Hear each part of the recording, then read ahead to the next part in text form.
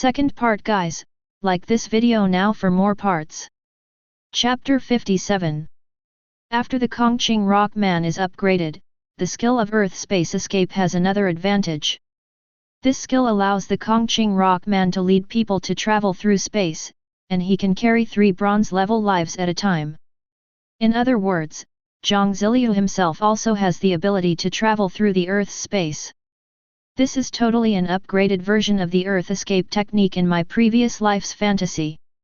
Jiang Ziliu asked the Kongqing Rock Man to take him on an attempt. After the escape began, he was completely immersed in a state of darkness.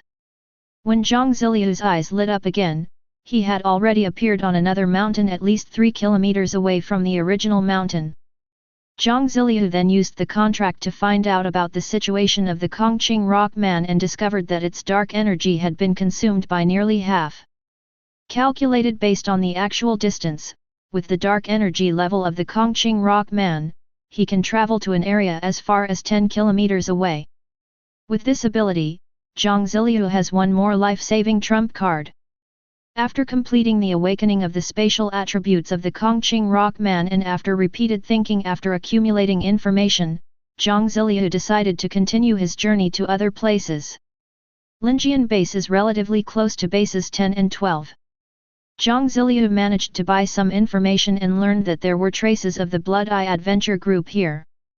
The distance of 600 kilometers is not far for a beastmaster with flying beasts, and the Blood Eye Adventure Group's information gathering capabilities can be extended to this area. So, this is not a very good and safe place to grow up. He decided to make some preparations and then continue his journey. There are 3 avenues in Linjian Base, one of which leads to a more advanced secondary base where a diamond-level beastmaster is stationed. But that base is also a front line in the battle with alien races. The copy space of that base contains alien invasions of Blue Mercury, as well as human forces invading alien stars through copy spaces created by humans. The situation in that area is a jagged one, the composition of each force is very complex, and there are many strong people. Jiang Ziliu thought about it again and again, considering that there are diamond-level strong men, and there are a lot of gold-level and silver-level strong men. It is not suitable for him who is only at the bronze level to develop. Although he has a probability judgment in hand and can obtain a lot of growth resources near this secondary base, the risks are still relatively high. The starting point of soul strength for a silver warrior is 1000. The starting soul strength of a gold level warrior is as high as 10,000. With such a high soul strength, the soul power generated later is even more terrifying. With the soul power alone, they can discover many anomalies and cause actual extraordinary effects at the soul level. Jiang Ziliu's life-breath convergence skill is as high as SSS level, but the convergence effect on soul power is not that strong. The elves can see through it, and the strong people of the human race naturally have no shortage of means in this regard. He is only at the bronze level, and the gap between him and the gold level is still very huge, so the risk of being exposed is relatively high. Considering these things, Jiang Ziliu decided to avoid showing up in front of powerful people, just in case they could see through his true intentions. The other 2 roads lead to the same level 3 base. The last of the 3 roads leads directly to the main base of all branch bases, which is the super base level, Chang'an Base. There are 4 different levels of bases under Chang'an Base. Level 1, Level 2, Level 3, and Level 4. The top level of all the bases in this area is the Chang'an Base. They are collectively called the Chang'an Base Group. This road is 2,500 kilometers long, with many third-level bases, fourth-level bases, and a small number of second-level bases along the way. Jiang Ziliu decided to move forward along this route, treating it as a journey while collecting resources in the process, accumulating wealth for the next step of growth, and gaining knowledge at the same time. This time, Jiang Ziliu prepared a lot of food and water and decided to move forward on foot. He is not in much of a hurry now. Because his soul power and dark energy are growing naturally and slowly, there is still some time before he can continue to grow to the next level. Only when his dark energy reaches the limit of 657.1 and his soul strength rises to 1000, will he be able to continue growing? Therefore, for the rest of the journey, he focused on gaining knowledge and chose a slower way of traveling, including walking. The roads between the large bases built by humans are very wide, but most of the time there are almost no people on the roads. Most of the people traveling on this road are large merchant groups, or small individual merchants who set out together as a caravan. After all, alien races, exotic beasts, and fierce bandits among beast tamers often launch attacks on these roads. At this moment, Jiang Ziliu was riding a 6-star limestone-level blue-maned horse, leisurely moving forward on the road alone. This horse is a special kind of pseudo-beast. Humans have been studying the secrets of the beast taming contract patterns, but no one knows whether any actual results have been achieved. But they developed a special rune beast controlling card. The power of this beast taming card is not strong, but through the runes on it, it can control and tame exotic beasts below the bronze level. In fact, this kind of thing is not widely used, because when the emotions of the monsters change drastically, they can resist the orders from the beast cards. It's not as reliable as a contract. But later, someone found a use for this thing, which was to contract some controllable low-level mounts and sell them as a whole. As a result, this kind of thing gradually came in handy, but because most beast masters could use their beasts as mounts, there was a market for it, but it was not big. It can be seen as a temporary means of transportation. This time, Jiang Ziliu only spent less than 190,000 yuan to get such a horse, as well as a matching saddle, animal protection tags, and even a month's worth of horse feed. Now, the blue-maned horse he was riding was a sea-level wind attribute beast. It had a very fast instantaneous acceleration and could also carry people and cargo for long-distance travel. There is no difference between it and ancient horses, except that it has a stronger ability to escape. He rode on his horse, while the mutant electric snakes and the empty blue rock men took turns coming out of the beast-controlling space to guard and keep sentry for him in the surrounding mountain grass. This also allows Jiang Ziliu to calmly appreciate the surrounding mountain streams and natural scenery. From the time when the mark of contract awakened until now, he had never really taken a good look at the scenery of this world, and had never been so relaxed. The journey lasted 4 days, and he gradually became tired of the mountain and river scenery along the way. But the scenery of the great mountains and rivers is always different, and he can always appreciate different geographical features and natural scenery. There were strange beasts on the road that wanted to attack, but before they got close, they were dealt with by the Kongqing rock men or the mutated electric snakes in the dark. These two beasts prefer to stay outside, doing their job of guarding Jiang Ziliu. Although the beast taming space is good, it is like a small dark room, which makes the beast tamer a little unhappy. Jiang Ziliu was moving slowly, while the small and medium-sized caravans shuttling along the road passed quickly. The less time they spent on the road, the less risk they took. Most of them are cargo transport teams composed mainly of earth bulls. A small number of people use earth elephants to transport goods. One earth elephant can transport enough goods at a time. This earth elephant looks extremely huge, like a moving mountain, and is extremely oppressive. The life level of the earth elephant is at the high bronze to silver level. Their strength and size alone make them a powerful fighting force. Father, that kid is only 1-star black iron. He is so bold to walk on this road. Isn't he afraid of being eaten by strange beasts? After a small caravan quickly passed the leisurely and slow Jiang Ziliu, the young son of the team leader said unhappily. In their eyes, Jiang Ziliu, wearing a new vest, is only about 22 or 23 years old. He had been sleeping in the open air the whole way, and that boy was so leisurely, which made him a little unhappy.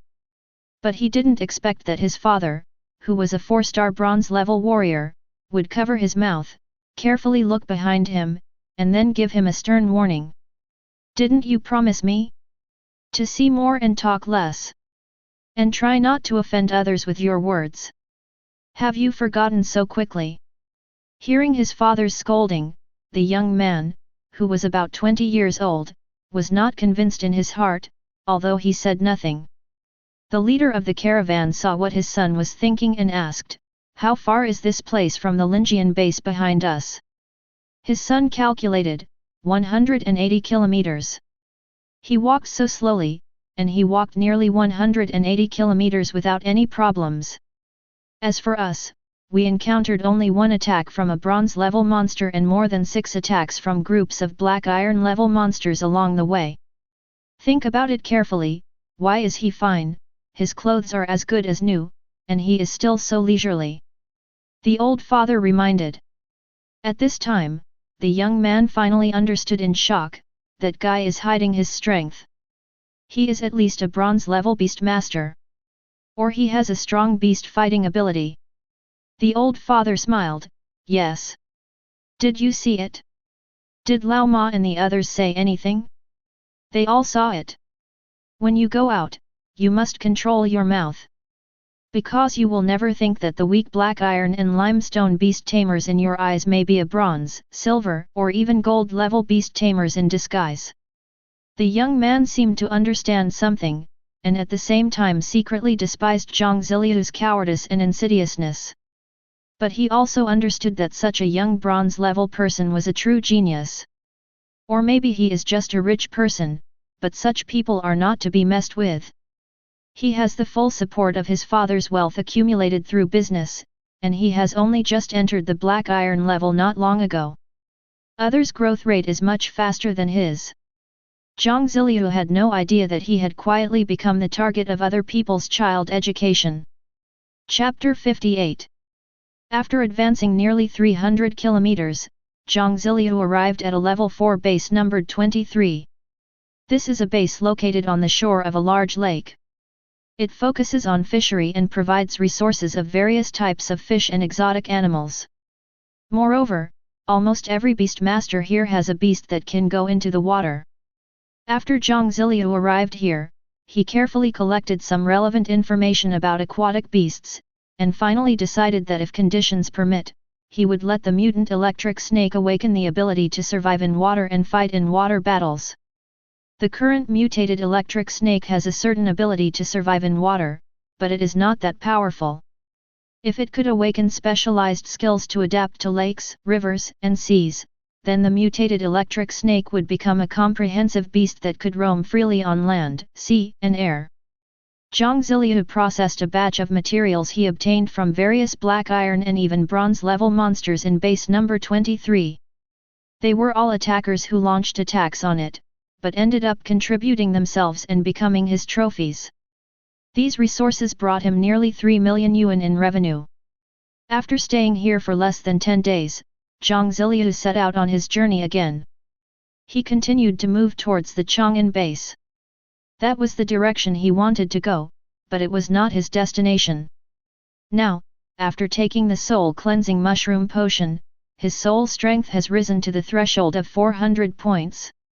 His dark energy level has risen to a value of 356. Soon, he will be able to reach the complete state after the upgrade. What is the probability that there are soul crystals that can be obtained safely within a range of 30 kilometers on both sides of the 100-kilometer road ahead of me? After setting out on the road, Jiang Ziliu no longer focused on sightseeing, but began to use probability to determine whether there were precious treasures and resources ahead. The answer is 0. Obviously, soul crystals are not so easy to obtain. What is the probability that there are B-level or higher yuan crystals that can be obtained safely within a range of 30 kilometers on both sides of the 100-kilometer road ahead of me? This time, the probability judgment gave him a great surprise, 85.0%. Yuan Jing is solidified dark energy with special properties, and is the result of the natural evolution of heaven and earth. The higher the energy level of the environment, the greater the probability of producing high-energy crystals. 85.0%, which means that there are indeed yuan crystals ahead that can be obtained safely. With this discovery, Jiang Ziliu immediately made a new probability judgment and carefully determined its exact location and other information. What is the probability that this Yuan Jing is a Yuan Jing mine? When Jiang Ziliu asked this, he felt rather nervous, because there was only a single Yuan crystal in his nature. The answer did not disappoint him, 100%. This means that there is not only Yuan crystal ahead, but also a Yuan crystal mine that may have not been discovered. But Jiang Ziliu knew that the possibility of Yuanjing ore existing within 10 meters of the surface was very small. Because Yuanjing was one of the treasures most desired by the alien beasts, where there were Yuanjing ore on the surface, there must be a large number of alien beasts with the same attributes, and they were powerful ones. However, Yuan crystals below 10 meters are difficult to be discovered by surface beasts. Only some special beasts that can travel underground can find them. However, most of these strange beasts are of earth attribute, and crystals of other attributes are useless to them. This gives humans the opportunity to discover and utilize the planet's crystal mines. The Yuanjing mine here exists within 30 kilometers of the road ahead. What is the probability of it being within 30 kilometers on both sides of the road? The answer is 0. The Yuanjing mine here is between 30 kilometers and 70 kilometers away from the road ahead. What is the probability of it being within a 30-kilometer range on both sides of the road? 100%. Jiang Ziliu determined the exact location of this crystal mine through repeated probability judgments. This avenue is 51 kilometers ahead and 13 kilometers to the right of the road, 40 meters underground.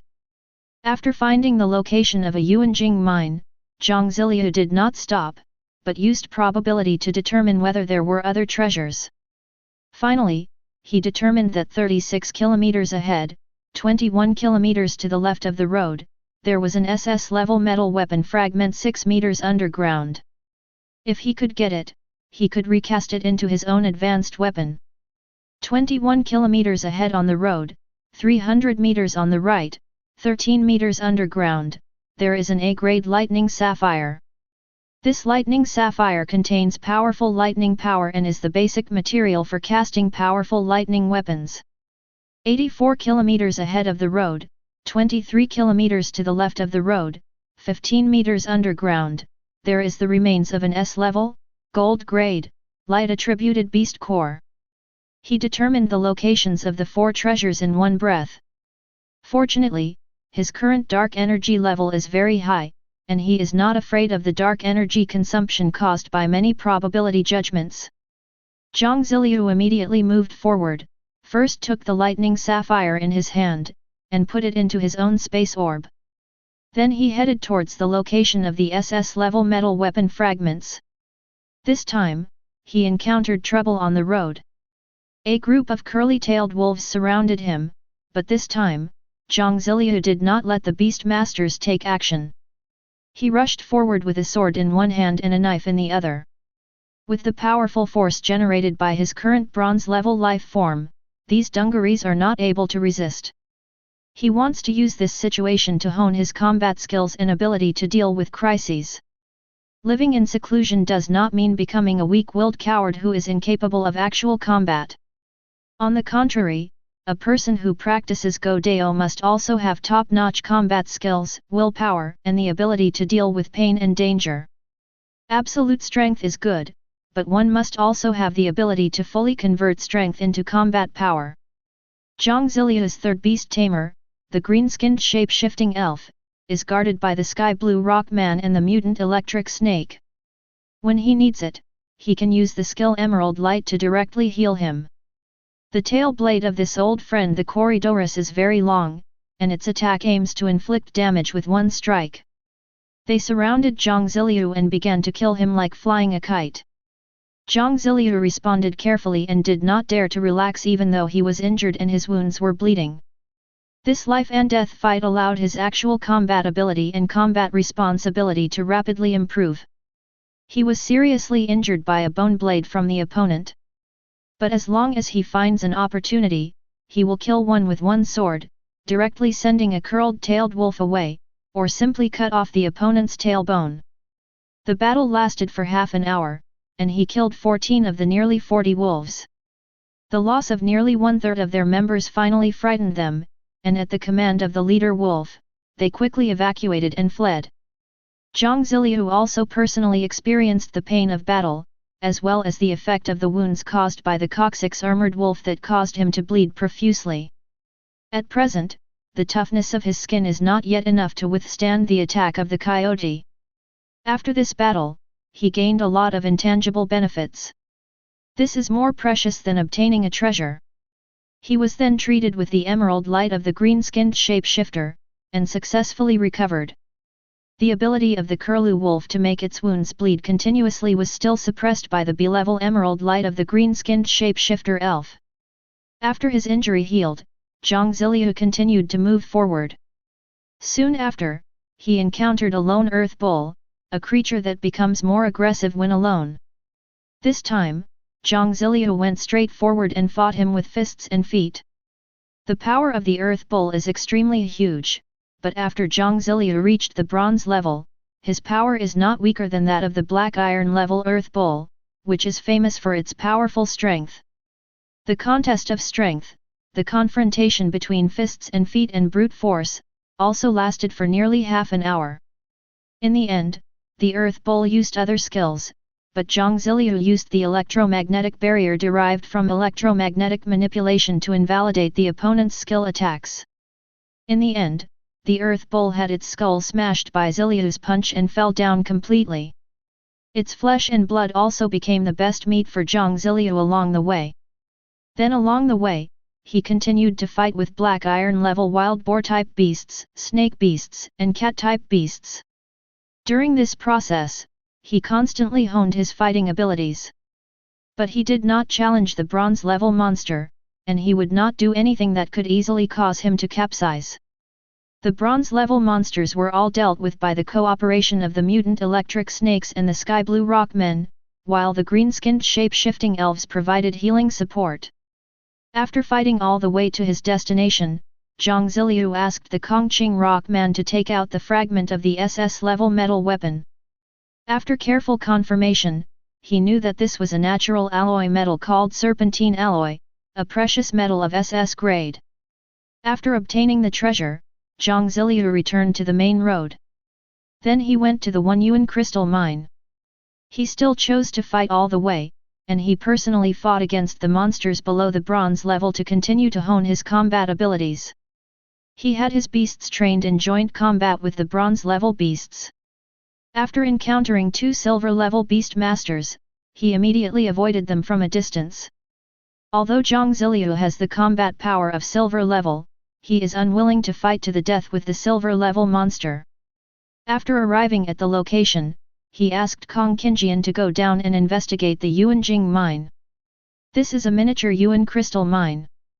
After getting a sample, he realized that this is a grade of fire-attributed Yuan crystal. After carefully observing the terrain, Jiang Ziliu determined that this was originally a dormant volcano.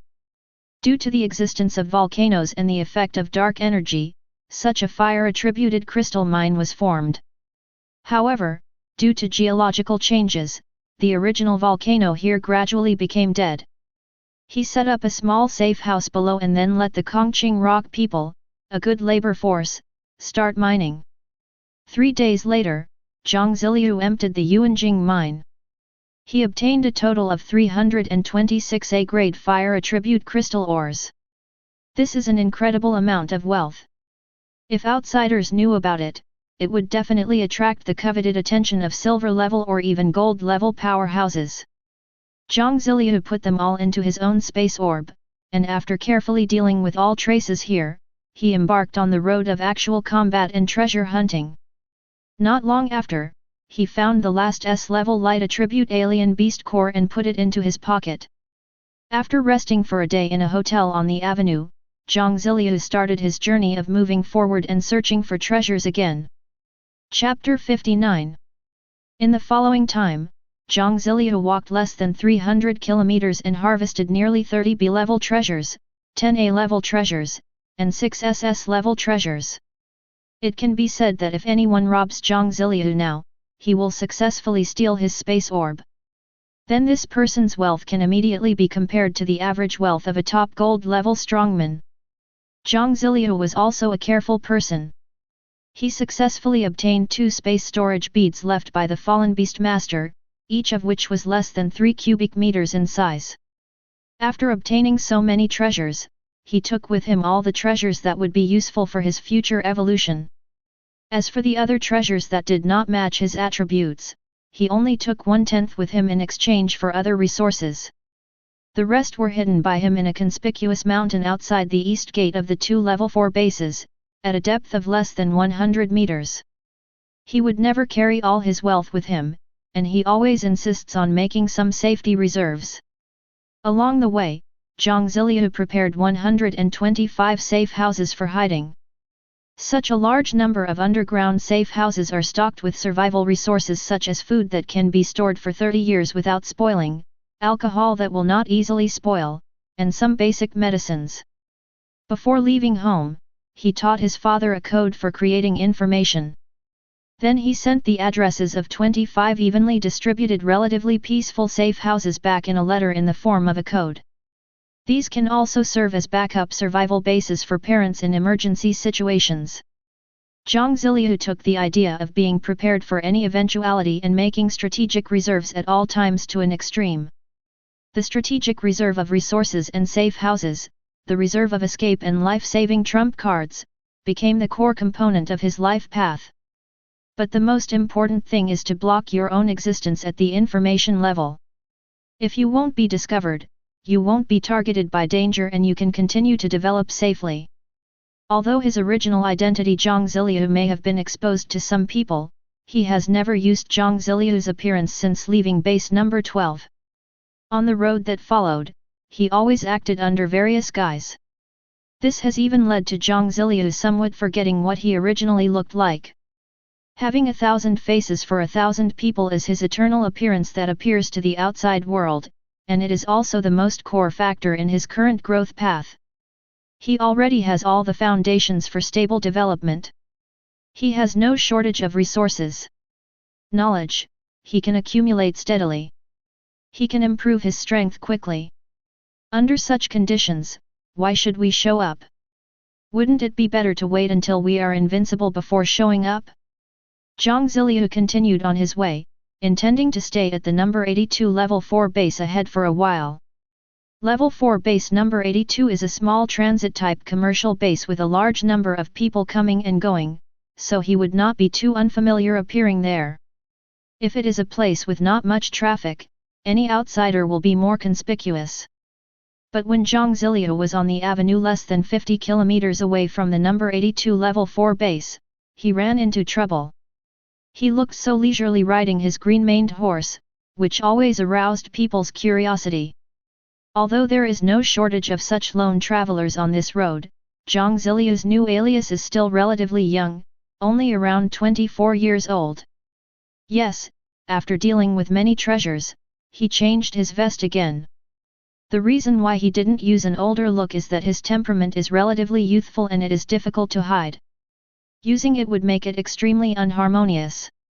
He doesn't cause trouble, but sometimes trouble always comes unexpectedly. Just as he stopped to rest on a big rock by the roadside and roasted meat on the fire, a pair of children, a boy and a girl, about 12 or 13 years old, came riding 2 green-maned horses from the opposite direction of Ziliu.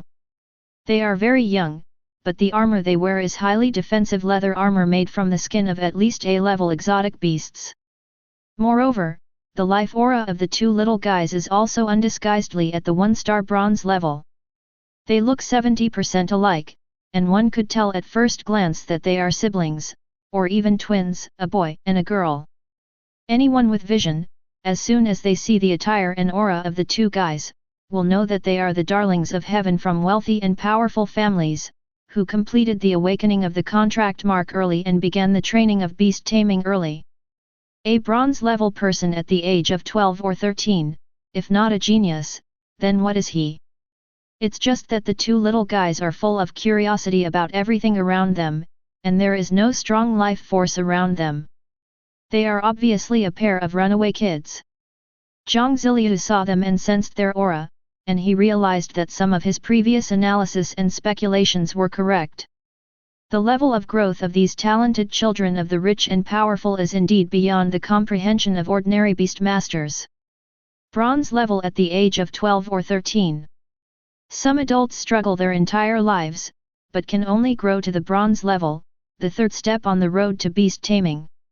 Sure enough, the huge gap between people is even greater than the gap between people and animals. He noticed the two little guys, and the two little guys also noticed Jiang Ziliu. After seeing Jiang Ziliu's barbecue, they involuntarily came over and sat opposite the fire. "Big brother, your grilled meat smells so good, can you sell some to me and my brother? We'll pay." The little girl in the pair of siblings said. The little guy is a little chubby, and his big eyes make him look very cute, but there is always a special kind of cunning in them. "Nonsense, I'm the older brother and you're the younger sister," the somewhat dull little boy retorted. "Humph, even though I was born a little later, I was heavier than you when I was born. That's why I'm the older sister and you're the younger brother. I'm the eldest." The little girl raised her fist in a demonstrative manner and threatened. "Mom said that older brothers should give in to their younger sisters. I won't argue with you. But we have to go back after one more day of shopping. You can't be so naughty anymore." The little boy revealed the situation without any care, not afraid at all that Jiang Ziliu on the other side of the fire was a bad guy. Obviously, the two are indeed twin brother and sister. They were indeed a pair of runaway children, and they ran away mainly based on the opinion of this naughty little girl. "It's okay to give you barbecue, and it doesn't cost money. But aren't you afraid that I'm a bad person?" Jiang Ziliu asked with some curiosity. He originally didn't want to have any contact with the two children from powerful families, but the other party came to his door. If he deliberately avoided them, even the devil would know that there was something wrong with him. Sometimes, acting naturally is the best cover. My sister has the ability to sense good and evil. The fact that she is willing to contact you means that you are not a bad person. The little boy revealed his sister's secrets without a care in the world.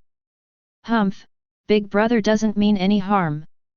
On the contrary, he doesn't want to contact us because he's afraid that we'll cause him trouble." The little girl's words made Jiang Ziliu feel a little terrified. My goodness, is this an ability similar to mind reading? Don't worry, I can't read people's minds. I can only sense the kindness and malice of some people. You dislike us and think we are trouble. The little girl was very smart, but she still said it with some displeasure, but she didn't take it too seriously. She knew that this ability scared many people. Even if you have bad intentions, we are not afraid. Brother, show us your skills. The little girl seemed to have the potential to be a chatterbox and a troublemaker, and she dared to say anything, but she was also very generous and did not care about Jiang Ziliu's inner disgust. The little boy looked at his sister unhappily, then pointed his little hand at a boulder that weighed at least 2 tons, and the boulder floated up. Then the little guy waved his hand, and the stone flew into the sky like a meteor, sliding far into the distant sky, and no one knew where it was going. Good job! This is a rock manipulation skill. Jiang Ziliu saw through the essence of this move at a glance, but his external strength was 1-star black iron level, so he still opened his mouth in time with an incredible look. The little boy actually had a show-off personality. When he saw Jiang Ziliu's surprise, he couldn't hide his happiness. At home, his parents strictly forbid him to use this ability at will. If rocks were flying everywhere in the base, it would have been a mess. Outside, he can come as he pleases. You are indeed a genius. I was just a naive person, I didn't know you are so talented at such a young age. Jiang Ziliu praised, but he was also very surprised in his heart. This top genius of the human race was indeed amazing. If he is so powerful at the age of 12 or 13, then what kind of strength will those geniuses from aristocratic families have when they grow up to be 16 or 17 years old? Silver level? Even gold level? With the investment of massive resources and the careful guidance of knowledgeable mentors and parents, it may really be achievable. At this moment, Jiang Ziliu's previously uncontrollable sense of pride rose up, but it was immediately suppressed. The emergence of this kind of arrogance is human nature and is caused by the limitations of knowledge and experience, so it cannot be completely suppressed. But reality taught him a lesson and told him how powerful others might be at the age of 16 or 17. Jiang Ziliu pretended to be a young man who was very accommodating to little geniuses like them, distributed the barbecue to them, and also had a little communication with them. It was mainly a chatty little girl talking and a performance-loving little boy showing off all the time. Jiang Ziliu didn't say much, but was more willing to listen and get some information from them that he didn't know yet. However, even though the two little guys are only 12 or 13 years old, they are also very smart. They didn't say a word about what they shouldn't say. Even after chatting for half a day, they never told each other their last names. Chapter 60. After the break, Jiang Ziliu prepared to say goodbye and leave. But the little girl rolled her eyes, grabbed his sleeve and said, "Big brother, you are an adventurer, can you take us on an adventure?" She actually wanted to follow Jiang Ziliu, ready to go on an adventure with him. "Didn't we agree that we'll go back together tomorrow?" the little boy objected. "Humph! How can a girl's words count? Doesn't Dad always say that women are the most unreasonable? Dad thinks women are unreasonable, so why should I abide by the agreement? Besides, don't you think adventure is fun? We don't have experience, but Big Brother does. We can still play outside for a few more days." The little girl immediately refuted, persuaded, and induced with strong arguments. Her tongue was quite skillful. The little boy hesitated, but how could Jiang Ziliu dare to agree to this? "No, I can't afford to offend a family like yours. If you have any problems, it will be a big trouble for me." Jiang Ziliu refused immediately. "Humph, if you don't agree, I'll go home and tell my father that you bullied us." The little girl threatened in a threatening manner. Jiang Ziliu thought to himself, "I knew you two were a pair of big trouble." But he thought it over again and decided to get rid of the two little guys at night. "But I am going in the direction you came from. Do you dare to go back?" "It doesn't matter, as long as I can experience adventure, anywhere is the same." The little girl agreed immediately, fearing that Jiang Ziliu would go back on his word. She dared to do this because from beginning to end, she did not sense any malice from Jiang Ziliu. This made her want to rely on this not-so-bad big brother. Most importantly, after Jiang Ziliu knew that she could sense the good and evil of others, he was wary but did not hate her. But some people around her were afraid of her, or subconsciously stayed away from her. Only Jiang Ziliu's attitude made her feel relatively friendly and respected. Children's psychology is more sensitive. Many factors made her want to go on adventures with Jiang Ziliu. Moreover, she didn't seem to be afraid of meeting people from her family on the way back. It seemed that she and her brother were not from the aristocratic families in the area ahead. There was no way, Jiang Ziliu could only wait until later to get rid of these two little troubles. After nightfall, they set up 3 tents on the roadside to rest. The two little guys were reluctant to go to the road service area where there were garrisons for fear of being caught. It was midnight, but Jiang Ziliu still hadn't slept. He didn't even take his tent, but summoned the Kongqing rock man to take him away from underground. Jiang Ziliu had no intention of playing with the two little guys, so he changed into a new vest later.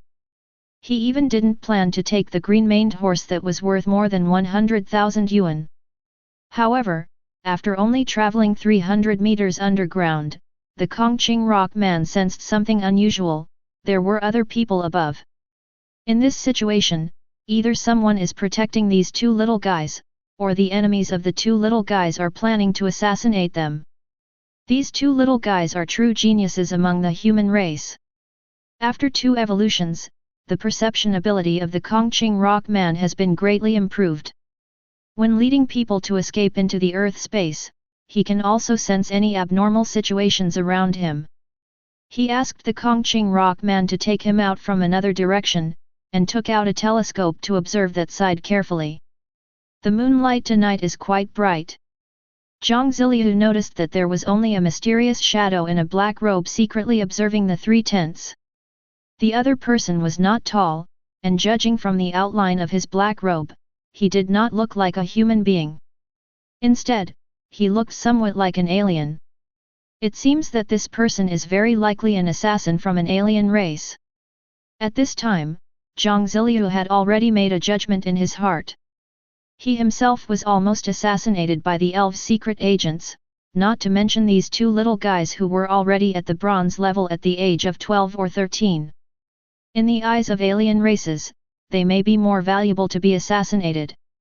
If such a pair of promising siblings could be killed, not only would it cut off the future potential of the human race, but it would also cause chaos for a while in a certain aristocratic family.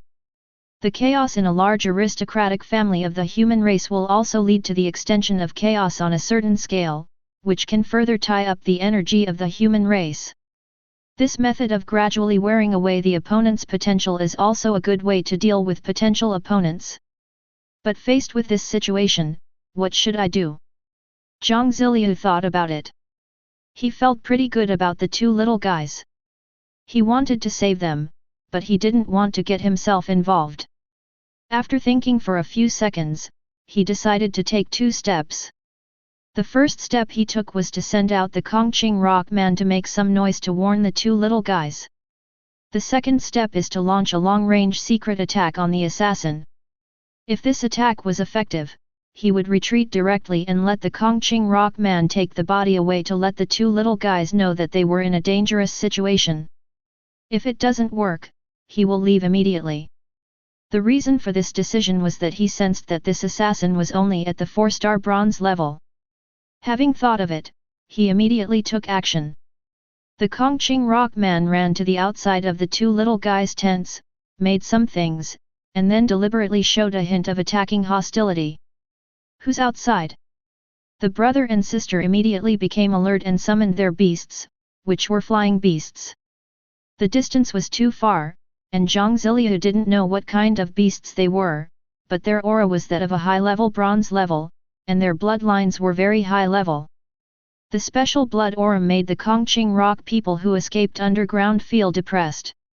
Such beast tamers were high-level beast tamers of at least SS level, although they were only in the growth stage now. But the combat capability is definitely not weak.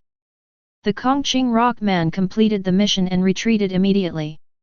Jiang Ziliu's other hand also started to move. He used his metal manipulation ability to control a metal bottle to fly silently to the upwind position near the piercing space. This metal bottle contains a highly toxic powder that can be spread through the air. Ever since he discovered the powerful effect of poison during the battle against the two ambushers, Jiang Ziliu has been collecting all kinds of highly toxic substances. He was a pharmacist and was very good at preparing poisons. It can be said that poison and medicine are a large category of knowledge that is difficult to separate.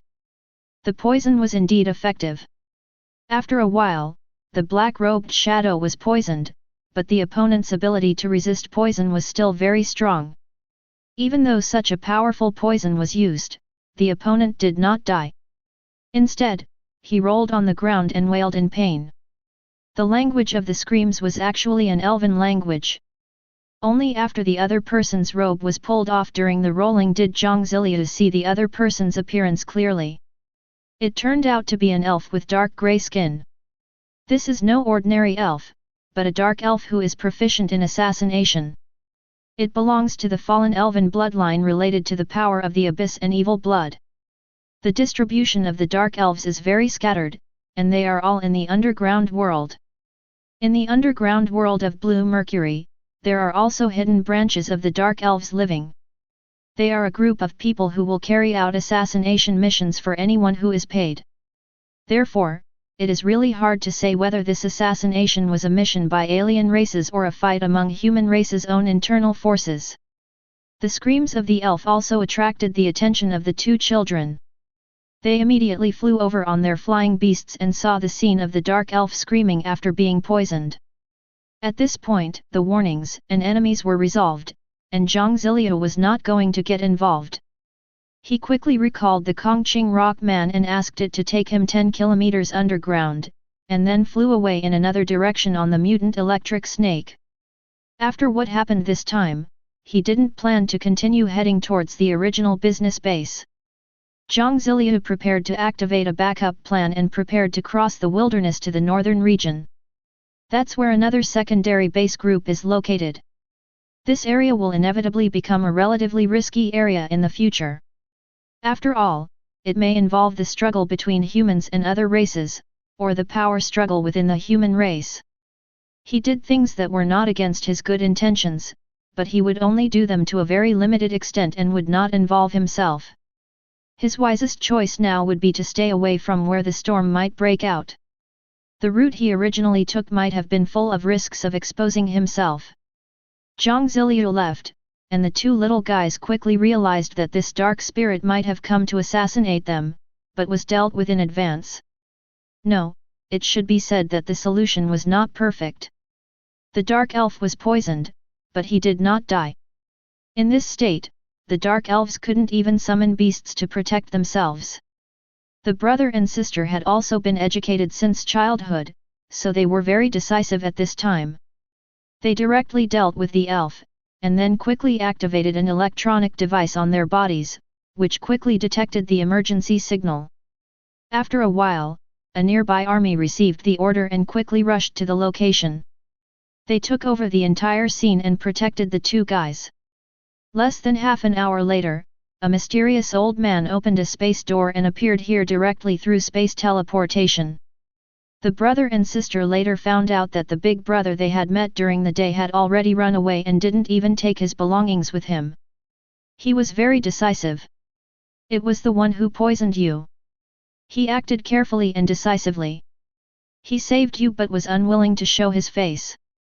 It seems that this person has a big secret. After understanding the situation, the old man carefully sensed the breath and traces left at the scene, and finally made an accurate judgment. Grandpa, then don't go check on Big Brother. He saved us. The little girl has a kind heart. The old man turned out to be the little girl's grandfather, a powerful high-ranking man. The old man readily agreed and said with a kind smile, "Of course, he is the savior of my grandchildren. How could I do anything bad to him?" But after avoiding the little girl, he issued an order, "Track down on this person with all your strength." His intuition as a strong man told him that this mysterious young man must have hidden his identity. He either had a big secret, or had a special identity, or was carrying out some kind of mission.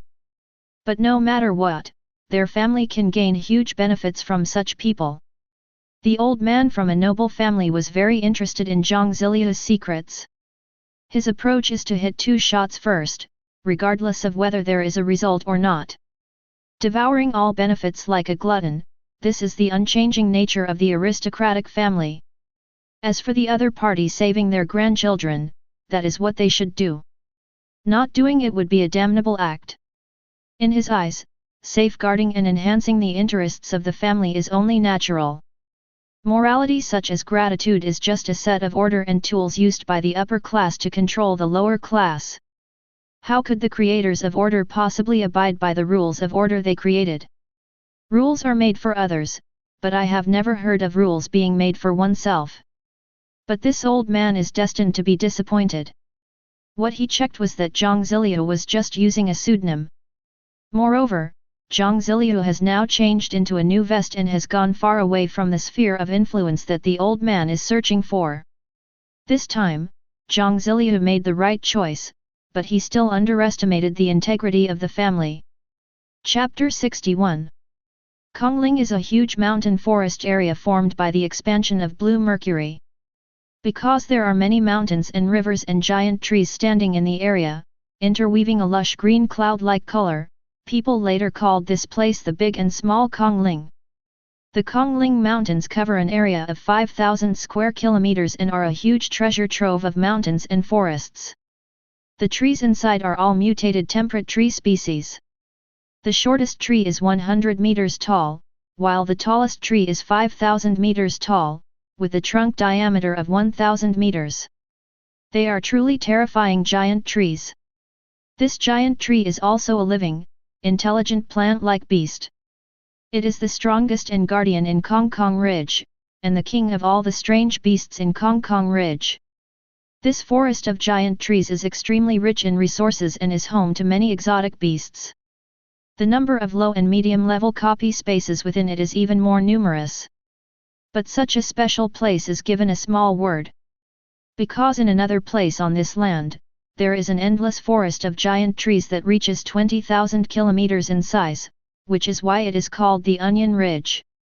The Xiaoqingling human base is a secondary base under the Chang'an base, responsible for guarding the entire southern side of Xiaoqingling. Around it, there are a large number of level 3 and level 4 bases, which together form a defense network for the entire Kongling Ridge and a resource collection center. Base number 6 is one of the bases with more frequent trade and commerce.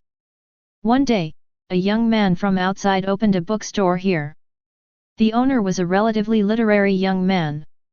This store's business is average, but the owner doesn't care.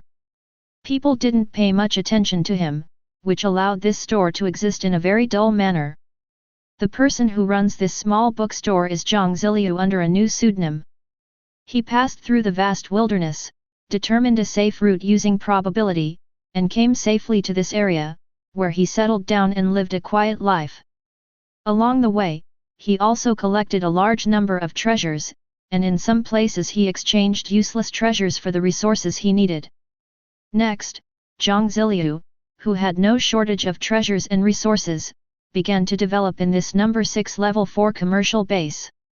This number 6 level 4 base is close to the rear area.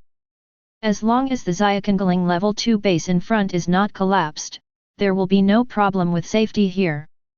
Jiang Ziliu opened such a store, and his main goal was to collect some rare books. Here, he spent a year peacefully and gradually adapted to the dull life under this alias.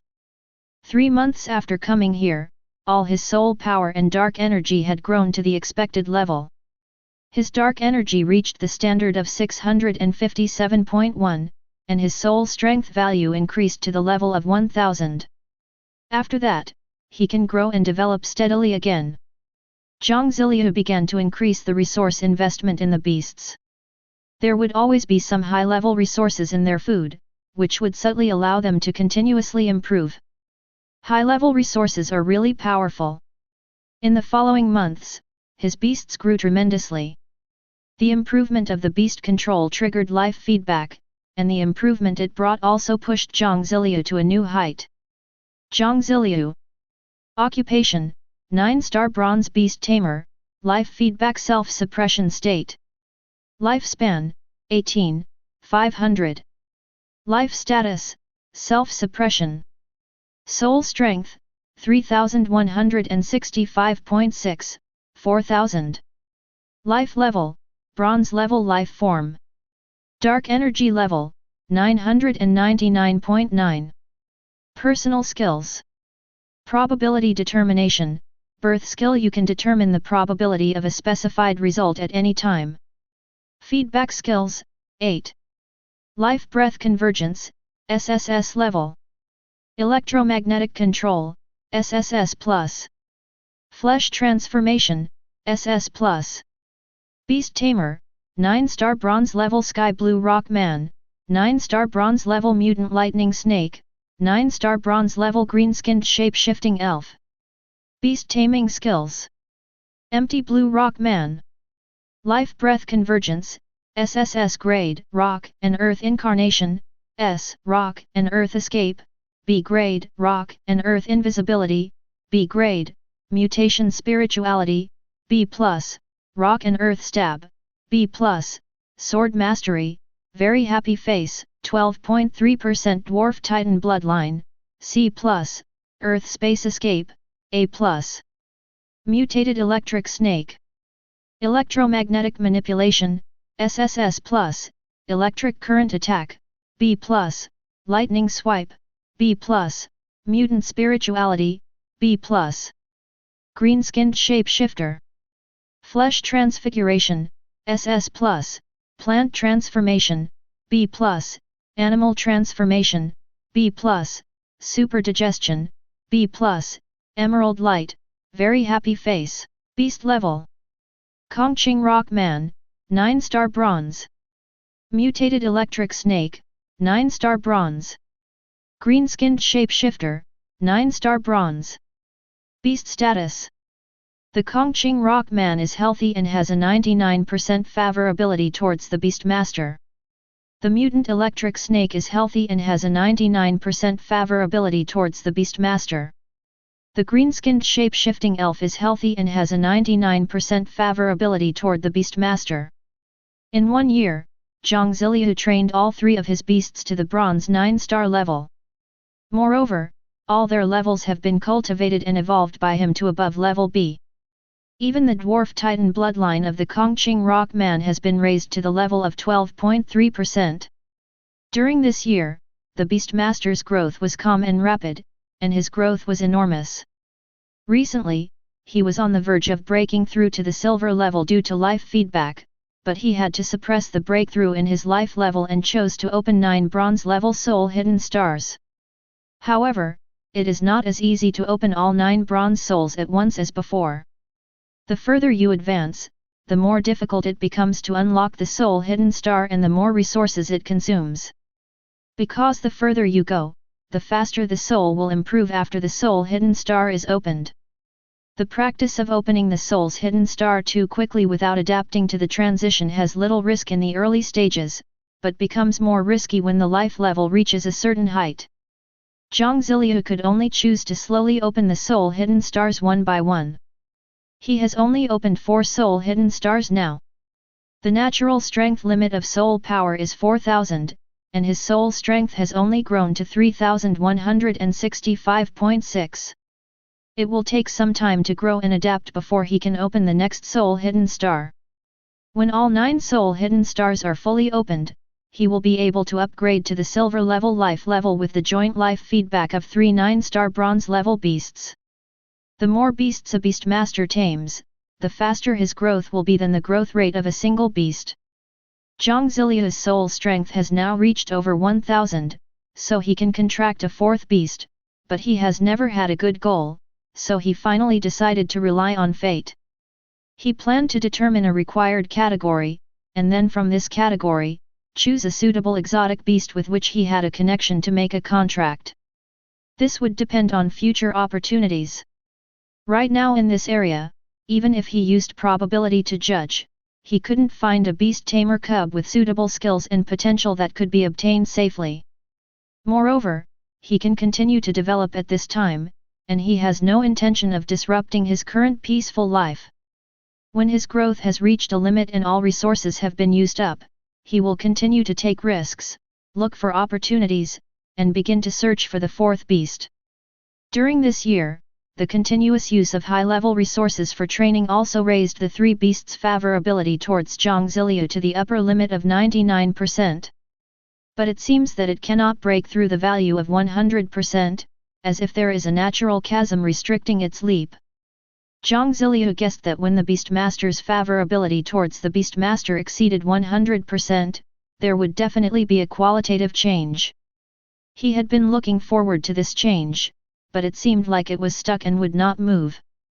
Even if he used probability judgment, he still had no way. A way has been found for probability determination, but the solution to this problem is actually only possible by going to some bases above level 2. But now Jiang Ziliu is rather averse to bases above level 2. Some time ago, when he went to buy news, he accidentally got a piece of news about him. In the area of Linjian base, a powerful force is looking for his previous alias. Even he himself bought the bounty portrait of his previous alias. Jiang Ziliu understood, either the families of those 2 children chose to repay kindness with enmity, or the other party might be interested in his secrets. Or it could be revenge by the hostile forces of the other family for his destructive actions.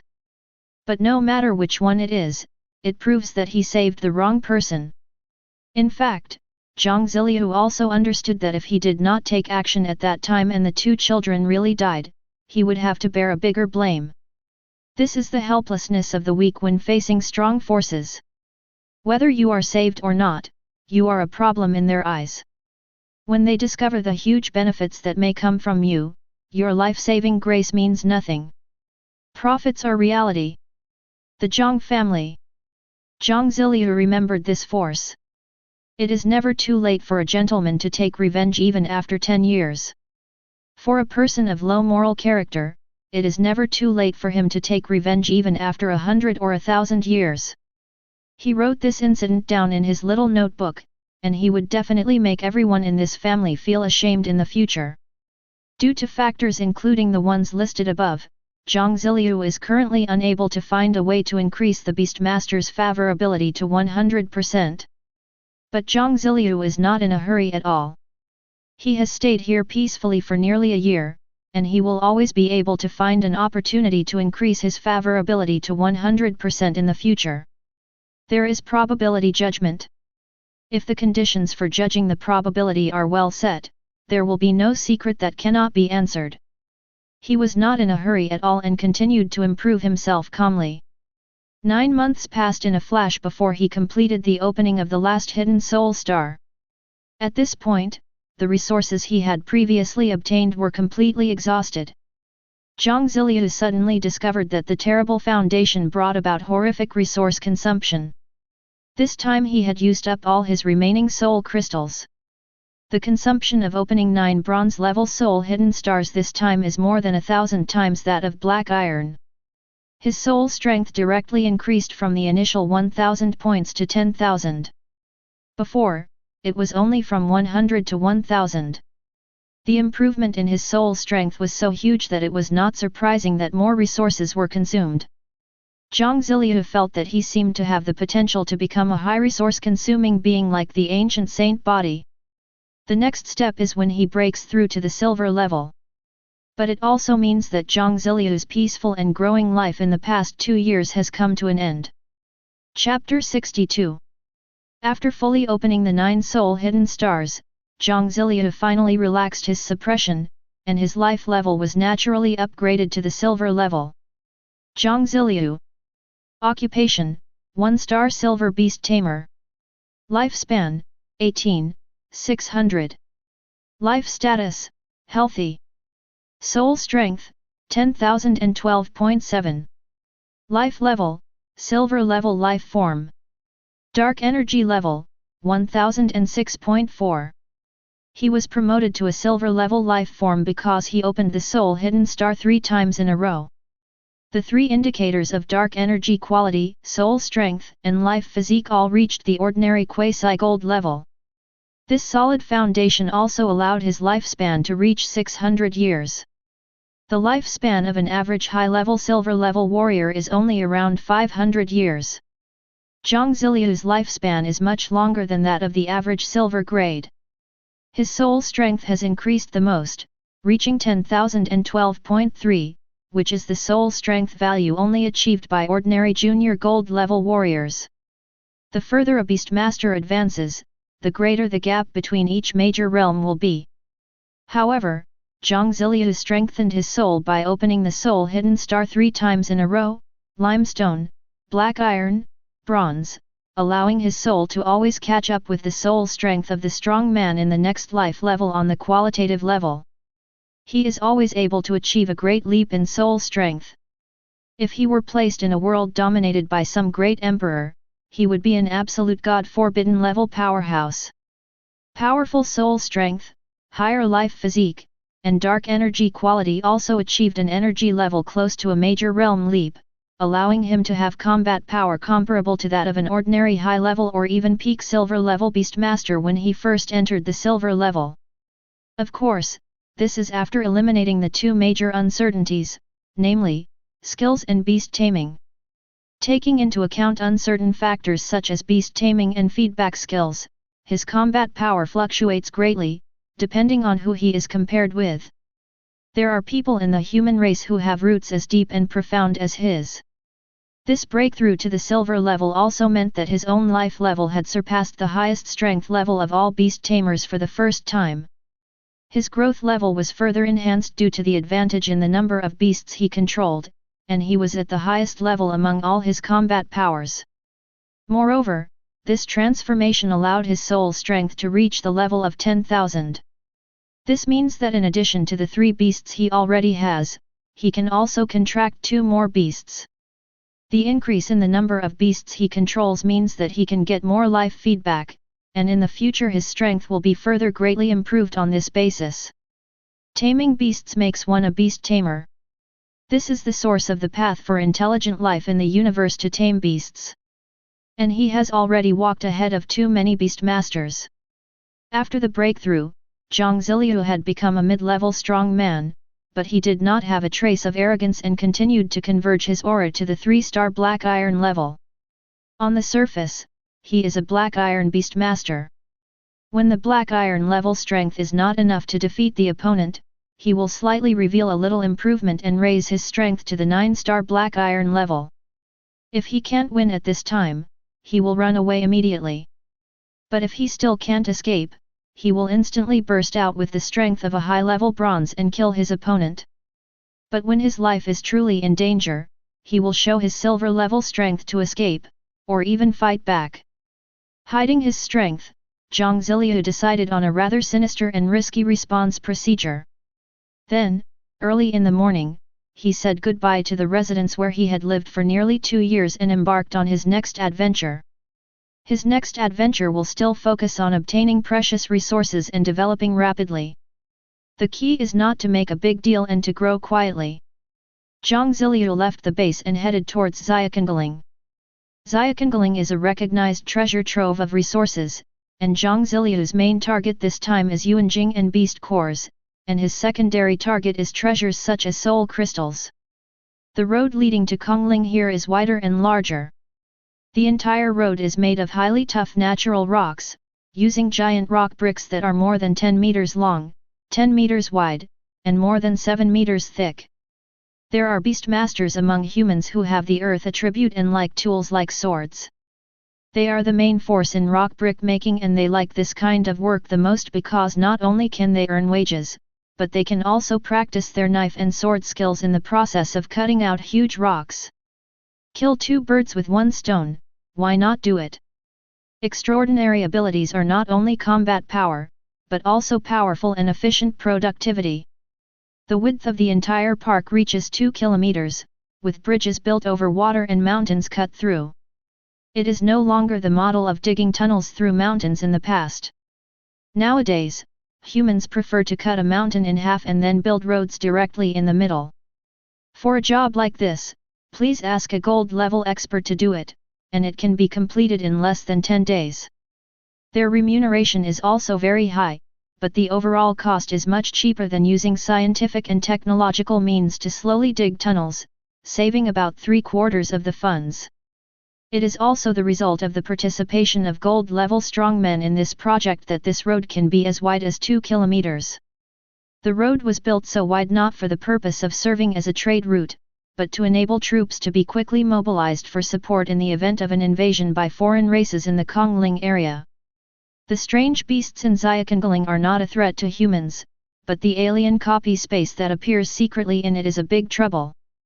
Because that means the appearance of a large alien army. Jiang Ziliu has been growing quietly for the past 2 years, and has also been constantly studying the development of the entire human society. He has a deep understanding of many things, and only then did he know the information related to this road. In fact, there are many such roads around here. There are nearly 4 circular avenues surrounding Kongling. Using the roads as barriers, humans have effectively controlled the entire Kongling, turning it into a resource point rather than a major source of disasters. As he advanced along the way, he encountered many adventure groups of all sizes, as well as high school student groups, college student training groups, and beast tamers. They all came from other places to the Kongling area for adventure and experience. Everyone was exhausted, as hurried and nervous as people going to the market. After all, it is true that Xiaoqingling is a land of rich resources, and it is also true that it is a special dangerous place, where there are huge exotic beasts, giant trees, and poisonous insects everywhere. No one knows whether one will get lucky by entering it, or bury his life in it and fertilize the soil and water. There are many people on this road because everyone is walking on this road. The more people there are, the safer it is. Brother, do you want to form a team? It's safer for us to act together. A middle-aged man who looked relatively steady came over and extended an invitation. His expression seemed full of righteousness and he seemed very trustworthy. But Jiang Ziliu did not answer. Instead, he stared at him with cold eyes, his hand already on the hilt of the knife at his waist. Seeing Jiang Ziliu's gesture, the other party knew that this young man was a veteran. If he continued to pester him, the other party might just draw his knife. The middle-aged man, who seemed to be very trustworthy, walked away with an embarrassed look on his face, and went to fool the next lone traveler who looked very young. This kind of person has a special name in the Beast Tamer adventure world, vulture guest. They deceive those inexperienced young people into forming a team with them. Those with higher moral standards just deceive, impress, or find a cannon fodder, a useless labor force, and will not share any adventure resources with you. The worst case scenario is that after they have used you up, they will send you to alien beasts as cannon fodder to be destroyed, or they will kill you and rob you. The vulture guest is the most dangerous guy in the large beast resource points such as Xiaoqingling. He is more dangerous than those alien races and exotic beasts. Most importantly, they would be smart enough to pay tribute to the top leaders of nearby bases and seek their protection and support. So these guys live a rather dark but relatively comfortable life in this area. Vultures have good eyesight and can tell which people can be provoked and which cannot be provoked. They will not easily offend mysterious and dangerous lone adventurers, but they are extremely cruel to those new adventurers. During the eye contact just now, Jiang Ziliu used a little murderous intent and soul pressure that exceeded his apparent strength, making this person feel a high degree of danger, so he did not dare to disturb him. For humans, the most dangerous people are their own kind. This is absolutely true, and the vultures are just one of the dangerous species in Kongling. Xiaoqingling is a completely unregulated area. The adventure groups there may transform into bandit groups at any time. They are the real robbing and killing people, and they will show no mercy in order to leave no trace. It is difficult for you to know whether the adventure groups around you are real adventure groups or bandit groups with dual identities. An adventurous life is actually a constant transition between heaven and hell. Chapter 63. Mountains. So majestic. Huge trees. So tall. This is how Jiang Ziliu felt about Xiaoqingling when he arrived at the edge of Xiaoqingling. Looking from afar, countless huge mountains as high as 5,000 or 6,000 meters stood majestically and undulated, as if drawing a series of breaking waves in front of everyone's eyes. The huge trees growing on the mountain form an undulating emerald green field. This is a miraculous jungle and mountain created by geology and life after the world changed greatly. Jiang Ziliu came to the foot of Xiaoqingling and bought the latest information about Xiaoqingling from here. If he wants to enter Kongling, he needs to pay attention to the latest information. Jiang Ziliu cannot use probability to determine the exact situation of his entry into Xiaoqingling because his actions will change. But for things like treasures, their location is relatively certain and probability determination can be used to determine them very accurately. The uncertainty of some situations made him need the latest information. How accurate is this intelligence? Jiang Ziliu judged the authenticity of the information. 87%. This answer meant that the intelligence he bought was basically correct, with only some discrepancies in the details. Next, Jiang Ziliu stepped into Kongling. He already had very clear information about the distribution of treasures in Kongling. During his past peaceful life, he had made a probabilistic judgment on the distribution of treasures around him and had drawn up an extremely detailed treasure distribution map. Most of the treasures are hidden in Kongling Ridge. The mountains in Xiaoqingling are not very dangerous, but the trees inside are really very tall, and various exotic beasts that can move on the trees are widely distributed here. Jiang Ziliu is very careful here. Even though he was a silver-level life form now, most low-level poisons, common limestone, and black iron-level small exotic beasts could not even break his skin, but there were always some exceptional lives that could cause a beastmaster to lose his life due to carelessness. Not being afraid does not mean being unprepared. Jiang Ziliu did not choose to fly into Kongling.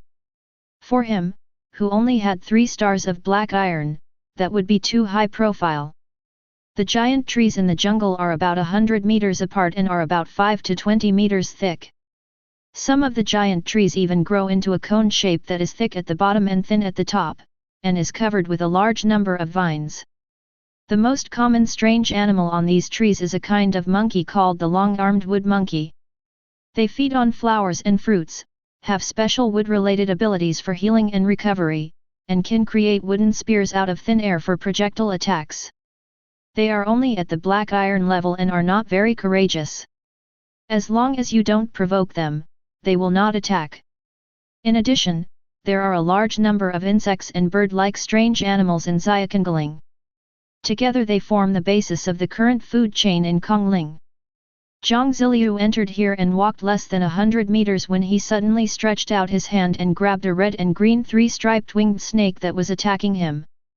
It is 1 meter long, has a leathery, bat-like wing, and is a limestone-level snake of both wood and poison systems. With a gentle flick of his hand, Jiang Ziliu broke free from its joints and then quickly moved it around. The red and green 3-striped winged snake in his hand is a kind of snake that lives in groups. They like to attack and hunt together. Apparently, they considered Jiang Ziliu, who only had 3 stars of black iron, as a better hunting target. Who made him a human being? If a team of beast tamers act as a group, they will not attack, but will choose to stay away from danger. Jiang Ziliu knocked away all the winged snakes that flew towards him. They were all seriously injured and would soon become delicious delicacies for other exotic beasts. This was the first wave of trouble he had encountered since entering here. Not long after that, Jiang Ziliu suddenly turned around, drew his sword, and with a flash of light, he cut a black long-tailed cat in half. This is a shadow cat, and it boldly launched an attack on Jiang Ziliu. This shadow cat is active at night in other places, but here in Kongling, the tree canopy is high and dense, the ground under the trees is dark and humid, and the light conditions are very weak in many places, so it dares to attack during the day. He kept his electromagnetic induction ability activated, sensing the breath of life around him. When weaker creatures attacked him, Jiang Ziliu did not send out the beasts, but dealt with them himself. This will allow him to continuously train his combat skills so that his reactions will not be hampered by the quiet life of the past 2 years.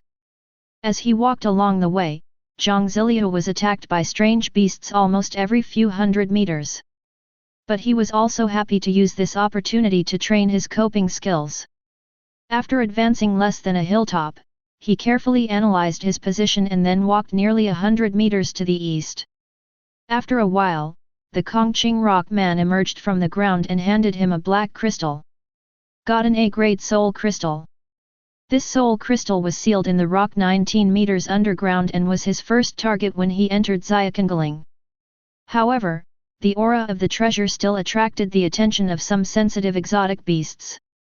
Not long after Jiang Ziliu left that place, a giant snake-like beast nearly 20 meters long with only one giant eye appeared at the place where Jiang Ziliu got the treasure. It stretched out its tongue and sensed it, confirming that the breath of soul crystal was indeed present here. Moreover, it sensed the breath of a human, which made it certain that the soul crystal it desired was in that human. One-eyed snake, that's its name. This is the smallest of the python-like creatures and also the most special one. Because it is a strange beast with the dual attributes of life and soul. This one-eyed snake has grown to the 9-star bronze level, and it is only one step away from being promoted to a silver-level life form. However, the soul crystal that Jiang Ziliu obtained is a treasure that can allow it to quickly advance and transform. Its single eye has a special vision that allows it to observe traces of life from both the soul and life levels. Jiang Ziliu's SSS level life breath convergence skill has a good convergence effect on dark energy, life breath, smell, etc., but it is slightly weaker in the convergence of soul power. At this moment, from the perspective of the one-eyed snake, a string of red footprints was very clear. That is exactly the trace left by Jiang Ziliu when he walked here. After a while, the giant snake caught up with Jiang Ziliu, but the mutant electric snake that Jiang Ziliu placed outside also found its traces. The mutated electric snake was hiding around Jiang Ziliu, but it was flying gently in the air, making almost no noise. After receiving the warning, Jiang Ziliu immediately floated into the air, flew to a height of 100 meters and landed on the branch of a giant tree. During the 2 years of peaceful life, not only did Jiang Ziliu's beasts grow, but he himself also continued to study some scientific knowledge, especially knowledge related to electromagnetism. Now he has reached a new level in the application and development of SSS and level electromagnetic manipulation skills. In the past, he could only use electromagnetic manipulation to develop the power of lightning and the range of metal manipulation. But now, he has expanded it to more material levels. He can use the power of electromagnetism to control most substances from the electronic perspective at the microscopic level, which means he can control all non-metallic substances. However, this process is much more difficult than manipulating metal materials, and requires a very high level of knowledge and control. Without the SSS and level electromagnetic manipulation skill foundation and strong soul strength, this ability is completely a waste of effort. Jiang Ziliu has been working hard so far, but he has only been able to achieve stable control over himself. He can extend and develop electromagnetic force to achieve flying abilities such as aerial movement. That is, after the development of electromagnetic control reached this level, he realized his desire to fly by himself. Upon learning that a strange beast was tracking him, Jiang Ziliu immediately used this ability to fly up and landed high up in a giant tree to ensure his own safety. In a few seconds, he saw the figure of the one-eyed snake. Jiang Ziliu saw it and knew its information. He was also familiar with the information of the one-eyed snake. He was not surprised that this 9-star bronze-level giant snake could track him through soul power.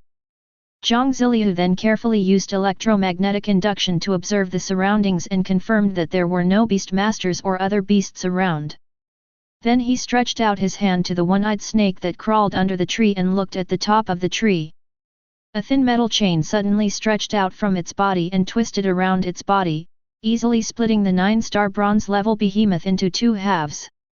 But after this blow, the metal chain slid directly to its head, and gently twisted the head of the one-eyed snake, which was still struggling and using life-related skills to recover itself, and broke its head in half.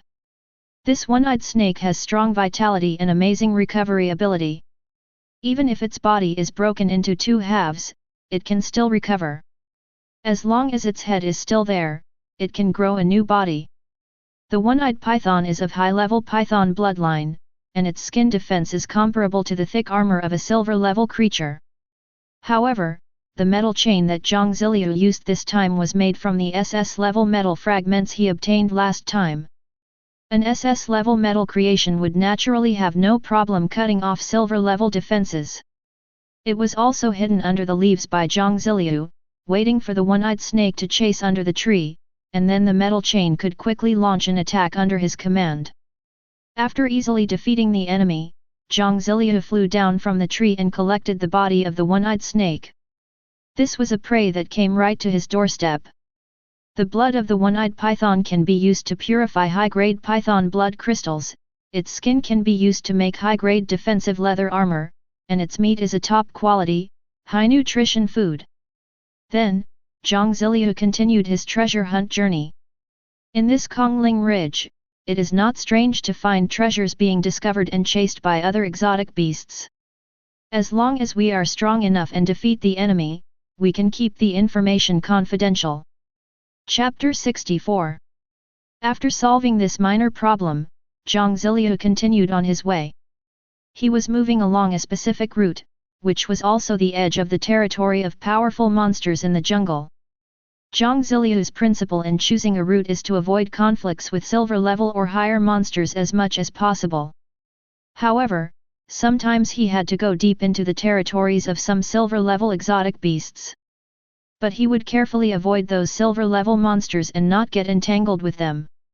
He would train to fight against iron or even bronze-level monsters, but would not fight against silver-level monsters.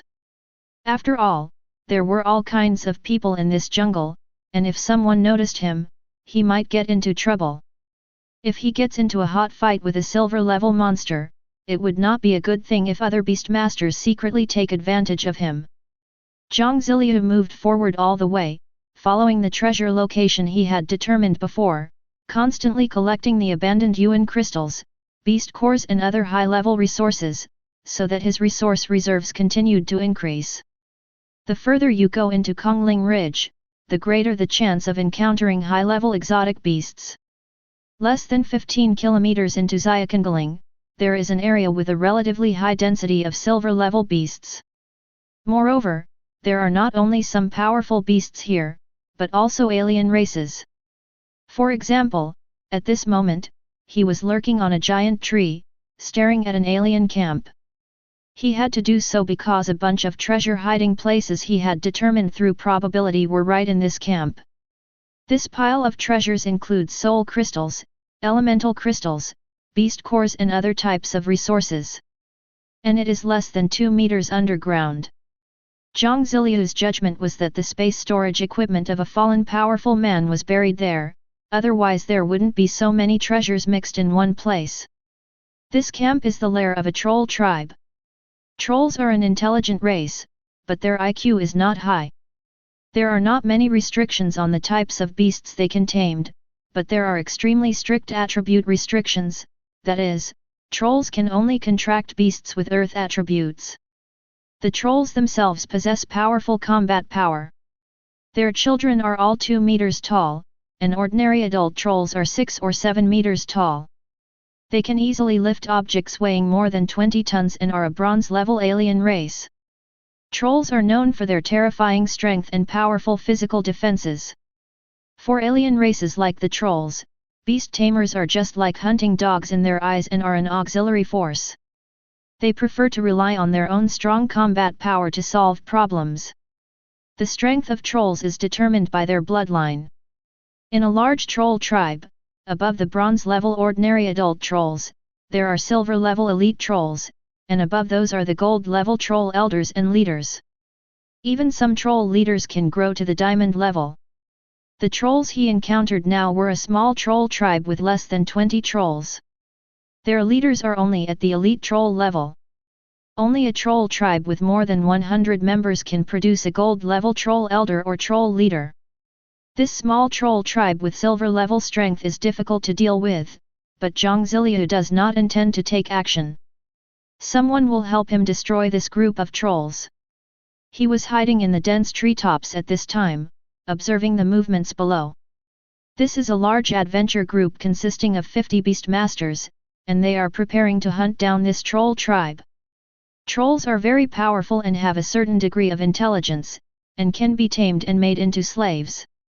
The human upper echelons do not allow the enslavement of any human being themselves, but they will not regulate the enslavement of hostile alien races. To humans, trolls are slaves with great strength and endurance. They can be assigned to do many dangerous tasks, and they do not have to be paid like other humans. Some of the human families that control the mines prefer to use trolls as their labor force. All it takes is a beastmaster with mind or soul abilities to control the trolls. Because the trolls are extremely powerful and have terrifying combat capability, but their resistance to mental and soul control skills is very low. Even when necessary, the powerful, thick-skinned, and tough trolls can be used as temporary cannon fodder. This group of trolls obviously appeared here recently, but they are very unfortunate. Every troll that can be sold at a high price is a walking code of wealth in the eyes of humans. The price of a troll is more than 1 million yuan. However, ordinary beastmaster teams are powerless against this group of trolls. But the adventure group that appeared at this time was not among them. They have 3 silver-level experts. The 3 silver-level beastmasters formed a huge triangular encirclement that surrounded the entire troll tribe. The other bronze and iron-level beastmasters provided assistance around them. The 3 silver-level beastmasters revealed their own beasts, which gave them the confidence to surround and capture these trolls alive. The main attacking force of the first silver-level beastmaster is a banshee-like creature. Jiang Ziliu could tell at a glance that this was a wailing banshee, a humanoid soul-controlling beast with pointed ears and scales on its body. They only exist as females, and if they reproduce with any humanoid life form, they will only produce female wailing banshees. The other two beasts controlled by this person are a giant lion with lightning attributes and a bat with darkness attributes. The wailing banshee launched her own attack. The soul wailed. The soul wailed, as if an invisible wave was passing through everything. This is a range-based soul attack. Before the attack began, the other members of the adventure team put on a special mask. Apparently this mask is a special piece of equipment that should be able to defend against attacks from the howling soul. Jiang Ziliu was also affected, but he felt his soul wailing, as if a breeze was blowing through his soul. With a soul strength of 10,000, he completely ignored this kind of soul attack. The other two offensive beasts revealed by the silver-level beast masters were the Phantom Eye Demon and the Petrified Cyclops. The three silver-level warriors in this adventure group all have special and rare main beasts. Jiang Ziliu secretly guessed that they must be an adventure group trained by a certain powerful force. This kind of soul, illusion, and petrification type of strange beast cub is not something you can get just because you have money, and each person can only get one.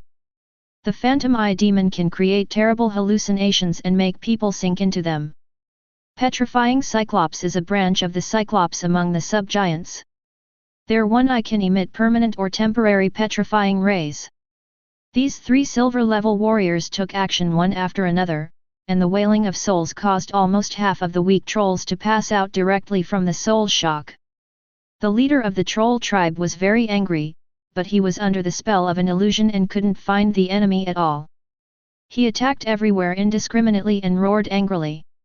The troll leader's weapon is a thick wooden stick made of high-quality wood. His full-strength blow was so powerful that it even easily cut off the waist of a 100-meter-tall giant tree in the center of the camp. But the effect of the illusion surrounded him, making it impossible for him to find a target to attack. Even if he summoned his own beast, the Earth Rock Dog, a tracking beast with a powerful ability to lock onto prey, it had no effect. The powerful illusion of the Phantom Eye Demon trapped this silver-level Earth Rock Dog in the illusion. The last attack was the petrifying ray that petrified the Cyclops. It continuously fires petrifying rays at targeted trolls, one at a time, petrifying all of them in a row. This petrification can also be resolved. The silver-level troll leader has slightly stronger resistance and can hold out for a long time under the continuous attacks of the petrifying ray, but still cannot avoid the fate of being petrified. Jiang Ziliu was a little disappointed, as he had originally thought it would be a big battle. As a result, the trolls' souls were weak and their resistance to illusions was poor, so they were targeted by this adventure group, and the entire troll tribe was easily captured. Jiang Ziliu also realized that this adventure group was specialized in capturing alien slaves. The types of beasts they tamed, their skills, and their skilled coordination with each other were clearly specially equipped for this purpose, and their coordination was extremely skilled and precise. The soul's wailing, illusion, and petrifying light work closely together, and the time gap between skills is less than 1 second. This is a special human slave catching team. Their success also solved Jiang Ziliu's troubles. He watched as this group of people skillfully tied up the trolls with chains and injected them with paralyzing poison. Later, a large number of beasts that could carry heavy loads appeared, carried the trolls on their backs, and left quickly. The remaining trolls in the entire camp were also carefully cleaned up. After they succeeded, they evacuated quickly, obviously having no intention of staying here for long. This time, he witnessed the entire process of humans' efficient slave hunting. Half a day after they all left, Jiang Ziliu floated down, quickly asked the Kongqing rock man to find a space orb from the ground, and then left quickly. Chapter 65. Jiang Ziliu found the space orb, quickly left the place, and then found a safer place to check. This space orb also has no owner.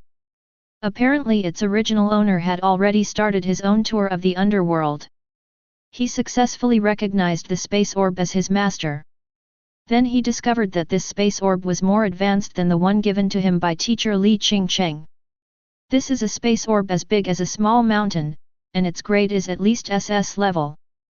The supplies inside are extremely rich, including a large amount of Yuan crystals, beast cores, exotic beast materials, potions, and a small amount of soul crystals. This is a huge harvest, and the biggest harvest is Yuan Jing. Among them, there are nearly 2,500 C-level fire attribute crystals, 632 B-level fire attribute crystals, 412 A-level fire attribute crystals, 65 S-level fire attribute crystals, and 13 SS-level fire attribute crystals. In addition, there are 562 other crystals of various attributes above grade C. Among them, Jiang Ziliu needs 65 Earth attribute crystals, 71 Lightning attribute crystals, and 155 Life attribute crystals. Judging from the type of Yuan Jing, this Beastmaster is a Beastmaster who mainly tames beasts with fire attributes. The second biggest gain was Soul Crystal. There are 17 B-level Soul Crystals, 11 A-level Soul Crystals, 6 S-level Soul Crystals, and 1 SS-level Soul Crystal.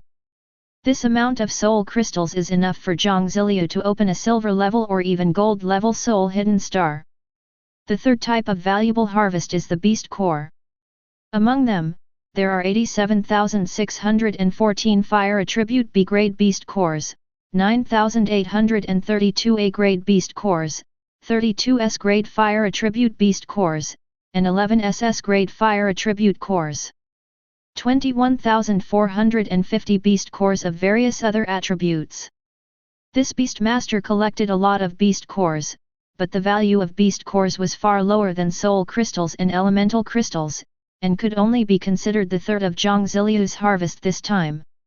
The fourth category is various exotic animal materials, as well as natural ores, high-grade metals, and other types of materials. The number is very large.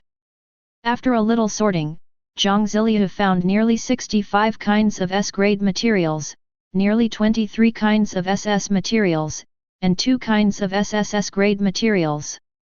Each of these S-grade and above materials is a priceless treasure. Among them, ores and metal materials account for about 80%. The materials below S level have been piled up into a small mountain, placed together haphazardly and difficult to clean up. From this point of view, the original owner of this space orb was a strong man who preferred ores and metals. Jiang Ziliu was very excited after cleaning up his harvest. The gains from this time alone are enough to meet my growth needs in the years to come. This harvest is likely to be comparable to the total wealth of a diamond-level Beastmaster, and may even be richer than the average diamond-level Beastmaster. He was very interested in the owner of this space orb and wanted to know who had left him such a huge fortune. Finally, he found a book covered in animal skin in the corner of a space orb. This turned out to be a special note. From this diary-like note, Jiang Ziliu finally restored the identity of the owner of the space orb. It turned out that this space orb belonged to a diamond-level Beastmaster elder of the dwarf tribe. Dwarves are natural blacksmiths and experts in mining. Their craftsmanship is very famous among all intelligent races in the starry sky, and they are proud of it. This dwarf elder loves traveling and doesn't like staying among his own tribe. He has been traveling around the major life planets. His powerful strength and superb craftsmanship have made the strong men of many races ask him to forge their weapons. So this guy accumulated huge wealth. Nearly half of his wealth was used to buy alcohol.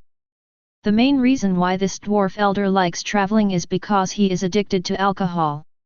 He vows to taste the fine wines of all races in the world and find all the precious minerals in the world. Of course, the latter may be an ideal and oath that comes with it. Alcohol is this guy's life. This note only recorded that he came to Earth through an extremely secret advanced copy space. But in that copy space, he met the evil god. Then, there was no record. The last bit of the record seemed extremely sloppy, and it was obvious that the dwarf Beastmaster had encountered some big trouble. Evil god. He was very familiar with this term, but in this world he had only heard of supreme Beastmasters and had never heard of the existence of evil gods. But when I thought about the fact that the elf princess had a semi-artifact on her, it was possible for demigods to exist, and the existence of higher evil gods was not so strange. Perhaps it's just that the information about such existence has been completely blocked by the human upper class. Jiang Ziliu felt that perhaps the death of this diamond-level dwarf elder was closely related to the mysterious evil god. Thinking of this, Jiang Ziliu immediately looked serious.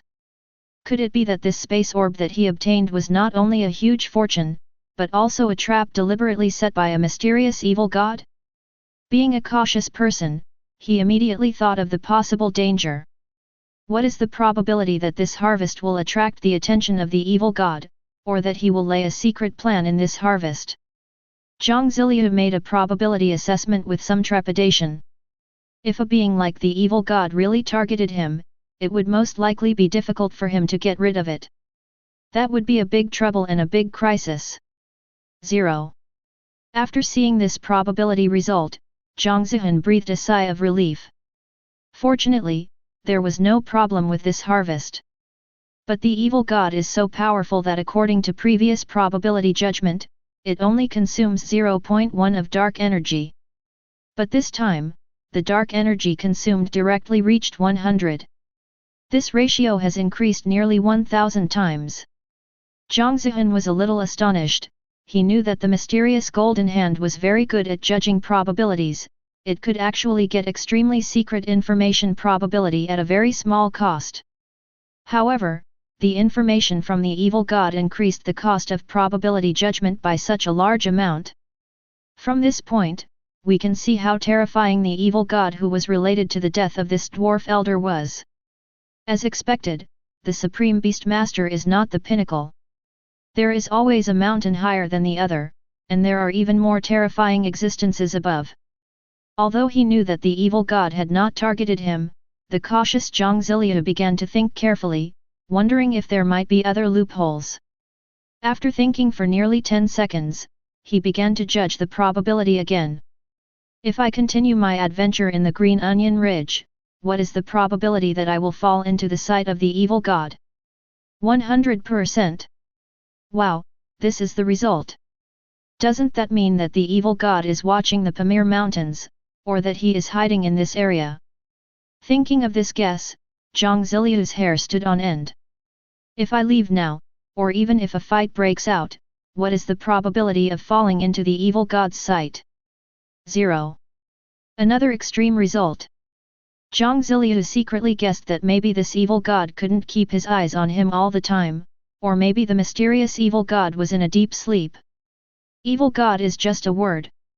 God knows what kind of creature it is, what kind of temperament it has, and what principles it follows. But the judgment that the other party is extremely dangerous is correct.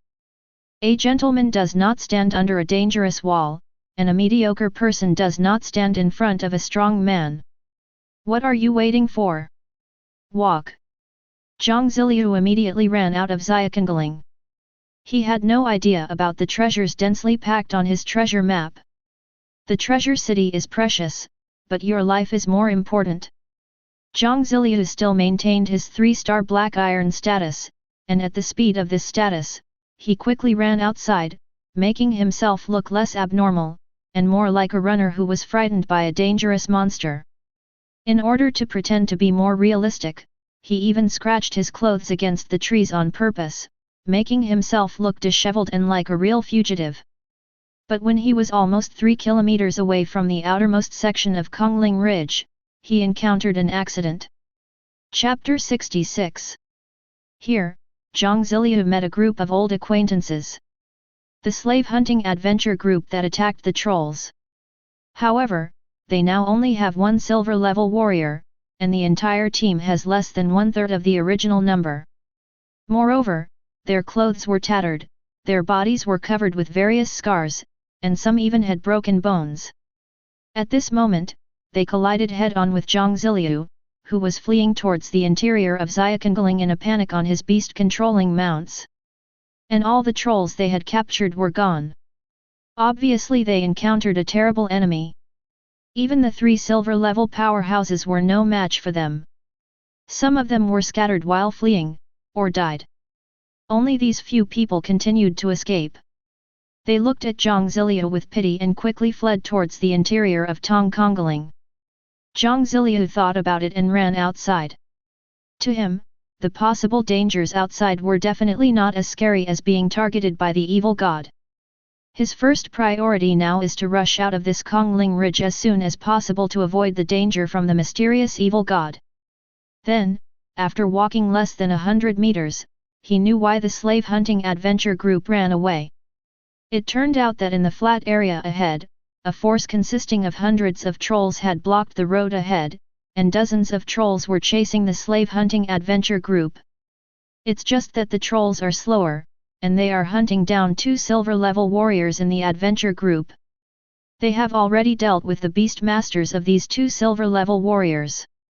Including the Howling Banshee and the Phantom Eye Demon, their bodies were already broken into pieces and placed directly in the center of the battlefield.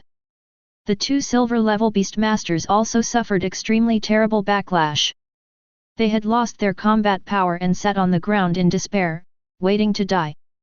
Apparently, the silver-level beastmaster who escaped relied on the special power of illusion to confuse the trolls and thus successfully escaped from their hands. The troll blocked the road, but Jiang Ziliu was not willing to stay there at all. Compared to using this vest to unleash all his combat power, he was more afraid of being targeted by the terrifying evil god. The previous probability judgment had already told him the answer to a question. That is, if he fights with this group of trolls, the probability of being exposed to the evil god's sight is 0. If I escape from underground, what is the probability that I will be exposed to the eyes of the mysterious evil god? 30%. This is a probability judgment made by Jiang Ziliu just now. This answer means that the evil god's power may be related to the earth, and if he runs out of Kongling from underground, the risk will be even greater. Fighting is not dangerous. There are no gold-level warriors among this large group of trolls, but the number of silver-level trolls is as high as 15. Seeing a 3-star black iron-level little guy rushing out of them, the trolls showed a cruel smile. A bronze-level troll blocked Jiang Ziliu's way. The other silver-level trolls, on the other hand, were just looking forward to the show. After dealing with 2 beastmasters from the silver-level slave hunting adventure group, half of them chose to chase the group that was escaping. There are only 6 silver-level beastmasters still left here. Guest, Agasa. A silver-level troll suddenly noticed something was wrong, and he immediately warned the bronze-level troll that was heading towards Jiang Ziliu. This is a kind of troll language. Jiang Ziliu understood the meaning of the latter sentence, be careful. You need to be careful, but it's too late. Suddenly, a 3-meter-long giant sword appeared in his hand. It was made of A-grade metal and weighed 5 tons. Then Jiang Ziliu suddenly floated up, his position suddenly rose by 1 meter, and his speed also increased suddenly. It was this advanced change, this acceleration, that exceeded the reaction of a bronze-level beastmaster. With one slash of the sword, even the bronze-level troll that the beastmaster had not summoned recently was beheaded by Jiang Ziliu. After this sword strike, Jiang Ziliu rushed forward quickly, floating and moving like a ghost. The flying ability generated by electromagnetic control made him move like a fish in water. His powerful physique, which was essentially a silver-level physique, made the huge sword in his hand swing as fast as lightning. The other 2 bronze-level trolls that blocked his way were also quickly killed by him. Now the only thing blocking his way out is a silver-level troll. The entire troll team formed a wall-like shape to block this area. The entire interception zone is about 3 kilometers long. Jiang Ziliu originally thought about taking a detour, but he gave up this plan because if he got out earlier, he could avoid being targeted by the evil god as much as possible. Who knows when he will fall into the sight of the evil god if he continues to stay in this Kongling Ridge. He couldn't guarantee that a mysterious being like the evil god couldn't see through the disguise created by his life-breath convergence skills and flesh and blood deformation. Once the other party sees through his true identity or gives him a mysterious mark, that would be a big risk. Now, the best option is to get out quickly. Jiang Ziliu quickly drifted in an S shape, trying to bypass the silver-level troll. But the other person used a skill similar to teleportation and moved right in front of him with a murderous look on his face. Jiang Ziliu secretly sighed, this time he really had to unleash all his fighting power. The opponent has a skill that allows him to burrow underground, and he has no way of escaping from the opponent's pursuit, which is comparable to teleportation. The troll raised the 13-meter-long giant wooden stick in his hand and added an earth-type power-enhancing skill to it. The tremendous force, with terrifying speed and mysterious speed-suppressing force, attacked Jiang Ziliu head-on from top to bottom. This is a gravity-type suppression skill. Jiang Ziliu's speed was limited and he couldn't avoid this terrible attack. But he was not panicked at all. The giant sword in his hand was quickly put into the space orb, and another giant thin-handled warhammer that was 5 meters long and weighed nearly 10 tons appeared in his hand. This is a heavy-hitting weapon from the Dwarf Elder's collection. He swung the super hammer directly and attacked head-on. The hidden silver-level strength and physique, plus the power and speed given to the hammer by metal manipulation, were all added to this one strike. The giant hammer and the wooden stick collided, and a wave of fear swept around, bending the surrounding grass and trees, and even blowing them off directly. The terrifying momentum generated by the collision of forces makes all living beings tremble. But the stalemate lasted less than 0.1 seconds before the wooden stick in the troll's hand broke into pieces. The material difference between weapons is not that big, they are all A-grade.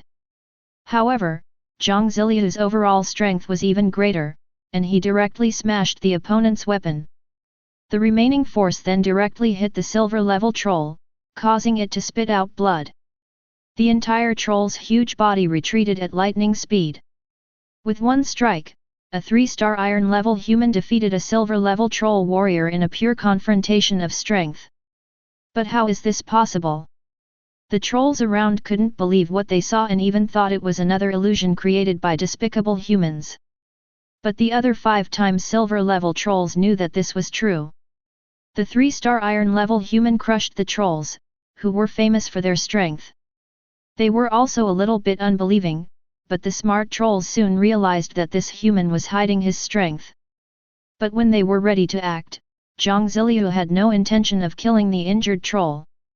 He slid right past him and rushed out of the encirclement. In the blink of an eye, he disappeared from the eyes of the trolls who were still stunned. Maybe the trolls couldn't figure out why Jiang Ziliu wanted to run away.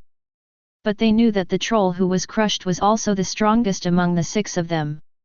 With the 6 of them together, they can kill them even if the opponent uses their speed advantage to kite. But the other party left without hesitation, very decisively. The clever trolls realized that perhaps this human had offended some terrible creature in the Kongling Ridge and was running for his life. And it seemed that they were unfortunately blocking this person's way, which led to such a huge loss. 3 bronze-level clansmen died, and 1 silver-level clansman was seriously injured and on the verge of death. The expression of one of the smarter trolls among them changed. What on earth could be so terrifying that could scare such a powerful being? Will the force that the other party fears also chase after him? Thinking of this problem, he didn't care and immediately sent out a warning message, asking the puzzled tribesmen to take the bodies of the dead tribesmen and the seriously injured one and quickly leave the place. At the same time, they quickly issued an urgent order to the previous pursuit team to abandon the pursuit and retreat to their real base camp.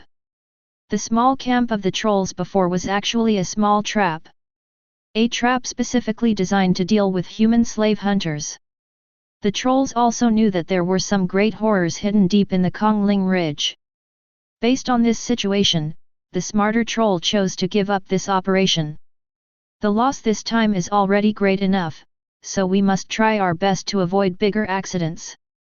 Most trolls are not smart, but the wisdom of a few trolls is not inferior to the tactical and strategic talents among humans. There is not a single intelligent race that humans can underestimate. On the other side, after Jiang Ziliu successfully left the Xiaokongling area, he did not stop but quickly moved away from the area. The place where evil gods may exist is more dangerous than the area where supreme-level monsters exist. How could he, a person of the mean character, possibly stay in this area? The best thing to do is to stay away from risks. Chapter 67. Jiang Ziliu ran away quickly and stopped only when he reached a place nearly 500 kilometers away from Xiaokangaling. This area is extremely remote and has a level 4 base. During this process, he changed his vest 5 times, and he changed into a new appearance almost every 100 kilometers or so. His outward strength level also fluctuated 5 times between limestone, black iron, and bronze. Even his subtle movement patterns were being adjusted. For example, one vest likes to use his left hand, another vest has slight twitching of the corners of his eyes, another vest has a lustful look, and so on.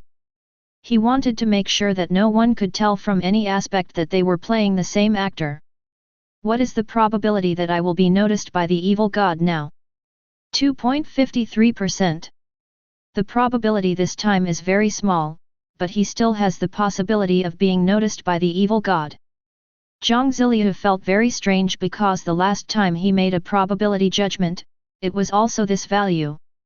That is 100 kilometers away from Kongling Mountain.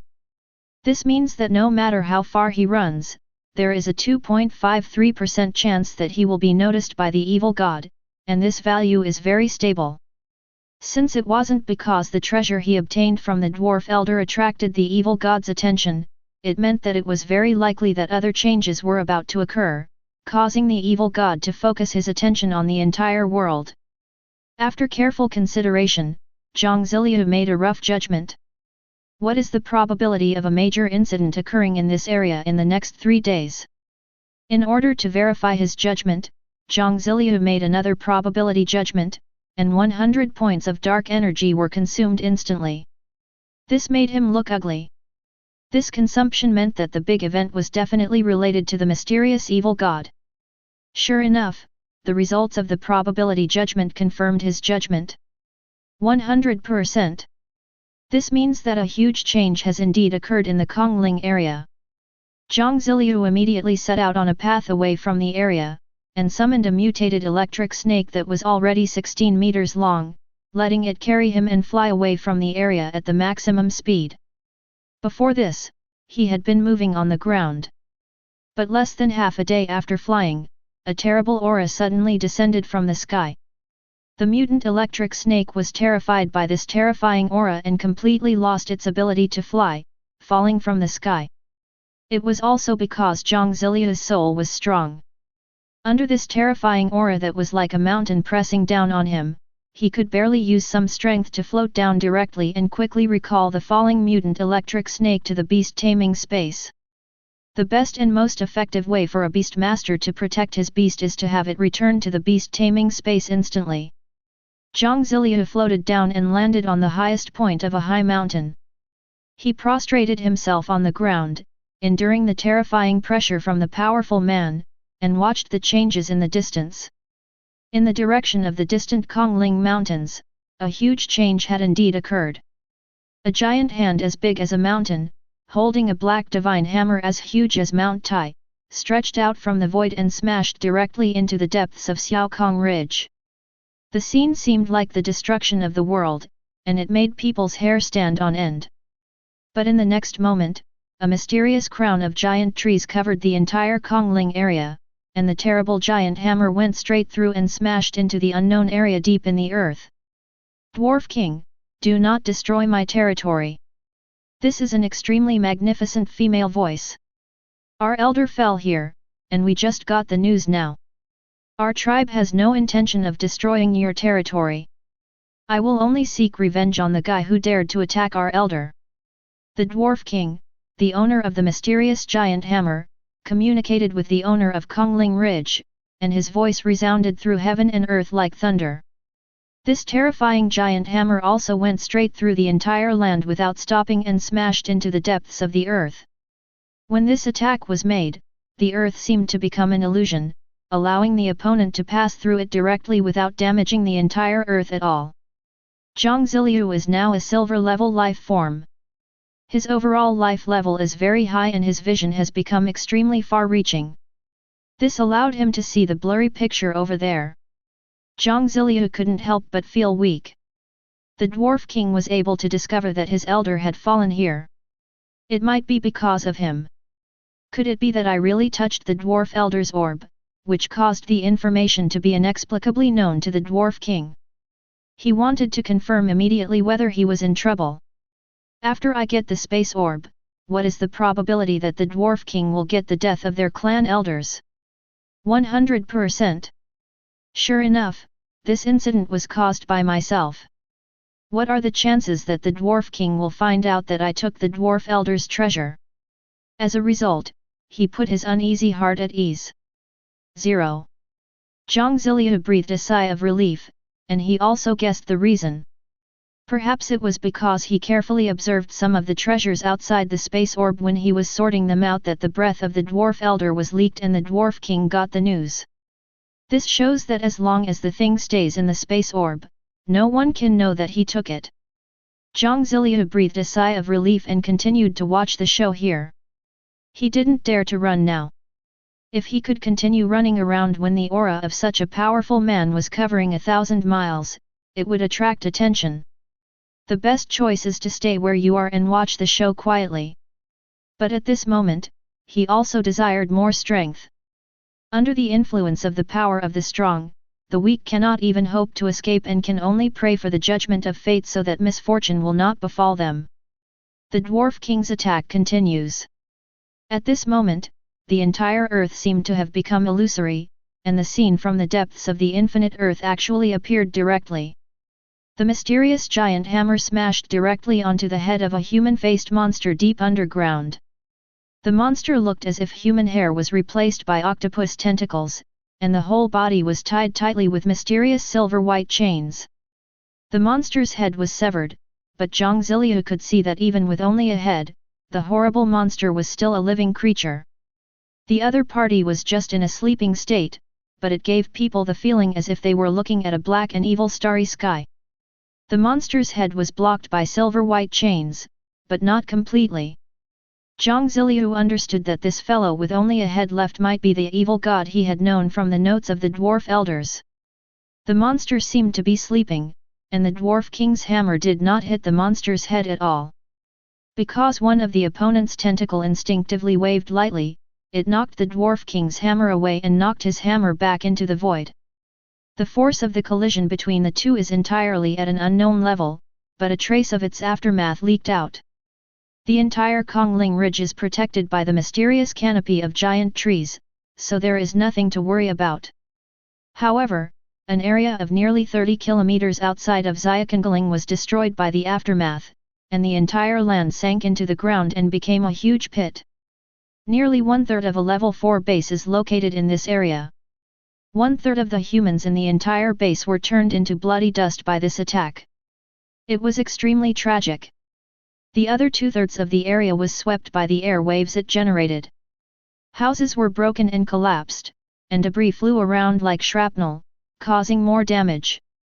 Fortunately, most of the human race has extraordinary strength, and their physique, reaction, and strength should not be underestimated. 90% of the people only suffered injuries of varying degrees, but did not lose their lives. However, nearly 10% of the civilians still became tragic victims in this wave, turning into a pile of dry bones under the aftermath of the power of the strong. It was this aftermath that leaked out from the unknown level that caused the death of nearly 100,000 humans in this base. This human level 4 base is almost completely destroyed. The Dwarf King saw the tragedy of the human race, but he didn't care. It turned out to be a sealed evil god's head. No wonder it dared to murder our elders. The Dwarf King did not attack. It was obvious that he had no way to deal with the opponent and was full of fear of this evil god's head. The evil god's head seemed to be sleeping, but just one instinctive counterattack in his sleep was enough to crush his attack power. His idea of revenge for his clan elders seemed to be shattered. Dwarf King, there is indeed an evil god's head sealed here. I am the guardian of this place. Please don't mess around. The owner of Kongling Ridge, the phantom of a towering tree appeared. She was the owner of the female voice before, standing there like a world tree, supporting the entire world. How dare you spill rain on our human territory and kill our people? Dwarf King! You are so brave! But at this moment, an angry voice came from afar.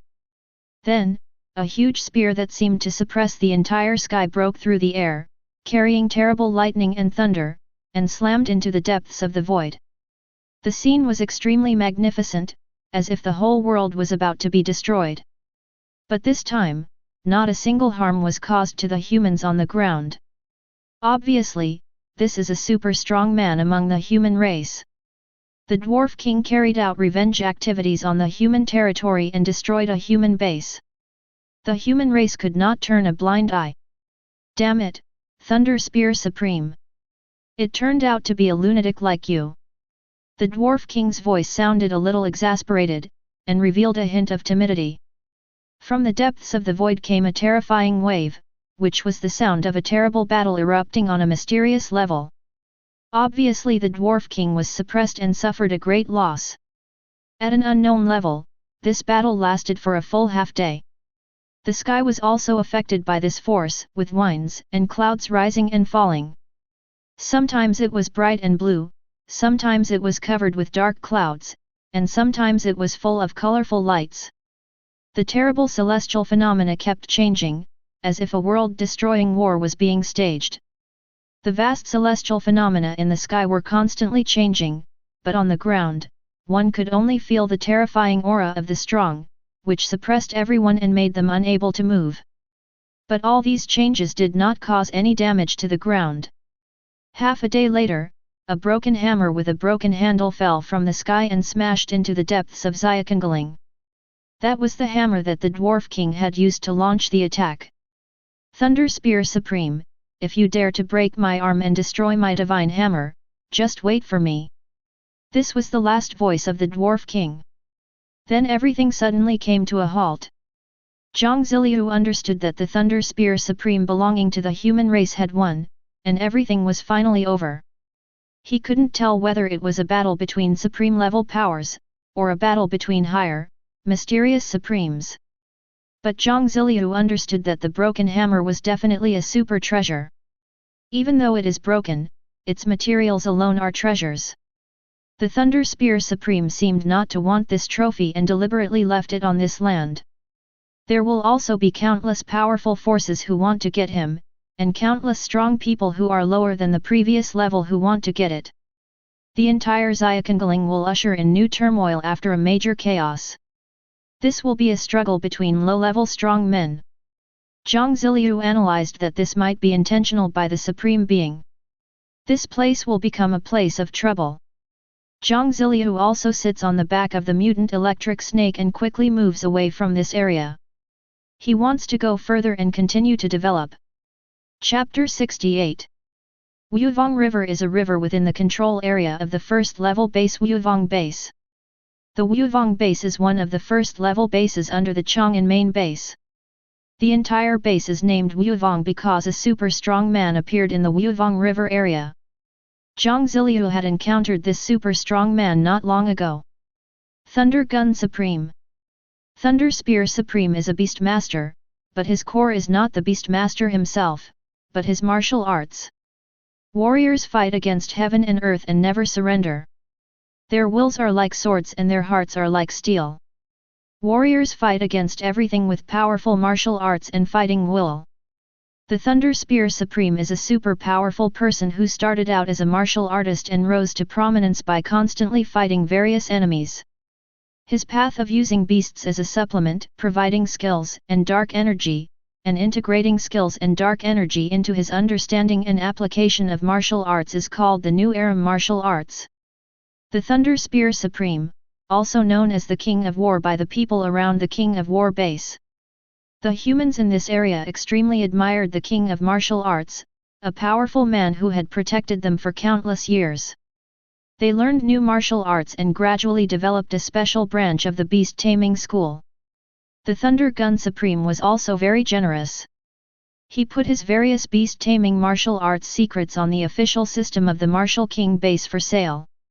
But if you want to buy the martial arts of the King of Martial Arts, you can't just have money, you must have the special contribution value of the King of Martial Arts base group.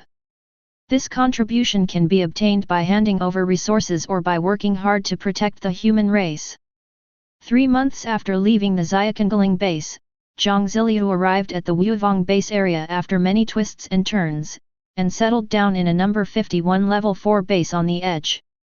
Now he is a muscular young man, and his nickname is Xiangqinqi. At the same time, he is also a weapon forger.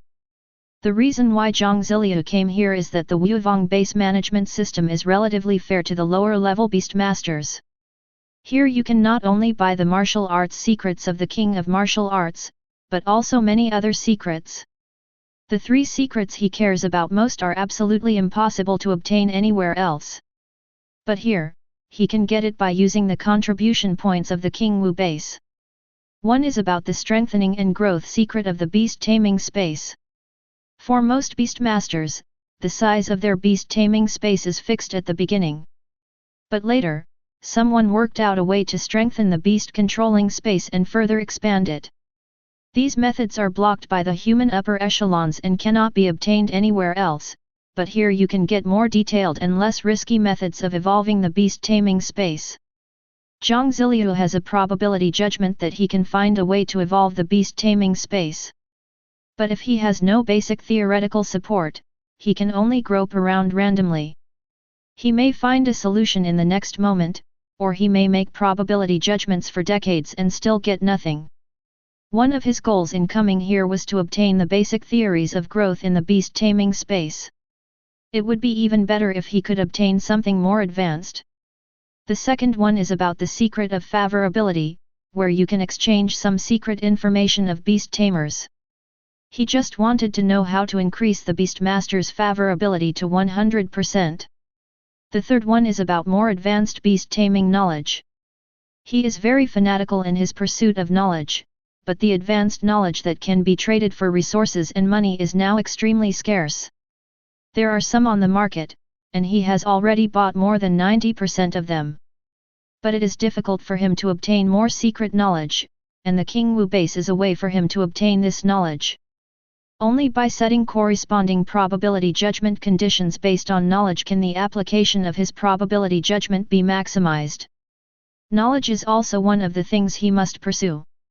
The secrecy of the beast taming space, the secrecy of the favorability, and the high-level knowledge of beast taming, these 3 are the core factors that prompted him to come to the Wuvong base group. After he arrived at base 51, he rented a large yard in an inconspicuous corner and opened a weapons shop. The resources obtained from the space orb of the dwarf elder are enough for his future stable development. He also didn't plan to continue his adventures related to beast taming. But to obtain contribution points, he can also use another way, which is to manufacture beastmaster weapons, armor, and other equipment in exchange for contribution points. He learned some knowledge about the manufacture of weapons and equipment from his parents. But the knowledge his parents possessed was not advanced. Jiang Ziliu was very lucky, as the notes of the dwarf elders contained the knowledge inheritance about dwarf forging. Although it is still relatively incomplete, Jiang Ziliu has not relaxed his research on this knowledge during his travels over the past few months. He has completely digested and memorized the knowledge, and all he lacks is the theoretical operation. And he has successfully manufactured this special device. This equipment is a circle of metal bracelets and anklets on his body. On the surface, they are decorations, but in fact, they are a kind of breath suppression ring with a relatively simple structure and high requirements on materials. This metal ring man was forged by him using an SS-grade soul gold. The simple structure and rune construction allowed Jiang Ziliu's low-level casting skills to be successfully cast. The runes above are the application of the rune knowledge studied by the dwarves from the runes of contract, and are also the basic knowledge of weapon casting. On slightly more advanced equipment, this kind of rune will be etched with dark energy superconducting materials. He covered the surface of these metal rings with C-grade metal shells to conceal the smell of SS-grade metal. These bracelets and anklets have the effect of suppressing a person's soul. They reduced his soul aura to the black iron level. Combined with the life-breath convergence skill to hide the life-breath and dark energy level, his concealment reached a more comprehensive state, making it increasingly difficult for people to detect him. The forging knowledge inherited from the dwarf elders was one of his greatest gains in Kongling Ridge. This inheritance is the main reason why he has the information to obtain the contribution value of the King of War base through equipment casting. After settling down completely at the number 51 level 4 base, Jiang Ziliu did not start casting rashly. He is still as cautious as ever. Jiang Ziliu understood that if he used the dwarven technology to cast it directly, then the fact that he possessed the dwarven heritage would be as bright as a candle in the dark night. After settling down here, he openly bought a lot of books on dwarven equipment casting and human equipment casting. He took the human race's casting path as the core, and gradually integrated the dwarf's casting knowledge into it, turning it into a new technology he mastered. The whole process took nearly a year. During this year, he only relied on selling some low-end equipment to maintain his seemingly normal operations and make his business appear to be breaking even. At the same time, he also showed his progress speed, which is faster than that of ordinary people. All the high-end equipment he obtained during his private experiments were stored in his own space orb. Only a very small portion of high-end goods were sold to Izumo through the black market in other bases in exchange for the low-end resources he needed. Comparing the things he has, they are all high-end resources, and there are relatively few low-end resources. In this peaceful life, he spent 2 years thoroughly absorbing the dwarves' casting knowledge, integrating it with the human casting methods, and turning it into his own new casting technology. The metal plate with the mysterious leaves also played a huge role in this process, allowing him to absorb and understand the profound casting knowledge, and allowing him to easily integrate the dwarven heritage with the knowledge of the human race. The more Jiang Ziliu used this mysterious metal plate, the more he discovered its extraordinary qualities and mysterious powers. But no matter how mysterious this object is, its power is related to knowledge and wisdom. Jiang Ziliu is also looking forward to the day when its true face will be revealed. Chapter 69. He had been silent for 2 years, and although he had spent most of his time forging iron and studying, Jiang Ziliu had never given up on improving his beast taming and his own growth. Jiang Ziliu. Occupation, 4-star Silver Beast Tamer. Lifespan, 21, 750. Life status, healthy. Soul strength, 11,230.9. Life level, silver level life form. Dark energy level, 4,385.6. Personal skills. Probability determination. Birth skill. You can determine the probability of a specified result at any time. Feedback skills. Life breath convergence, SSS level. Electromagnetic control, SSS+. Flesh transformation, SS+. Beast tamer, 4-star silver level sky blue rock man, 2-star silver level mutant electric snake, 3-star silver level green-skinned shape-shifting elf. Beast taming skills. Empty blue rock man. Life breath convergence, SSS grade, rock and earth incarnation, S+, rock and earth escape, A grade, rock and earth invisibility, B and grade, mutated spirituality, A, rock and earth stealth, B+, sword mastery, B+, 30.7% dwarf titan bloodline, B+, earth space escape, A+. Mutated electric snake. Electromagnetic manipulation, SSS+, electric current attack, A, lightning swipe, A, mutant spirituality, A. Green-skinned shapeshifter. Flesh transfiguration, SS+, plant transfiguration, A, animal transfiguration, A, super digestion, A, emerald light, A. Beast level. Kongqing Rock Man, 4-star silver. Mutated lightning snake, 2-star silver. Green-skinned shapeshifter, 3-star silver. Beast status. The Kongqing Rock Man is healthy and has a 99% favorability towards the Beastmaster. The mutant electric snake is healthy and has a 99% favorability towards the Beastmaster. The green-skinned shape-shifting elf is healthy and has a 99% favorability toward the Beastmaster. During this year, thanks to the high-level resources contributed by the diamond-level dwarf elders, Jiang Ziliu successfully completed the strength enhancement and partial evolution of a number of beasts. The dwarf titan bloodline of the Kongqing Rock Man has been greatly improved, and its skill level has also been increased by 1 or 2 small levels. Regarding the strengthening and evolution of the Kongqing Rock Man, Jiang Ziliu focused on increasing its blood concentration when making plans and preparing resources.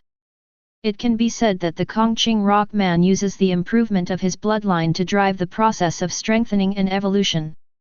The mutated electric snake and the green-skinned shape-shifting elf were also upgraded to 2-star silver and 3-star silver respectively. The mutant electric snake's improvement is slow because among the resources it obtains, there are relatively few resources with lightning attributes, and relatively more resources with life attributes. However, many of those ores are earth-attributed resources, which are very suitable for upgrading the Kongqing Rock people. Therefore, Kongqing Rock Man has the fastest growth rate and has reached the 4-star silver level. In contrast, the mutant electric snake and the green-skinned shape-shifting elf are both improved by strengthening or evolving a certain skill. They follow a growth path centered on skill improvement. After this year's improvement, the mutant spirituality of the Kongqing Rock Man and the mutant electric snake has been greatly improved. This means that its intelligence and thinking abilities are enhanced.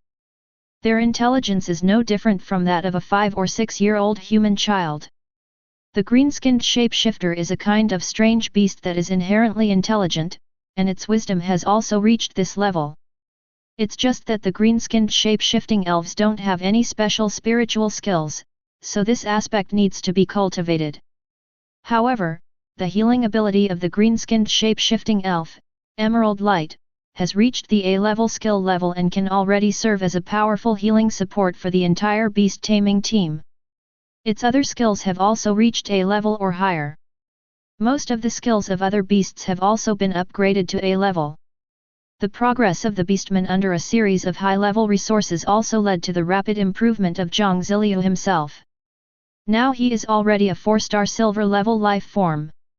His lifespan also increased to 750 years. And his real age is only 21 years old. The path of Beastmaster becomes increasingly difficult to advance. Jiang Ziliu was able to advance from 1-star silver to 4-star silver within a year, which was already an extremely fast speed. For ordinary children of silver-level noble families, if they have sufficient resources, they can improve by 1 star per year, which is a very fast speed. Many Beastmasters are limited by their talents, and being able to grow to the silver level is their limit. But Jiang Ziliu is a special outlier. His talent was still at B status, but he had unlocked 9 soul crystals 3 times in a row at the limestone, black iron, and bronze levels. This makes his foundation extremely terrifying. Generally, Beastmasters who grow up in aristocratic families and are able to open 5 soul hidden stars are all geniuses and can break the limitations of their talents to a certain extent. Jiang Ziliu, who had fully opened all 9 soul hidden stars 3 times, completely ignored the natural constraints of his talent. Moreover, he is a pharmacist, and every enhancement and evolution is optimized using probability judgment. The probability of his enhancement and evolution is at least above 90%. Such a high probability increase means that the restrictive factors on his future growth formed during the enhancement process are small enough to be ignored. Therefore, after reaching the bronze level, Jiang Ziliu has been growing by breaking the limits of his talent. Generally speaking, B-level talents can only grow to bronze level, but his is silver level. Of course, the biggest gain this year is the improvement in casting capabilities. Currently, he can only forge B-level equipment, which is the equipment available to bronze-level Beastmasters. But in fact, he can already create S-level equipment. S-level equipment can form effective attacks, defenses, or some special functions against gold-level forces. According to the human race's evaluation system, he is now a gold-level weapon master. But Jiang Ziliu, who only showed the strength of black iron level, naturally would not reveal that he had such great ability. Although gold level beastmasters have a high status among the human race, most of them need to join a large force and get protection in order to survive and obtain a very high status. Because the alien race has also listed weapon manufacturing masters above the silver level as key assassination targets. This kind of weapon-making master is also of strategic importance in enhancing the strength of a race. Jiang Ziliu naturally could not reveal his true ability. He was also very careful during the forging process so as not to expose himself in the casting details. What he said to the public was that he would never show off his casting ability in front of others. But in private, he made a major upgrade to his equipment. Kongqing Rockman's Earth-attributed sword was upgraded to S-level by him. He also built himself a set of special S-level inner armor to conceal his soul aura. The defensive power of this set of inner armor has also reached the gold level. It can defend against a full-strength attack from a general gold-level warrior and has an extremely powerful defensive effect. Then he also prepared 3 sets of S-level equipment for himself, including concealing scent, life breath, and transformation. 1 set for current use and 2 sets for backup. Thanks to the contribution of high-grade metals and minerals from the Dwarf Elder, he was able to complete the major upgrade of this series of equipment. He wanted outsiders to think that he was hiding his strength and ability by making equipment. But in fact, he was hiding through skills. In addition to his own abilities, he, with a highly developed spirit of survival, used equipment to give himself a new layer of ability-based vest. Equipment is hidden, skills are hidden, strength is hidden, layer upon layer, he tries to show himself at the lowest level possible. Chapter 70. Big Bear, are you there? After he absorbed the casting knowledge and integrated it into the casting technology of the human race, Jiang Ziliu finally relaxed. At this moment, a voice shouted outside his workshop. He usually only opens for a while in the morning, and the casting time is displayed to the public in the afternoon. The guy here is called Jian Duo. According to him, he is the child of an investment businessman. He likes to invest in people and earn future friendships. He did not hide anything about this. But his real identity is not simple, and he may have a huge relationship with the super trading company, Tongbao Finance, and the Qian family. Jiang Ziliu used a pseudonym, so she did not reject his deliberate communication. He also found that he could obtain a lot of more confidential information through Jian Duo. Jiang Ziliu opened the door, and a fat figure immediately squeezed in, with a friendly smile on his face, and wanted to rush up to hug him. But when he saw Jiang Ziliu raising the huge hammer in his hand, he flexibly moved around and picked up a bronze sword made by Jiang Ziliu and pretended to admire it. Big Bear, your skills have improved again. This time you have created a B-level weapon. Jiang Ziliu had never sold a bronze-level weapon, but Jian Duo, a shrewd boy, noticed the hidden trace in Jiang Ziliu's craftsmanship when he first came. From then on, he kept pestering Jiang Ziliu, the pseudonym, and relied on his shameless spirit to become the only friend of Jiang Ziliu. Jiang Ziliu did not reject his friendship. At least this guy helped him avoid a lot of trouble. For example, the covetousness of the small families in the number 51 level 4 base. After all, he is a talent who can create and sell a large number of C and D level weapons and equipment. This is nothing for big forces, but it is a guarantee of talent and equipment for small forces with the highest strength of bronze level. Jiang Ziliu rarely sells weapons directly to the outside world. Instead, he sells 90% of them to the Wuvong City officials in exchange for contribution points to the Wuvong City system. The official information is that it is a sieve. The small families also knew about this situation, but before they could get to the door, they were stopped. The one who took action was the fat man Jian Duo. In order to save himself some trouble, he didn't mind doing a favor and making friends with this fat man who has always been very open-minded. At worst, I can just change my identity quickly and run away. Jiang Ziliu glanced at Jian Duo and ignored him. This kid already knew that he could make B-level equipment. Tell me, what do you want from me? Qian Duo chuckled, today, there are interesting newcomers in the grand fighting arena. Are you interested in going to take a look this time? He has been tirelessly inviting Jiang Ziliu to watch the games in the big fighting arena. But Jiang Ziliu was busy with his studies and ignored him. The Grand Martial Arts Arena is a unique institution in the entire Wuvong City base complex. It is also an institution founded by Wuvong Thunder Spear Supreme to specifically support the development of beast-taming martial arts. Strictly speaking, it is a large fighting arena. The competition profit-sharing system adopted here is that all beast-taming warriors can participate in the battle and get a share of the income from tickets and other income of the corresponding matches. During the battle, the stadium will provide certain safety protection. If one wants to grow in the beast-taming martial arts, one needs to observe the martial arts of others and also practice practical training in one's own martial arts. Participating in this kind of competition has become a good way to improve yourself and earn some income. In this way, the Wuvong base group expanded the influence of the beast-taming martial arts and improved the basic group of the first-class school. At this point, Jiang Ziliu, who was ready to relax, did not refuse as he did before. Okay, I'll go with you. Hee.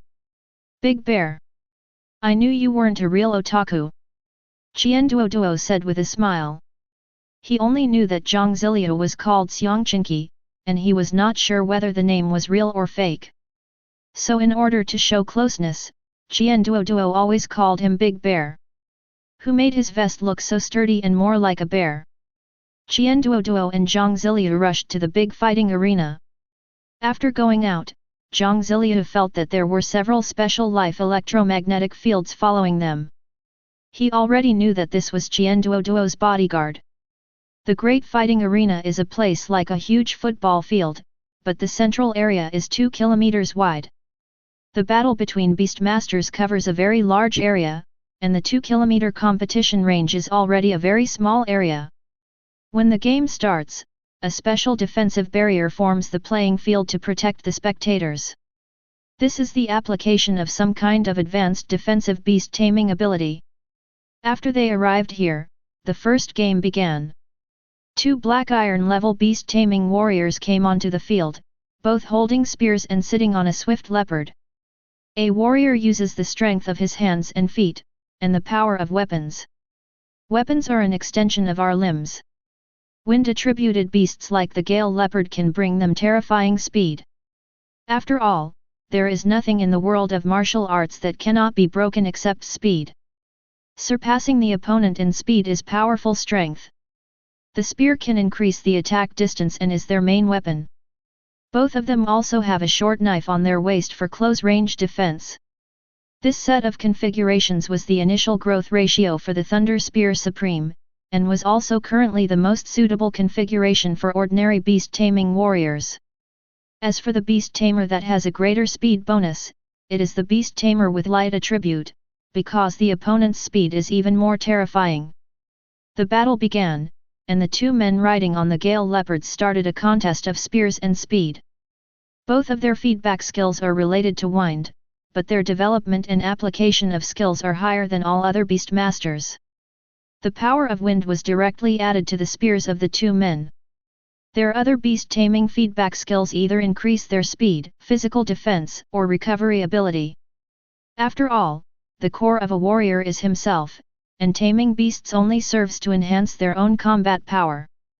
The long spear struck horizontally, the short sword was like light, the sword and the spear collided, and the power of the wind blade continued to splash, causing continuous damage to the 2. The 2 men's martial arts are also different. One of them is very aggressive and likes to suppress the opponent with absolute strength. Moreover, this person has a strong mental will. The terrifying mental will is manifested in the attack, suppressing the opponent. The other is a completely technical player, who uses every bit of his strength meticulously, likes to use methods that require little effort to achieve a great result, and his attacks are insidious and strange. They each have their own advantages, but neither can completely and thoroughly suppress the other. Jiang Ziliu watched with great interest. This beast-taming martial art was indeed extraordinary and its combat power was even more powerful. However, it was more dangerous for the beast-tamer to do it himself. He observed carefully, and gradually learned some of the techniques, intending to incorporate them into his own use of power. At the same time, through the contract, he transmitted the images he saw to the three beasts and let them learn from them. With their spirituality, we can still learn something. The battle continues, it is fierce, but it is difficult to tell the winner. Because the other beasts controlled by the beast-taming warrior with the big and powerful abilities are likely to have defensive abilities. When the opponent's attack hit him, his defense was very high and the wound was small. However, his opponent has a self-healing skill, and can recover quickly even if he is seriously injured. Such a scene is very intense and can better demonstrate each team's strength. But it also looks higher. Obviously this was specially arranged by the Grand Martial Arts Arena. A crushing match is never as exciting as a battle between evenly matched opponents, which can hone the skills of both opponents. Most of the matches here are relatively equal contests. In addition, there are people who like the philosophy of Thunder Gun Supreme, who like to challenge the strong and constantly hone and improve themselves in danger. Jiang Ziliu also noticed it. This type of beast-tamer warriors are much stronger in close combat than ordinary beast-tamers, while ordinary beast-tamers are stronger than them in long-range combat. Moreover, beast-taming warriors have strong defensive capabilities, but they cannot fight for a long time. After all, their dark energy level is limited. But the upper limit of this school is very high. After the level is upgraded to silver level, it will be extremely powerful, and its combat power will far exceed that of beastmasters of the same level. After all, they have grown up through battles, and when they reach a higher level of life, their weakness in long-range combat will gradually disappear. Chapter 71. How's it going? Isn't it exciting? Qian Duoduo had been paying attention to Jiang Ziliu's reaction and asked. Very impressive. Jiang Ziliu showed admiration. Qian Duoduo said, so, you should have come earlier. The only interesting thing about this base is the big fighting arena. It would be a pity if you don't come. But in his heart, he kept cursing Jiang Ziliu as the sixth one. The reason why Qian Duoduo cares so much about Jiang Ziliu is that he finds that Jiang Ziliu is hiding very deeply. At first, he found that Jiang Ziliu's casting technology had the shadow of dwarven refining, but it was completely the path of human refining. This made him realize that Jiang Ziliu was likely to integrate the dwarven technology into the human race's refining path. Qian Duoduo didn't know how Jiang Ziliu did it, nor did he want to know. All he needed to know was that Jiang Ziliu was someone who could grow into a master of advanced weapons and equipment. Qian Duoduo knew that Jiang Ziliu was hiding something, but he didn't expose it. The Qian family has an ancestral way of doing things, which is that they like to invest the most, investing in young people with potential. How much family resource support a member of the Qian family can get in the future depends on whether his investment target has growth potential and whether it can allow the Qian family to recover a return on investment. Jiang Ziliu has now become a successful person with the pseudonym Xiang, and is one of the candidates chosen by Qian Duoduo for investment. Jiang Ziliu also found out the public intelligence about the Qian family through the black market intelligence system, and was therefore willing to have limited communication with him. Every alias of Jiang Ziliu is a young person. But Qian Duoduo suddenly discovered during careful contact that Jiang Ziliu's strength might have been hidden a lot, but he was not sure how much. Why did he keep dragging Jiang Ziliu to this fighting arena? It was to quietly observe how high Jiang Ziliu's hidden strength was. In the first match, the warrior who relied on skills and speed finally won with a slight advantage. After a half-hour break, the second fight began. I'm going to place a bet. Do you want to take a chance? I'll pay for it. Qian Duoduo said generously. Jiang Ziliu didn't know what his purpose was in inviting him to the big fighting arena. Anyway, he had only one principle: never accept the challenge. He didn't really want to play tricks on the other party. This little fat boy was too smart, and he would definitely be able to outsmart him who had received special education and training. So Jiang Ziliu simply shook his head. Seeing that Jiang Ziliu had no intention of placing a bet, Qian Duoduo's eyes flashed with a hint of hidden disappointment. His original plan was to judge Jiang Ziliu's hidden strength by placing a bet. There are 3 types of fighting competitions in the Grand Fighting Arena every day: Iron level, Bronze level, and Silver level. And every time he invites Jiang Ziliu, there must be a Silver level battle in the Grand Fighting Arena. Even if there isn't one, he will find a way to arrange one since he has a lot of money. His last name is Qian. He has nothing else but a lot of money. With money, he can make anything happen. Men all have a gambling nature. He just wants to tempt Jiang Ziliu to place a bet, and then through his accuracy in judging a certain level of competition, he can judge Jiang Ziliu's true level of strength through probability. In this way, he can save a lot of time and directly determine whether Jiang Ziliu is an object worthy of his investment. It's a good idea and a great roundabout way to explore intelligence. But Jiang Ziliu did not gamble or be fooled, and made preparations for Qian Duoduo to go bankrupt. However, Jiang Ziliu's terrifying self-discipline also made Qian Duoduo realize something. Just based on this terrifying self-discipline, Jiang Ziliu's future cannot be underestimated. Qian Duoduo knew that as long as he maintained this friendship, he would not suffer too much. Anyway, with the Qian family's investment method, it doesn't matter if they fail 1,000 times. As long as they succeed in one, they can earn back 1,000 times the return on all their investment. After all, the tangible and intangible resources that a grown-up strong man possesses are simply incomparable to those of an ordinary beastmaster. Jiang Ziliu didn't know what Qian Duoduo was thinking, because the next competition opened a new door for him. At the beginning of the competition, a masked woman in white and a burly man nearly 1.9 meters tall appeared. The mysterious woman is only at the 5-star bronze level, but the sturdy man's strength has reached 8-star bronze. Moreover, this man has an extremely strong murderous aura, and he is obviously a ruthless person who grew up in killing. No matter from which angle you look at it, this woman in white and wearing a mask like a fairy is no match for him. But every time he performed it, he drew cheers from the audience. Snow Fairy! Snow Fairy! The sturdy man with a stronger aura also broke out in a cold sweat. He summoned one of his tiger beasts and sat on it. Holding a huge hammer, he faced the woman in white who was called the Snow Fairy very cautiously. As soon as the game started, Jiang Ziliu felt a chill coming out. Then he noticed that a severe snowstorm had occurred in the area covering half of the competition venue. The wind blew snow down and the cold was overwhelming. This celestial phenomenon unfolded with the woman in white as the center, which allowed Jiang Ziliu to gradually see the essence of this power. Field. This is a special attributeless domain-type power. But the woman in white combined this domain power with her other feedback skills to form a special ice and snow domain.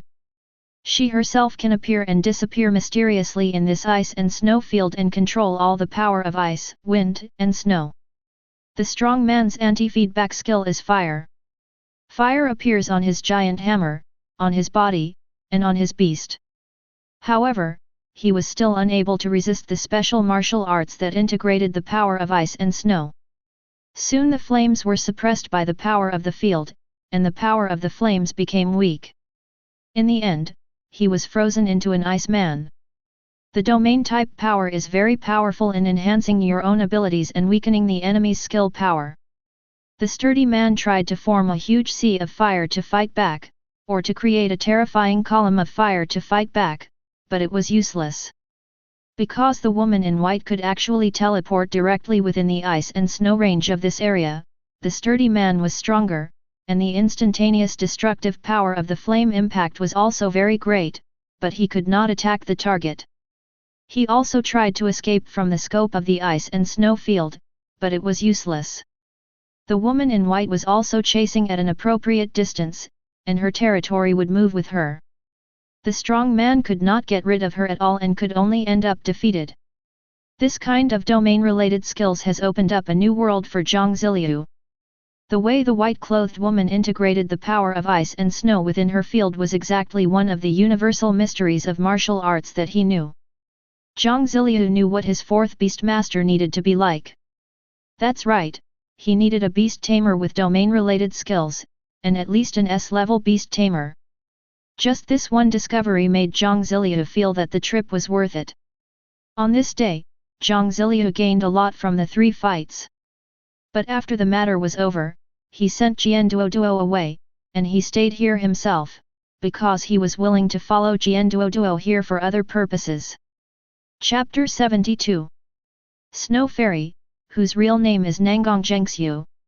She is the daughter of Inspector Nangang, the highest commander of Base 51, and has inherited the Nangang family's exquisite use of ice and snow skills. At the same time, she is also one of the inheritors of the beast-taming martial arts. Although she is a woman, she is the most warlike person in her life. Her actual age is less than 22 years old. She did not go to any college, but was exposed to the unique family education of the Nangang family. Many noble families choose to train beast masters according to their own family traditions. The result is that no great talents will emerge, but the inheritance of a family's power will be very stable. Because during the family training process, teachers are much more dedicated than schools. At this time, she took off her mask and disguise, and just walked out of her lounge in the big fighting arena. She ran into Jiang Ziliu who was waiting for her at the door. But now Jiang Ziliu no longer uses the alias of Xiang Chinqi, but appears with another unfamiliar young face. Who are you? Nangang Zhengxiu asked with some caution. She had not sensed anyone outside just now. The bronze-level beastmaster bodyguard who was guarding him here was also nowhere to be seen. A man who wants to make a deal with you, do you mind if I go in and talk to you? Jiang Ziliu easily stated his purpose. The more relaxed he was, the more terrified Nangang Zhengxiu felt. The young man in front of her was clearly only at the 9-star limestone level, but he gave her a feeling that she could not resist at all, and that resistance would lead to a great crisis. Even her 8-star silver level father didn't give her such a feeling. She was the genius of the Nangang family, but she was also an extremely smart and sensible woman. She knew that even if she screamed at this moment, there might be no good results. The person in front of him is likely to have silver level deterrent power. In the large fighting arena of this level 4 base, the strongest person is only at the initial silver level. Okay, come in. Nangang Zhengxiu hesitated for 2 seconds and finally chose to compromise. She had the intuition that Jiang Ziliu was dangerous, but there was no real malice in it. She made this judgment because her intuition was much stronger than that of ordinary people. I don't know what you want to do with a little girl like me, sir. After Nangang Zhengxiu invited Jiang Ziliu into the lounge suitable for conversation, she asked directly. I want to ask you for a piece of information. Don't worry, I will reward you. Jiang Ziliu directly stated what he meant and took out an A-level beast core with ice and snow attributes. Such a beast core is extremely precious to Nangang Zhengxiu, who owns an ice and snow beast. It is a treasure that she can really use. The moment she saw it, Nangang Zhengxiu felt a desire. But she understood more clearly that this person really had no ill intentions and really wanted to make a deal, so at least his attitude was good. Okay. What do you want to ask? But I will never tell you anything that involves the safety of the base. Nangang Zhengxiu compromised. Jiang Ziliu was also generous. He directly threw the A-level ice and snow beast core in his hand to Nangang Zhengxiu, and then told him his purpose. Don't worry, I wouldn't dare to do that. I just want to know what kind of beast your domain-type beast is.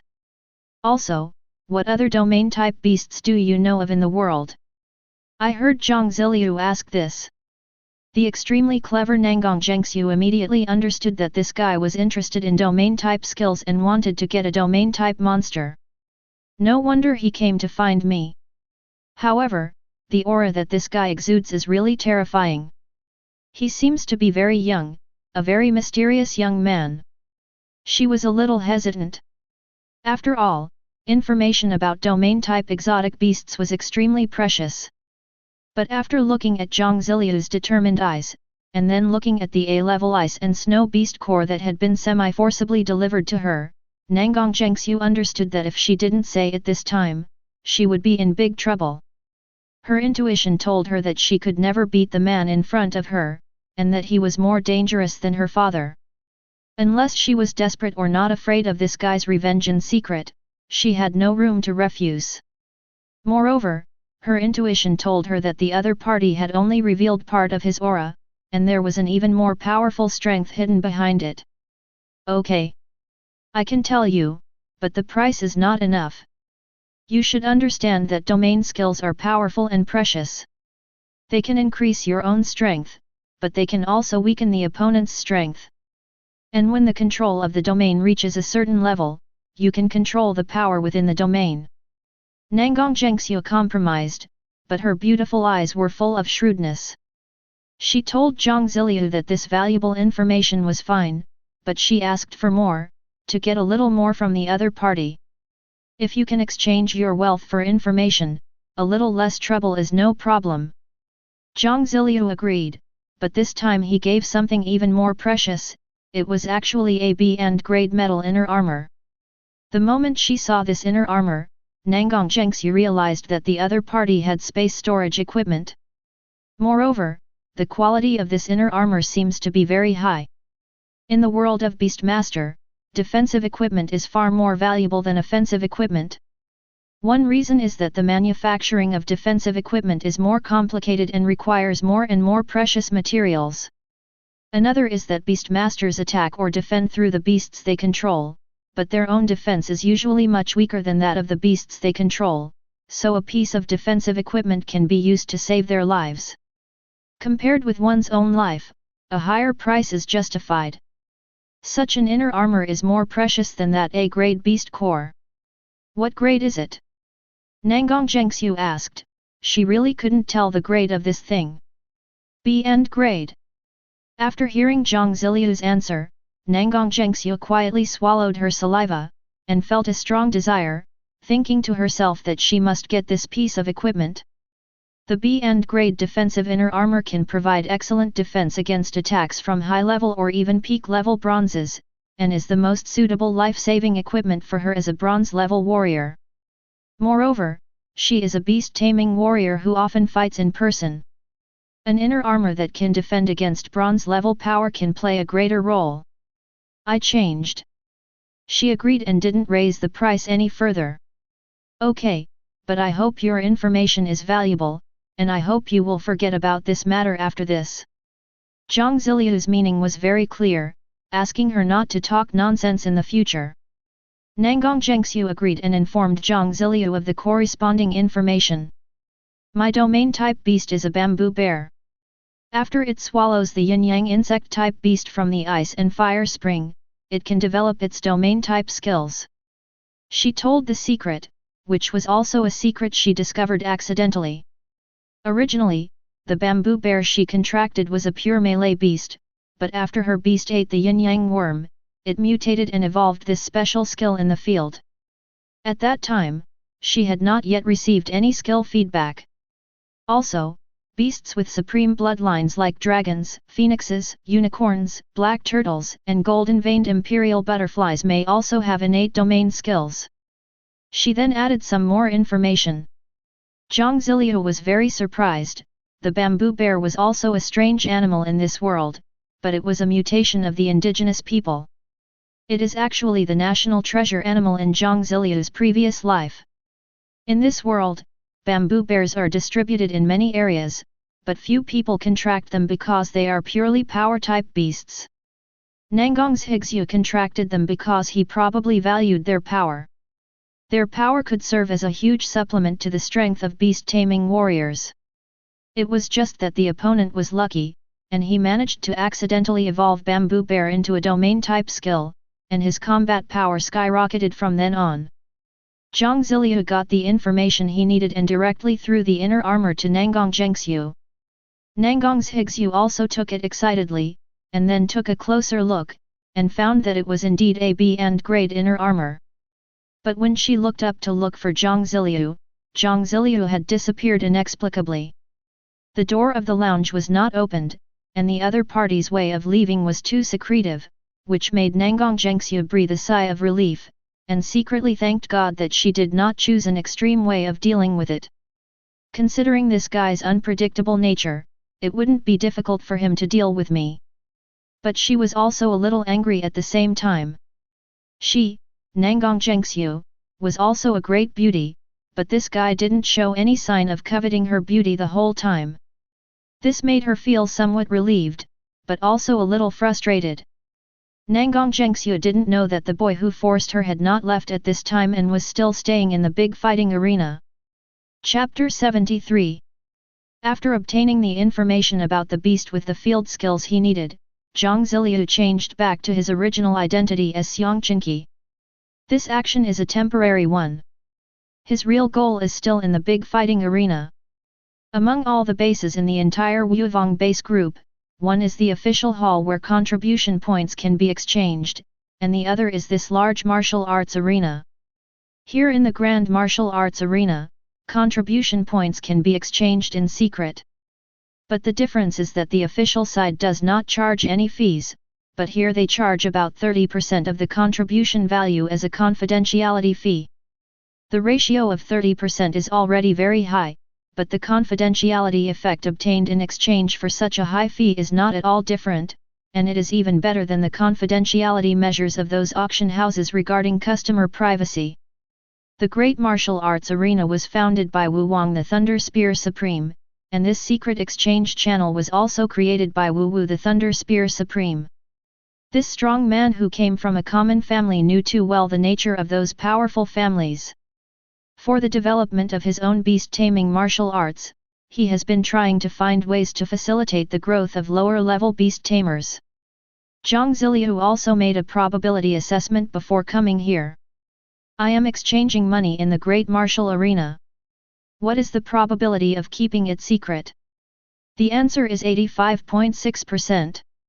This ratio is already very high, indicating that the large fighting arena is relatively safe. Jiang Ziliu has now accumulated nearly 100,000 contribution points. This is the identity he registered with an unfamiliar vest.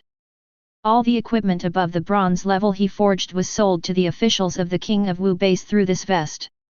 For an average bronze level beastmaster, the contribution gained from participating in a base war is only around 1,000 contribution points. The contribution value of this alias of his is definitely enough to make people jealous. Jiang Ziliu used this vest to make the exchange, and the answers to the questions he needed could also be found here. The first question is, how can the beast controlling space be expanded stably? This question is worth nearly 20,000 contributions. But in order to get an answer, he still made a special deal vow. This is something created by the Thunder Gun Supreme. The oath itself is powerful, and violating it will result in special punishment. And after the answer to the question he asked was given to him, he was unable to tell or express the answer to anyone else. Unless he can break through the restraints of the oath on this information. But even if the information is leaked, it will be troublesome, because once the leaked information occurs, the leaker will suffer terrible situations such as bad luck. The higher the level of the question asked, the greater the penalty for leaking the information. Jiang Ziliu asked about the knowledge of expanding the space of physical beasts. The penalty for leaking it is that the luck will become extremely bad. But he felt that he couldn't tell the answer he got at all. I know it in my heart, but I just can't express it. This is the power of the oath. Jiang Ziliu guessed that this was either the power of a powerful semi-artifact, or some kind of beast-taming or skill-based power of some higher-level existence. This mechanism is very powerful, but Jiang Ziliu also got what he needed, the real method to improve the beast-taming space. He planned to find a way to collect special resources that could be used to improve the beast-taming space in future activities to look for opportunities. He has some resources in his hands, which can just solve part of this problem. Next, Ziliu exchanged the second information he needed to know. That is the question of how to increase the beast tamer's favorability to 100%. This time, the contribution value required to answer the question is as high as 50,000.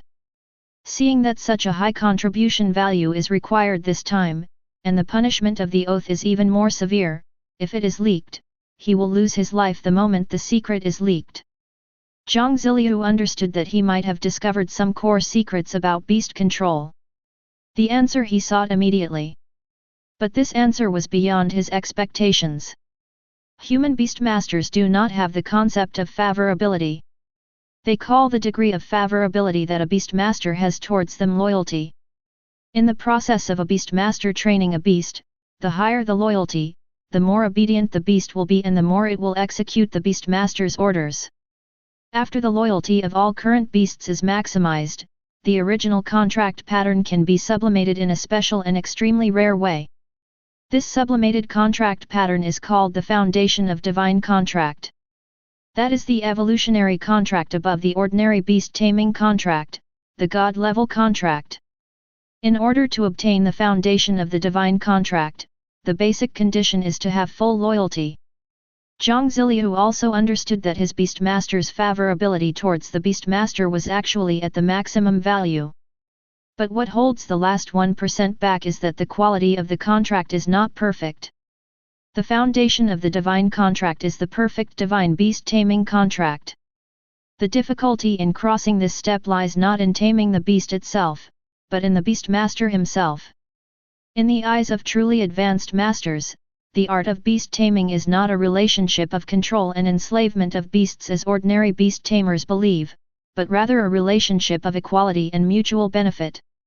The beast tamer's favorability towards the beast tamer needs to reach the maximum level, and the human also needs to have a good impression of his or her own beast tamer, so as to achieve a kind of spiritual connection. Once the communication of souls is achieved, the contract will evolve on its own based on this communication of souls and evolve into an opportunity for a divine contract.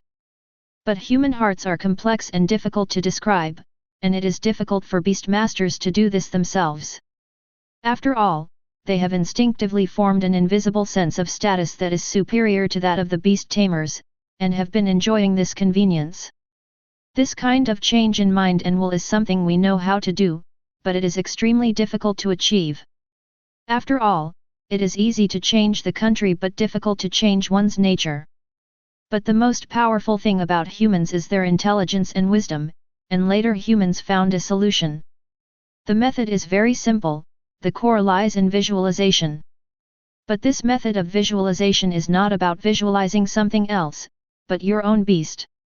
Visualize your own beast master at all times, imprint it in your heart, and deeply engrave it in your soul, and changes will gradually occur, eventually achieving spiritual communication between humans and beast masters. Visualization is just a very simple method, but it is top secret. It is developed by humans and is absolutely forbidden to be passed on to outsiders.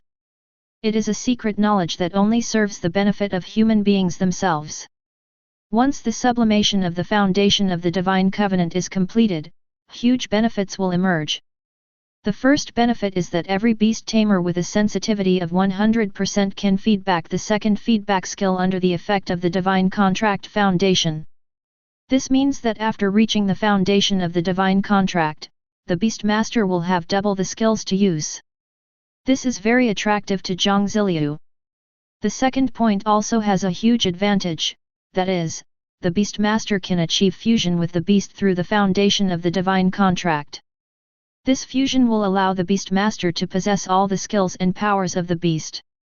The power after the fusion is at least twice the original power of the beast master and the beast master combined.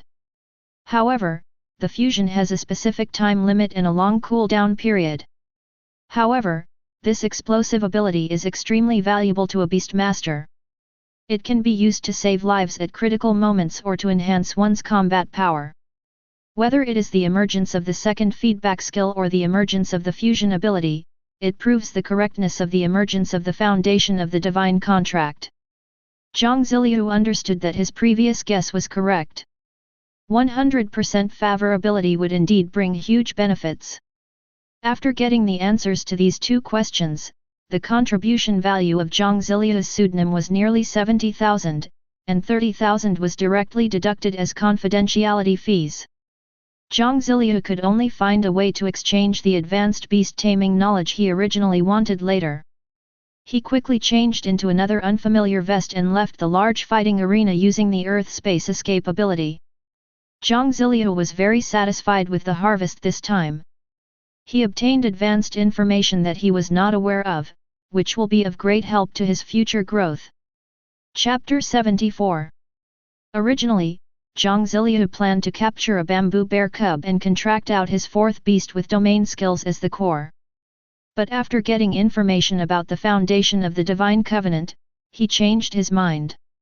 He decided to first create the foundation of the Divine Contract, and then proceed to make a contract with the fourth beast.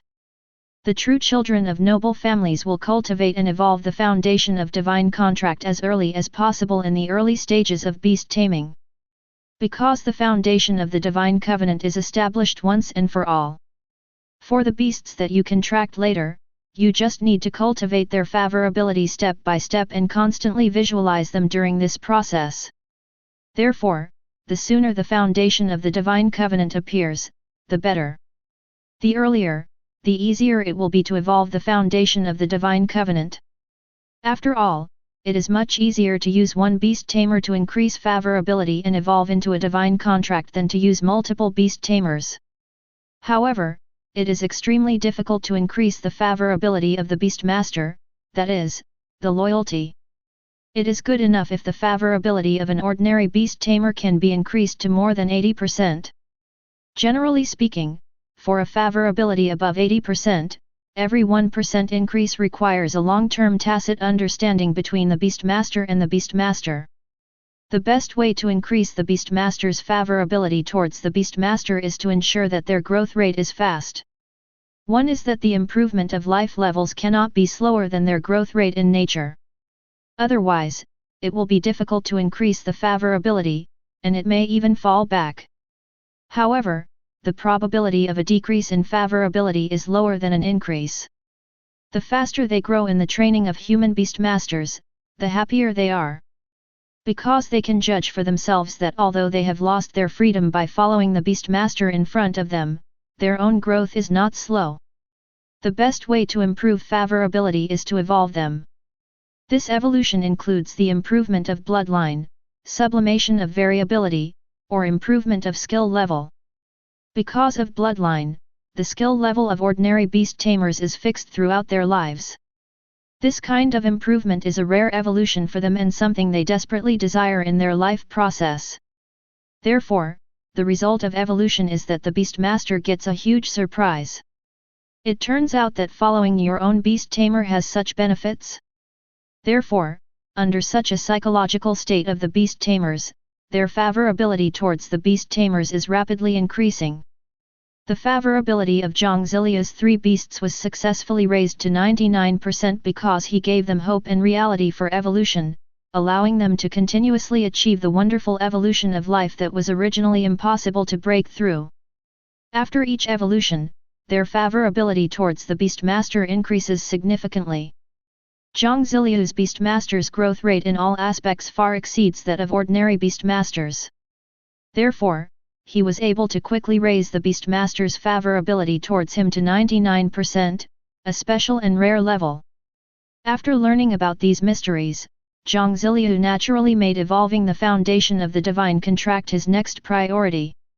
He made careful arrangements every day. After waking up in the morning, Jiang Ziliu feels refreshed. During this time, he sorts out the knowledge he has learned and reviews it continuously. He would also record his thoughts and insights in his notes from time to time. After all, a good memory is not as good as a bad pen. Keeping it in mind or writing it down is a good habit. If you read it again when you have free time in the future, you may have new insights. He opens for business at noon, and he will undertake some D&C level equipment manufacturing, and appointments are required. He only makes 4 pieces of equipment for customers every day, and the customers need to provide their own materials. That's right, his appointments are full every day, because the weapons made by Jiang Ziliu are really good products. Apart from anything else, there is no problem with the quality. The equipment manufacturers in other level 4 bases all had some problems with their equipment. Fortunately, he only makes 4 pieces of equipment every day, otherwise, if he continues like this, he will become the public enemy of all vested interests in the equipment profit chain. After dinner, it was time for him to feed the beasts and meditate on them. He meditated at a fixed time every day, moving forward little by little, trying to open up the spiritual channel between himself and the Beastmaster. He was not used to the visualization operation at first. Even though his soul strength was as high as over 10,000, it took him 10 days to achieve the basics of beast taming visualization. Among ordinary beast tamer geniuses, those who can achieve entry within 3 months are the real great geniuses. Jiang Ziliu, this special monster, has already gone far ahead of them. After living like this for nearly half a year, Jiang Ziliu finally completed the establishment of a soul channel with the Kongqing Rock Man with his powerful soul power. As soon as the soul channel was completed, he immediately sensed all the thoughts of the Kongqing Rock Man and understood them very well. For example, thoughts like the beast taming space is so dark, I really want to go out and play, the master is so powerful, I feel my bloodline has evolved a bit recently, I'm hungry, why doesn't the master give me food, training is so tiring, I really want to sleep, etc. It was very clear, as if they were having a direct conversation, and he completely understood the thoughts of the Kongqing Rock Man. Before, he could only feel the relatively vague meaning expressed by the empty green rock. In the past, communication was like sending telegrams to each other, and every word had to be carefully considered before it could be understood. Now we can communicate directly through chatting, which realizes completely barrier-free communication. The Kongqing Rock people also felt that the clear ideas from Jiang Ziliu could be executed more efficiently. Through the establishment of the channel, the favorability of Qinjian Stoneman towards Jiang Ziliu above the information panel broke through 100%. This is already a huge improvement, but in order to form the foundation of a true divine contract, the favorability of the 3 beasts must all reach 100%. After communication became barrier-free, Jiang Ziliu gave the Kongqing Rock Man a name for convenience. He felt it was unnecessary before, but now that the spirituality of the Kongqing Rock people has greatly increased and they can communicate without obstacles, he gave Kongqing Rock a name to facilitate direct dialogue and communication. Kun. Yes, the name of Kongqing Rock Man is just one word. Qian and Kun.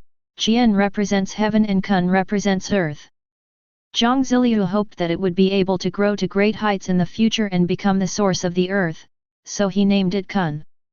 For convenience, he simply called Kong Qinjian Xie Kun.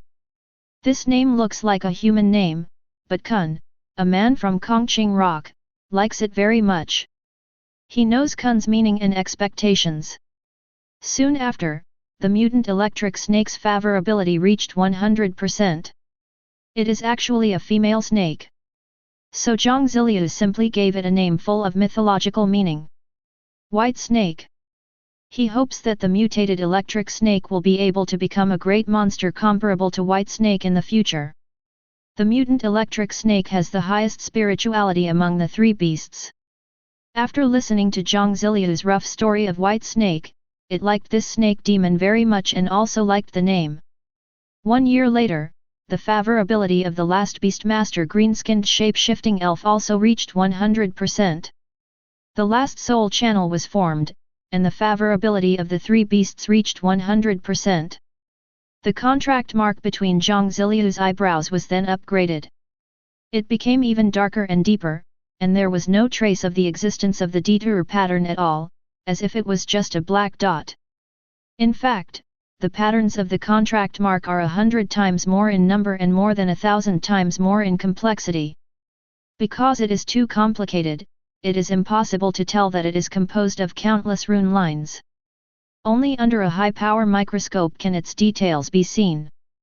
This is the foundation of the divine contract, the perfect divine level contract pattern. After the evolution of the divine contract foundation was completed, Jiang Ziliu did not immediately choose a new feedback skill, but planned to make a choice after careful consideration. He first communicated with the three beasts and clarified their desires and ideas. Now he has more respect for the three beasts. Jiang Ziliu also gave the green-skinned shape-shifting elf a name that it liked very much. Thousand Faces. It is very proud of its transformation ability, so it chose Thousand Faces from many names, which can directly express its extraordinary name. After a year, Jiang Ziliu's beast control has grown to a certain extent and his strength has also improved significantly. Chapter 75. During this year, Jiang Ziliu continued to consume resources to train the three beasts, and did not slack off at all because of trying to visualize and evolve the foundation of the divine contract. Jiang Ziliu. Occupation, 6-star Silver Beast Tamer. Lifespan, 23, 810. Life Status, Healthy. Soul Strength, 12,816.3. Life Level, Silver Level Life Form. Dark Energy Level, 6012.8. Personal Skills. Probability Determination, Birth Skill. You can determine the probability of a specified result at any time. Beast Tamer Fusion, you can merge with the beast you control, forming a double increase in strength after adding up the combined strength. The cooldown time ranges from 1 day to 3 days. Feedback Skills. Life Breath Convergence, SSS Level. Earth Space Escape, A+. Electromagnetic Control, SSS+. Lightning Skies, A+. Flesh Transformation, SS+. Emerald Light, A. Beast Tamer, 6-star Silver Level Sky Blue Rock Man, 4-star Silver Level Mutant Lightning Snake, 5-star Silver Level Green-Skinned Shape-Shifting Elf. Beast Taming Skills. Empty Blue Rock Man. Life Breath Convergence, SSS Grade, Rock and Earth Incarnation, S+, Rock and Earth Escape, A Grade, Rock and Earth Invisibility, B and Grade, Mutated Spirituality, A, Rock and Earth Stealth, A+, Sword Mastery, A+, 41.9% Dwarf Titan Bloodline, A, Earth Space Escape, A+. Mutated Electric Snake. Electromagnetic Manipulation, SSS+, Electric Current Attack, A+, Lightning Swipe, A+, Mutant Spirituality, A. Green-Skinned Shapeshifter. Flesh Transfiguration, SS+, Plant Transformation, A. Animal Transformation, A. Super Digestion, A+, Emerald Light, A+. Beast Level. Kongqing Rock Man, 6-star Silver. Mutated Electric Snake, 4-star Silver. Green-Skinned Shapeshifter, 5-star Silver. Beast Status. The Kongqing Rock Man is healthy and has a 100% favorability towards the Beastmaster. The Mutant Electric Snake is healthy and has a 100% favorability towards the Beastmaster. The green-skinned shape-shifting elf is healthy and has a 100% favorability towards the Beastmaster. His 3 beasts all advanced 2 small realms in this year, and his strength also reached the 6-star silver level due to the comprehensive feedback from the beast's improvement. 6-star silver is already the middle to late stage of silver level life. However, his real combat capability has already reached the initial gold level.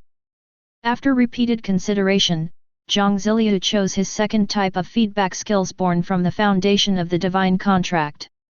Among the abilities of the Sky Green Rock Man Akun, he finally chose the second feedback skill of Earth Space Escape. Saving your life is the first principle, and fighting is the last option to consider.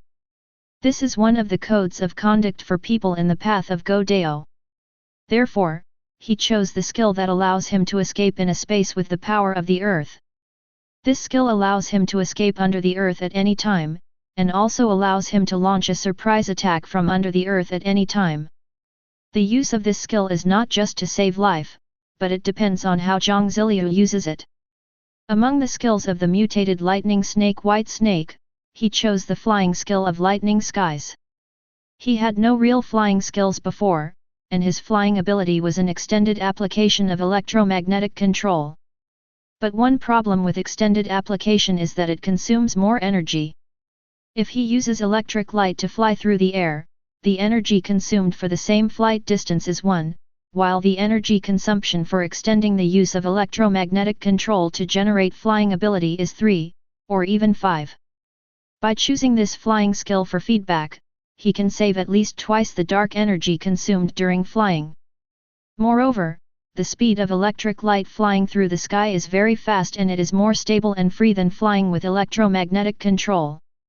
Because flight is controlled by electromagnetics, it can be interrupted if it encounters electromagnetic interference from the same electromagnetic force. However, the lightning flying through the sky cannot be directly interrupted by external forces. It is also more secure. As for the green wave shapeshifter's Thousand Faces skill, he chose the healing skill Emerald Light as the second feedback skill. Give himself the ability to heal, so that he can also exert better treatment effects, and his own abilities will make him more comprehensive. During this year, not only did the strength of the beasts continue to improve, but their skills also improved slightly with his stable investment of resources and potions. The skills of each beast had a leap of 1 or 2 small levels. This improvement is a further reflection of his knowledge of pharmacy. However, the growth rate of his beast control did not slow down.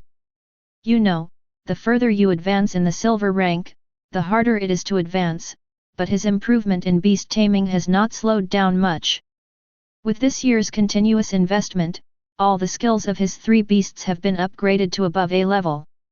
When they were first contracted, most of their skills were still at the D and C levels. Jiang Ziliu used Excise Potion, Knowledge of Beast Evolution, and Probability Judgment to raise their skill levels by at least 2 levels. His core skills also include a combination skill with the Beast Tamer, which can achieve a sudden increase in combat power at critical moments. It can be said that the efforts made during the past few years of silence have brought about a huge overall improvement for Jiang Ziliu. His core goals of coming to the Wuvong base have basically been achieved. The evolutionary knowledge of the beast taming space has been obtained, and the foundation of the divine contract has been laid. However, whether the final advanced beast taming knowledge can be obtained is not so important. This knowledge can also be obtained through other channels. Therefore, this time Jiang Ziliu was feeling a bit restless again. Chapter 76. Big Bear, Big Bear. Hey, why did the door open directly? Where is the person? Qian Duo came to find Jiang Ziliu again, but he just tried to open the door of the workshop, only to find that the door was opened directly and was not closed at all. The entire workshop was empty, except for the weapons and equipment, as well as various tools used for casting, that were originally placed here. All disappeared. This place seemed to have turned into a large-scale house raiding scene where the ground was scraped clean, making even mice cry. Qian Duo was shocked at first, thinking that something had happened to Jiang Ziliu. But then he realized something was wrong. The scene looked very much like what would happen if a very stingy guy moved. From what he knew, Jiang Ziliu was a frugal guy. Soon, he was attracted by a piece of paper on the wall. Brother Qian, please forgive me for leaving without saying goodbye. When I have enough strength in the future, I will definitely repay you for your protection now. The meaning is very simple, that is, Jiang Ziliu has not forgotten Qian Duo's help and will repay him in the future. After reading this message, Qian Duo felt angry, helpless, and a little relieved. All the energy, money, and other resources he invested during this period have been in vain, and at least no results will be seen in the short term. If Jiang Ziliu had an accident, all his work would be in vain, although it is almost the same now. This means that Jiang Ziliu can be eliminated as an alternative investment target. Hey, isn't this guy's identity also a sock puppet? Suddenly, he thought of Jiang Ziliu's hidden strength that seemed like a mist, and couldn't help but ask questions. He felt that he might have hit the nail on the head. Xiangqinqi, this name is probably also fake. He knew that a treasure of the most powerful had fallen in the area of Xiangqingaling, causing a fight among the human race and the infiltrated alien forces. The whole process was extremely bloody and tragic. Jiang Ziliu's casting technology actually contains the profound secrets and theories of dwarven casting, which means that Jiang Ziliu's dwarven knowledge inheritance is likely to have a huge relationship with the changes in the Kongling area. Many powerful forces were fighting for that treasure, but no one of them succeeded. After a fight, it inexplicably disappeared in the area of Xiangqingaling. No one knows into whose hands such a treasure has fallen. Qian Duoduo had some doubts. Could it be that the guy who used the pseudonym Xiangqinqi got the treasure? He immediately overturned this speculation. Because judging from the time, when Jiang Ziliu came, the treasure was still in the Xiangqingaling area. What this bear master obtained might be only a part of the dwarven knowledge inheritance. Qian Duoduo is not very eager for this. There are many people who can obtain profound inheritance, but few can achieve their own success with it. The dwarf tradition was passed down to ordinary people, who only learned general casting techniques. However, this fellow who goes by the alias Xiangqinqi has truly mastered that technology and has also integrated it with the casting technology that is openly spread by the human race. This ability means that Jiang Ziliu is a future weapon master. Even judging from this guy's habit of hiding, this Xiangqinqi is already a master in the field of forging. The other party's potential is worth his investment. But the other party has disappeared now, which makes Qian Duoduo a little confused. The only thing that made him feel comforted was that this boy was a grateful person. Perhaps this mysterious kindness would help him one day in the future. The Qian family is best at long-term investment. Qian Duoduo knew that Jiang Ziliu had left, but unfortunately he didn't even know this guy's real name or identity. He threw the paper away, but as it fell to the ground, its back was revealed. Qian Duoduo glanced at it inadvertently, and he discovered that there was a number written on it.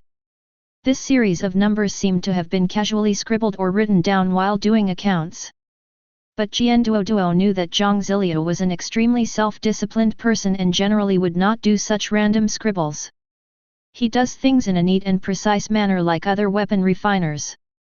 This only shows that this range of numbers has a special meaning. This guy, even after he leaves, is he going to make me guess riddles? Qian Duoduo said to himself.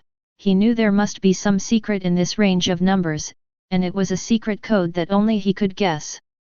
The deciphering of this secret code is likely related to the communication between the two of them. Qian Duoduo thought for a while and finally remembered something. He quickly took out a book about refining equipment and started flipping through the pages. Finally he succeeded in getting a passage. The gift for you is in the middle of the backyard, 10 meters underground. What did this guy leave for me? Qian Duoduo was curious and wanted to know what good things Jiang Ziliu had left for him. He summoned one of his beasts, a pangolin-type beast that could burrow underground. It could carry people underground, which was one of his means of preserving his life. For the Qian family, the most important thing is their ability to protect their lives. Soon after the pangolin went underground, it wrapped a huge box with its tail and brought it out from underground.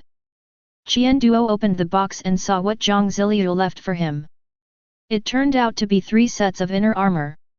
A B and grade armor available at bronze level, an A and grade armor available at silver level, and an S grade armor available at gold level. These 3 pieces of armor are extremely perfect in the same level. They are top-notch types of armor and are top-notch among works of the same level. Qian Duoduo is a connoisseur of goods. As soon as he sees these 3 things, he knows that they were made by Xiangqinqi and are fine products made with great care. He understood that this boy had indeed hidden his abilities. Jiang Ziliu's actual ability to create weapons and equipment is countless times more advanced than what he knew. He can even create S-level equipment that can be used by gold-level beast masters.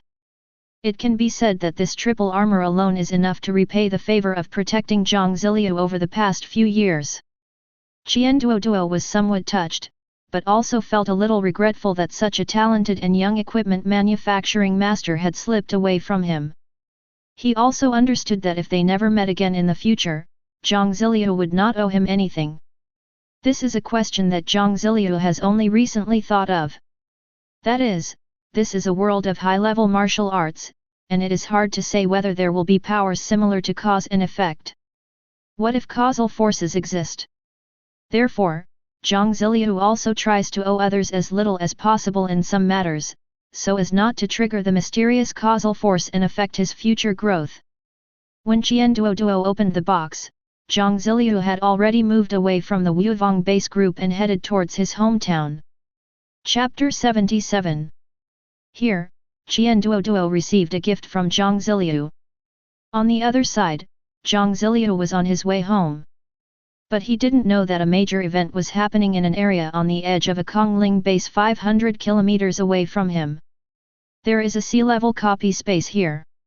However, this exotic beast-type copy space is not controlled by a certain human base, but by the local aristocratic family, the Nangong family. Because this is a copy space in the wilderness, the Nangong family set up their base camp here and made huge profits by relying on this copy space. They are also one of the most influential families in the entire Kongling area. But today, the entire Nangong family is facing an unprecedented crisis. The castle built by his family was surrounded by a large number of various beasts.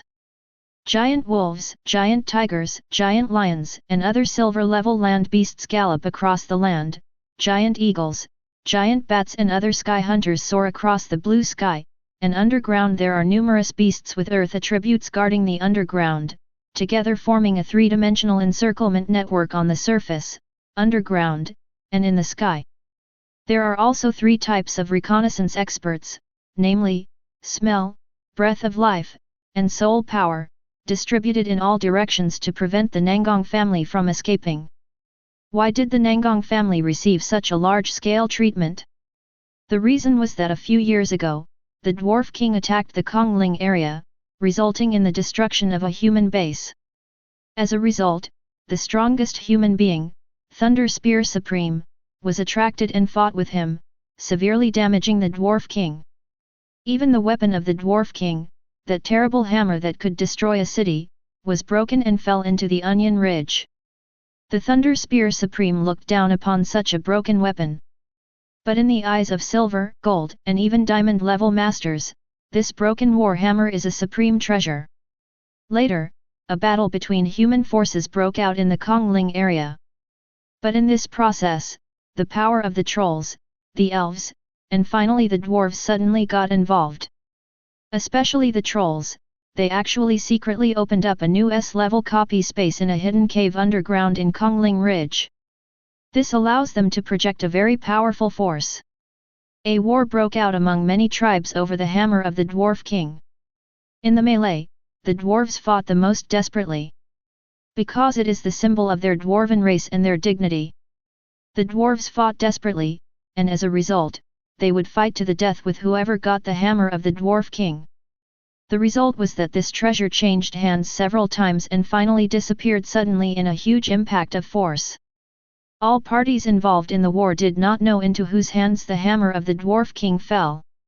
The humans, trolls, dwarves, and elves were suspicious of each other, and each thought that the other had taken the hammer of the Dwarf King. Everyone thought that this treasure was in the other party's hands. Later, all the participating forces tried their best to find the hammer of the Dwarf King. The matter gradually calmed down, and no one found out who had secretly taken it away under everyone's noses. But not long ago, a secret message was sold at a high price from an intelligence organization. The hammer of the Dwarf King was actually in the hands of the inconspicuous Nangong family. The Nangong family is just a small clan, with only one ancestor who is a gold-level beastmaster and is about to reach the end of his life. During the Great War at that time, a silver-level elder of the Nangong clan who was hiding very deeply had a special feedback skill. The Light of Origin. The Light of Origin is a special type of skill that can temporarily transform anything into an origin-like existence the size of a speck of dust, which will then recover on its own after a short while. It was this elder who turned the hammer of the Dwarf King into something the size of an origin and successfully took it away from under everyone's noses. No one expected that in a fight between such gold-level warriors, a silver-level warrior would secretly succeed. The Nangang clan's news blockade is extremely strict. There is no way outsiders would know that they have obtained the hammer of the Dwarf King. However, this elder had an accident during a practical adventure with his grandson not long ago. His own grandson was in life and death crisis in front of him, and in the emergency he used this origin skill to save his grandson. At that time, he killed everyone on the scene, but he did not expect that a small reconnaissance alien insect from an intelligence organization saw this scene and escaped the search of the old elder. This intelligence organization also has smart people. By analyzing the list of people who appeared in that great battle and combining it with the mysterious skills of this elder, they guessed that it was this person who took away the hammer of the Dwarf King at that time. Intelligence organizations can sell any intelligence if they see profit. Some of them also wanted to threaten the Nangang clan, but their leader did not agree, because in that case, the Nangang clan would most likely try their best to destroy them. So, they simply sold the news to various major forces in exchange for huge profits, and then everyone fled away from this area together. The development of all this has led to the current situation where everyone is surrounding the Nangang family. We are willing to hand over the hammer of the Dwarf King. Please let us go. The nature of the aristocratic family made the Nangang clan compromise, but these major forces did not want to let them go, because the Nangang clan had been studying the hammer of the Dwarf King for too long, and even if they did not control this weapon, they were still a huge threat. No matter who gets the hammer of the Dwarf King in the end, none of them wants the Nangang family to continue to exist intact.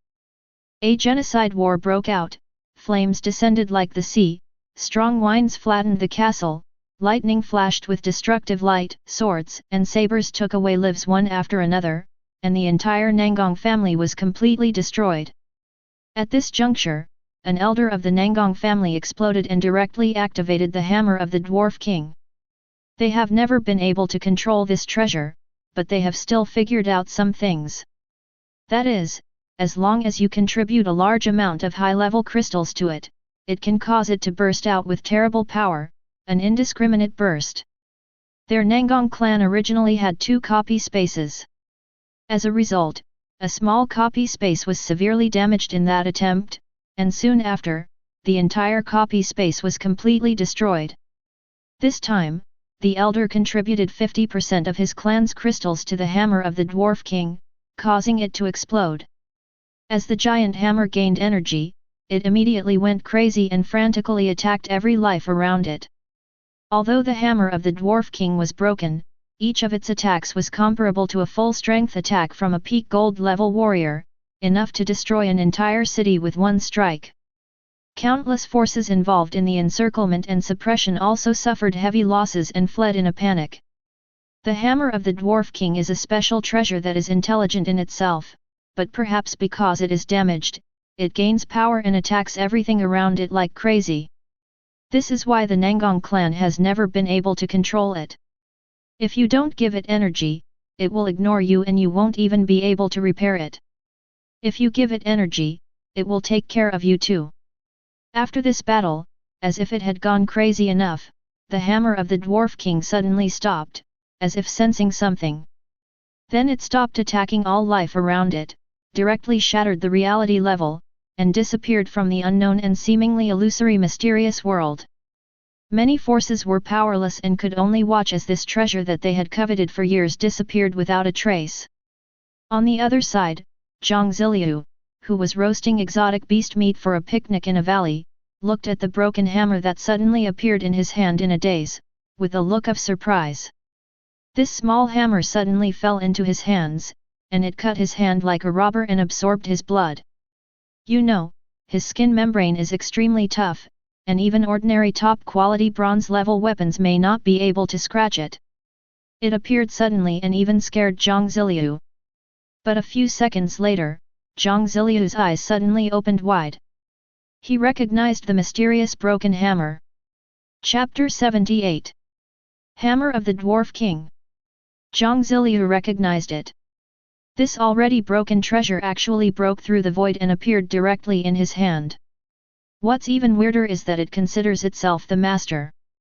But Jiang Ziliu was so cunning that his first reaction was to run.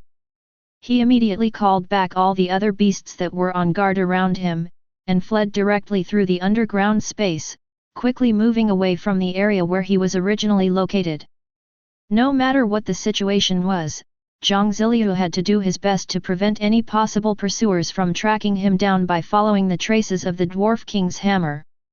He didn't care whether there were really pursuers or not, but he knew that he was in big trouble. Even if there was a 1 in a million chance that there were pursuers targeting the hammer of the Dwarf King, he had to move. If there is any unusual disturbance, run away without damaging the core interests. This is one of the principles that Go Dao must abide by. Jiang Ziliu ran in the space beneath the earth for nearly 4 days in one breath. During these 4 days, he only drank water and didn't eat anything.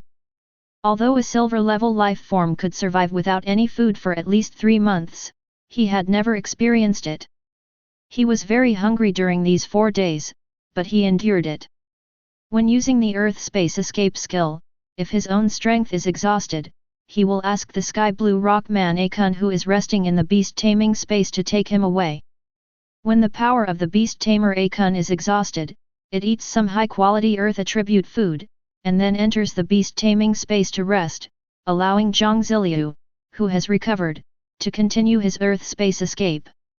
1 man and 1 beast, they took turns to act, but they never set foot above the ground. They rarely appear in the depths of the earth and are always in the deep levels of space. After 4 days of persistence, Jiang Ziliu finally appeared at a depth of 300 meters underground on a human avenue. There is an underground space here that was eroded by an underground river. It was a treasure trove that Jiang Ziliu discovered when he passed by here, and later he set it up as a backup safe house. Only here did Jiang Ziliu stop. He has moved nearly 3,000 kilometers away from his original location. If the pursuers could catch up with him at such a distance, he would definitely not be able to escape, so he might as well find out what happened here. The one who can give him the answer must be the hammer of the Dwarf King who forced him to recognize him as his master.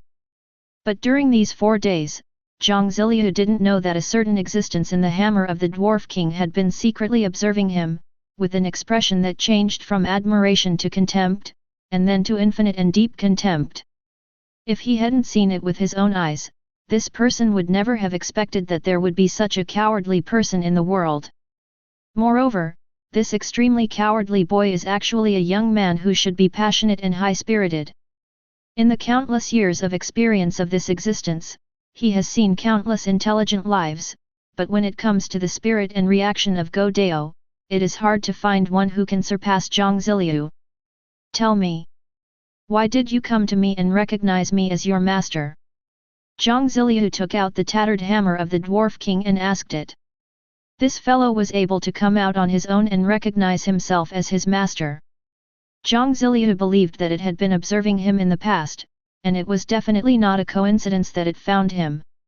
However, he didn't want such a treasure to lucky fall upon him.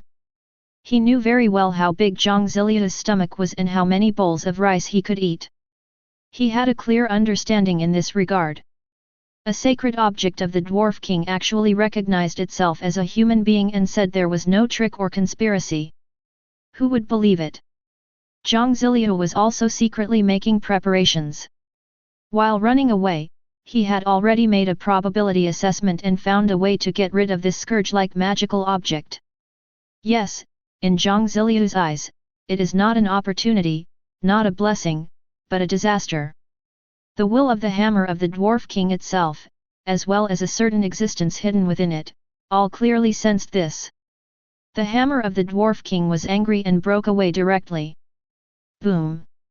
After a hammer hit him, a big bump swelled up uncontrollably on Jiang Ziliu's head. It was exaggerated, but it was really big, which made Jiang Ziliu feel very painful. Ouch, that hurts. Jiang Ziliu squatted down, covering her head gently, tears streaming down her face. The bag has become so large, abnormally large, it is naturally the work of the hammer of the Dwarf King.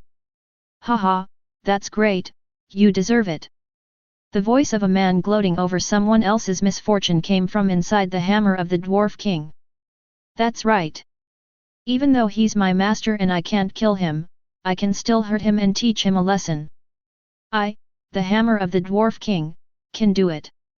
I'm a semi-divine weapon, and no one has ever dared to look down on me. But this brat actually dared to do that. Ah! Ah! How despicable! I really want to hit him again. Another clear voice like that of a little girl, containing the anger of being despised. Jiang Ziliu was stunned. Strange, why are there two voices coming from the hammer of the Dwarf King? A treasure with two wills? Could there be a terrible old monster hiding inside the hammer of the Dwarf King? As if guessing Jiang Ziliu's thoughts, the hammer of the Dwarf King manifested two shadows, and they manifested in his world of consciousness and communicated directly with his consciousness. This surprised Jiang Ziliu, and after a moment of panic, he calmed down. He looked at the two mysterious beings that appeared in the space of consciousness. One is a golden throne, which looks very much like the Western King's chair in the previous life, and is covered with stripes similar to the specifications and styles of the contract pattern. Right above the golden throne, there is a golden eye. Jiang Ziliu knew at a glance that the man's voice came from the golden eyes of the mysterious throne. For some reason, he felt that this mysterious throne-like existence was very blurry, as if this was not its clear appearance but a highly censored image. But just seeing this image, he felt a little dizzy. After taking a look at this mysterious throne, he felt that he had suddenly understood a lot of knowledge. Knowledge about forging. It's just that he understood knowledge too quickly. Too fast. It was so fast that even his memory couldn't keep up, which caused him to feel dizzy and headache. Jiang Ziliu understood instantly that this was a very high-level and extremely terrifying mystery. He may have already been exposed to other people's eyes. The other mysterious existence that appeared in his consciousness was a cute little girl who was only 5 or 6 years old. But on her seemingly tender shoulders, she was carrying a huge hammer that was 5 times taller than her and 3 times larger than her thin body. This hammer looks exactly like the complete hammer of the Dwarf King. The little girl looked very strange, but also had a kind of toughness, as well as an indescribable weakness and listlessness. At the same time, for some reason, her eyes turned blood red. She was looking at Jiang Ziliu with anger and dissatisfaction, as if she wanted to rush up and beat Jiang Ziliu with her big hammer. Jiang Ziliu knew that many of his questions would be answered by these two mysterious beings. Chapter 79. The Triple Soul Hidden Star is opened. Such a cowardly person actually has such a good foundation. But why is this monster of the human race so timid? The little girl looked at Jiang Ziliu with half admiration and half disgust. The meaning of her words showed that she had seen through Jiang Ziliu's true colors long ago and made him understand that he had no secrets in front of her. Silver level strength, gold level soul strength.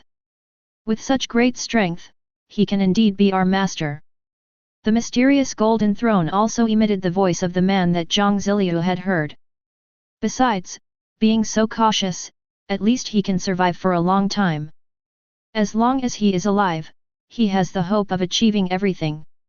Moreover, he is living very well while being so cautious, and his strength improvement is far above that of his fellow tribesmen. He admired Jiang Ziliu very much. Can you two explain this? Jiang Ziliu looked at the two beings communicating in front of him in his consciousness, eager to get an answer. He also realized that the man called him master, obviously recognizing him. After hearing Jiang Ziliu's question, these two beings knew what Jiang Ziliu was wondering. After all, the hammer of the Dwarf King had inexplicably ended up in Jiang Ziliu's hands. She is the soul of the semi-artifact hammer of the Dwarf King. You can call her Eland. The mysterious golden throne was happy to give Jiang Ziliu an answer. I am the forging throne. The king of king origin. You don't have the strength or qualifications to know what the King of Origin is now. But you just need to know that there are 3 levels above me, the Emperor King of Origin, the Imperial King of Origin, and the First Ancestor of Origin. When the original Dwarf King forged the semi-artifact, the Hammer of the Dwarf King, he accidentally incorporated a core fragment of the Forged Throne into it, which became the starting point for the revival of the Forged Throne. So, I am the First Order owner of the Dwarf King's Hammer. And Eland is the Second Order master of the Hammer of the Dwarf King. After hearing this, Jiang Ziliu understood that this forging throne, who could be named after the origin, must be an unimaginably great existence, and even one of the top powers in the universe. It seems that the dwarf kings of all generations have never entered the eyes of this existence, so they have always thought that what they are holding is just an ordinary dwarf king's hammer, and they have no idea that there are fragments of the origin-level existence inside.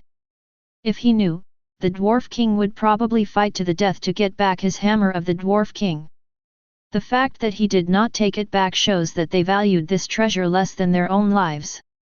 The Thunder Spear Supreme didn't know this either, otherwise he wouldn't have allowed the hammer of the Dwarf King to fall into the Kong Ridge and allowed countless forces to snatch it. However, he didn't understand why Forge King Eagle and Alander came to him. Fortunately, the Forge Throne kept explaining the reasons to him, which made him continue to listen. Unfortunately, I was asleep most of the time, causing the Dwarf King's hammer controlled by Eland to break in the battle. Later, I gradually went crazy. It was not until a great battle not long ago that I woke up and pulled her back from her madness. It was at that time that I scanned this planet and noticed you. I used to act wildly and boldly, but it was not until my core was shattered that I realized that everything is meaningful only when you are alive. Those origin-level beings who carefully developed and grew up have now become the top beings in the universe. But I can only linger on, carefully staying in a semi-artifact and dare not move. Your growth rate is amazing, you are extremely talented, and you act very cautiously, which is very consistent with my changed ideas. That's why I didn't let Eland try to control the hammer of the Dwarf King to return to the dwarfs. Instead, I let it recognize you as its master. Because you are the most suitable person for me to return. After hearing this, Jiang Ziliu understood. You went to the king to revive yourself. But why should I help you? In my opinion, you are a big trouble, and I don't want to be targeted by trouble. Jiang Ziliu was not too polite either. Although he was hiding, the other party had already entered his consciousness. He must be tough, otherwise he will not be able to predict what hidden dangers will arise in the future. You are already our master, what else do you want? Eland was very unhappy with Jiang Ziliu, he still thought she was troublesome, but if it weren't for the request of His Majesty the Forged Throne, she would prefer to have a really cool dwarf as her master. The dwarves had forged it, and under their influence she preferred the straightforward dwarves to the cunning and insidious humans. Moreover, Jiang Ziliu's disdain also hurt her proud self-esteem. She also understood that Jiang Ziliu had some benefits, but she just couldn't stand it. Only with your help can I recover from this half-dead state. So in order to dispel your natural wariness of us, I, the Forging Throne, am willing to become your fourth beast. When the Forged Throne said this, not only Jiang Ziliu was frightened, but Eland also felt incredible. Your Majesty, it is an honor for this boy to help you. Why do you have to make such a choice? The little girl Eland hurriedly advised. She knew the simplicity of the contract pattern. Once it was signed, even the King of Origin, the Forging Throne, would find it difficult to escape. He was destined to become one with Jiang Ziliu, becoming a special existence that coexisted with his life, and even be directly controlled by Jiang Ziliu. This choice is no different from a human being willing to become a slave of an ant. This is my choice. It is also my only choice after I sensed my fate. It is my only chance of survival. Moreover, didn't you realize that this kid has already laid the foundation for the Divine Covenant?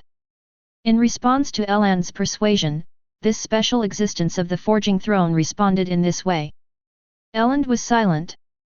She knew that once the Forged Throne made a decision, it would not change its mind. Such a decision to exist must be the result of careful consideration. Jiang Ziliu felt his scalp tingling and wanted to refuse. A human being has to be a servant of an ant. As an ant, he is not only not surprised by the big harvest that is about to come, but rather a little scared. The Forged Throne was shattered into pieces, and even its core was shattered into pieces. Then, how powerful and terrifying is it to destroy its existence? If you contract the Forging Throne, what you might get is not a terrifying fighter, but a superstar devouring beast that requires massive resources to cultivate, as well as one or even a group of terrifying cosmic enemies. So, Jiang Ziliu is afraid. Of course, the benefits are also obvious. If he can contract such a being to tame beasts, his future will definitely be extremely bright. The prerequisite is that he can grow to that level. Moreover, whether it is the Forging Throne of the King of Origin, or Eland, the soul of the hammer of the Dwarf King, they can all become teachers of knowledge and experience for his future development, the best ones. The benefits are huge. The risks are equally huge. Jiang Ziliu was a little conflicted about whether to agree or not. But at this moment, the Forged Throne told him a piece of news that left him with no choice. I chose you for another reason because a being higher than me has already chosen you. Part of it is in you. You have been naturally marked by it, and are destined to face some extremely terrifying enemies in the future. It is its existence that has strengthened my determination to become your fourth beast. Moreover, I can also let this sleeping emperor-level King of Origin directly become your fifth beast. These words set off a storm in Jiang Ziliu's heart. There is still a mysterious existence in him. Chapter 80. Jiang Ziliu's mind worked extremely fast, and there seemed to be only one thing about him that he couldn't see through. That metal plate inlaid with mysterious leaves that can increase wisdom. Although he guessed it, he remained calm about it. He had already made up his mind and agreed to allow this high-level being, who had reached the level of King of Origin, which was unknown to him, to become his fourth beast. Only when they truly reach a contract will Jiang Ziliu reveal the mysterious metal plate. He would not take it out now. What if this Forging Throne came for it and was trying to trick him into revealing it? What is the probability that Forged Throne will truly become my fourth contracted beast? 97.3%. Jiang Ziliu made a probability judgment and found that the dark energy consumption was as high as 1000, but when he saw the probability result, he knew that the other party was not lying to him. This being named Forged Throne really wanted to become his fourth beast. After the other party makes a contract with me, what is the probability that the contract will be valid? Jiang Ziliu was still a little worried and made another probability assessment. 100%. This time the answer made him feel more at ease. This proves that the power of the mark of contract bestowed by the universe itself is absolutely effective, and even beings like the King of Origin cannot resist it. Seeing this result, Jiang Ziliu made up his mind. However, the Forging Throne was very sensitive. He discovered that the dark energy on Jiang Ziliu's body had dropped rapidly. He immediately determined that Jiang Ziliu had a huge secret. But he remained calm and did not ask what this change meant. The weapon soul of the hammer of the Dwarf King, Eland, also noticed this and showed a very curious look, but before he opened his mouth, he was stopped by a look from the hammer of the Dwarf King in the dark. In fact, forging the throne can force Jiang Ziliu, because Jiang Ziliu is more than his only chance to turn the tables in the sense of fate. Moreover, his intuition told him that if he used force on Jiang Ziliu, nothing good would happen. Jiang Ziliu is a guy who is cautious in general matters, but when it comes to issues involving his core interests, he has no intention of giving in at all. Even when a being like himself offered to serve as his beast master, he still hesitated, and irrationally analyzed that he would bring him an extremely terrifying enemy that would be difficult to defeat even when the Forging Throne was in its full state. Such an enemy can destroy Jiang Ziliu with just one thought. Therefore, he admired Jiang Ziliu, who was so rational and could think so carefully in the face of great temptation. This kind of wisdom, character, and will are what he, the king of origin, wants to see. Such a person is the one who can truly help him fully recover. On the contrary, if Jiang Ziliu was overwhelmed by the surprise, he would regret it and even take some measures to prevent any accidents. And Jiang Ziliu is likely to have means to counter his current state. I agree. You become my fourth beast. Your wisdom and knowledge will show me the way to growth. And I will do my best to help you recover. But, you must follow my instructions on how to help you recover. Jiang Ziliu finally raised his head and said very seriously. The latter point is very important. What he wants is absolute control over the actions so that he can make accurate plans through probability judgment. It would be a disaster if the two of them were not of one mind and did not have a core of will to act. Having two suns in the sky and two rulers in a country is the beginning of disaster. Regarding Jiang Ziliu's last request, the Forged Throne thought for a while and finally agreed. Can. Next, it is a matter of establishing a beast-taming contract. The existence of the King of Origin level like the Forging Throne is too special. They can bypass certain restrictions, such as talent, and become a person's contracted beast. Strictly speaking, there is not much difference between their existence and that of strange beasts. Therefore, they can be contracted as beast tamers. It's just that in their normal state they are extremely powerful gods in the universe, and no one has ever thought about the existence of someone at the level of the king of the origin of the contract. It hasn't happened, but it can be done. The contract process went very smoothly.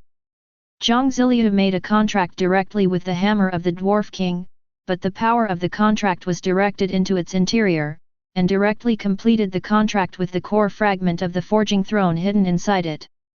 After the contract was completed, the hammer of the Dwarf King became a special existence.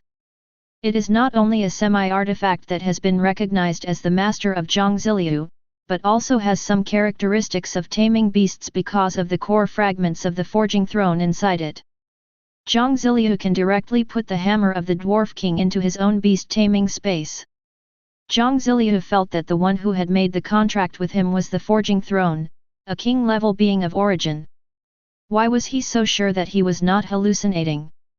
Because this has already been revealed on the personal information panel generated by probability judgment. Jiang Ziliu.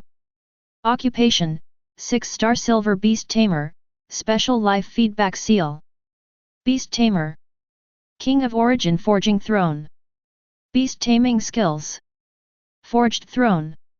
Origin Divine Power, Incomplete King Level, Forging Power, King Level? The Beast Tamer's life level is too low, knowing this may lead to unknown information risks, so it is not recommended to know this. The information on the information panel confirmed that he had indeed contracted with the Forged Throne, the King of Origin. It's a pity that the panel only shows 2 skills of the Forged Throne. Both are skills at the King level of the King of Origin, one is the Origin Divine Power, and the other is the Forging Power. But other skills may be dangerous for him, and even the information panel generated by the probability judgment cheating Goldfinger itself is not recommended for him to know. Jiang Ziliu is also a person who knows what is good for him, and he does not have a strong curiosity about this. In people's previous lives, there was a speculation that lower-level beings had transparent information about higher-level beings, and he believed this. Maybe he has something in mind that touches some powerful existence, which may allow the other party to sense his thoughts, his location, and various detailed information. Only to a certain extent can life be able to shield itself from the risk of information leakage. The fourth beast is a king of origin. It can be said that Jiang Ziliu's contract this time was extremely risky, but the rewards were also huge. He is the first Beastmaster in the entire universe's history to have a contract with the King of Origin. And he is the only one at the moment. Such a high-level thing happened to him. Jiang Ziliu didn't know this, and the Forging Throne didn't intend to tell him this, lest he get carried away by accident. My power feedback is too advanced, it will directly suffocate you to death. Even if you want to receive it, it will directly expose my existence. So I sealed it. Only when you reach the level of the Supreme in your eyes, you will be able to receive a trace of my power feedback. The Forging Throne also told him a piece of news that he could not get his life feedback for the time being due to 2 reasons. Jiang Ziliu doesn't care much about this. What he wanted was stability, and the high-level guidance that the Forged Throne could give him after becoming his own beast tamer, rather than just that little bit of feedback power. After the contract was successful, Jiang Ziliu and the Forged Throne breathed a sigh of relief. Elend, the spirit of the original Dwarf King's hammer, looked at this scene in amazement. She couldn't believe that someone had successfully made a contract with a king of origin. Unlike Jiang Ziliu, who has little knowledge, she knows what the king of origin is like.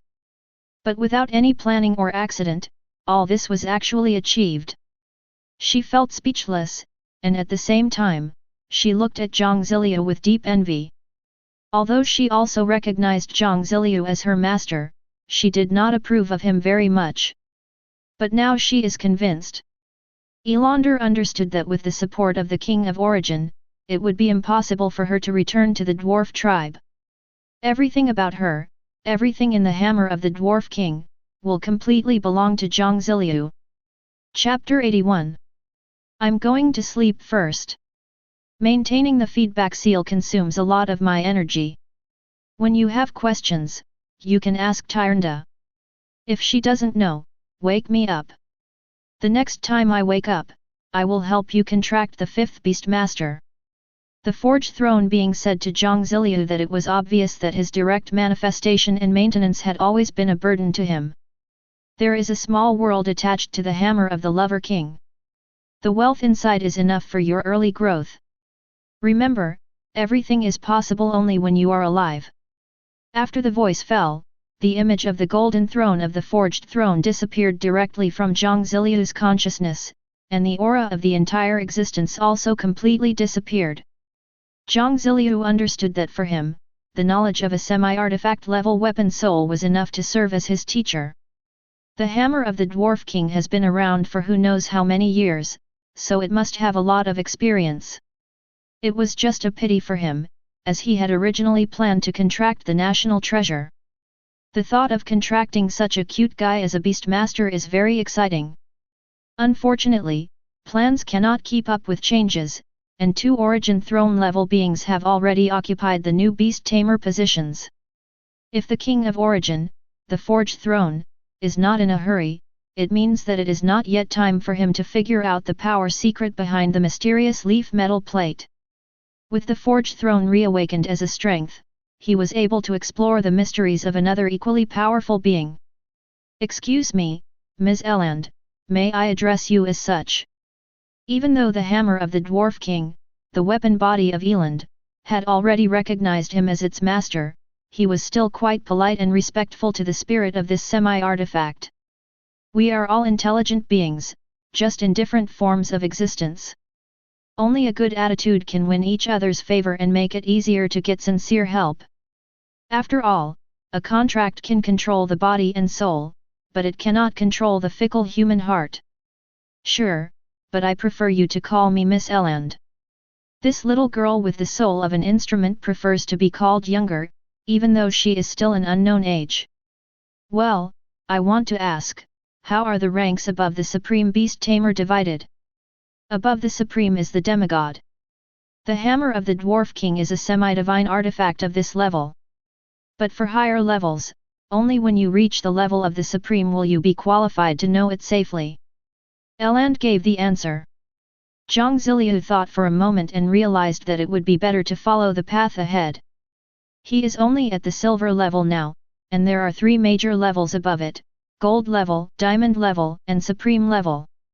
Can I take a look at the small world in the semi-artifact?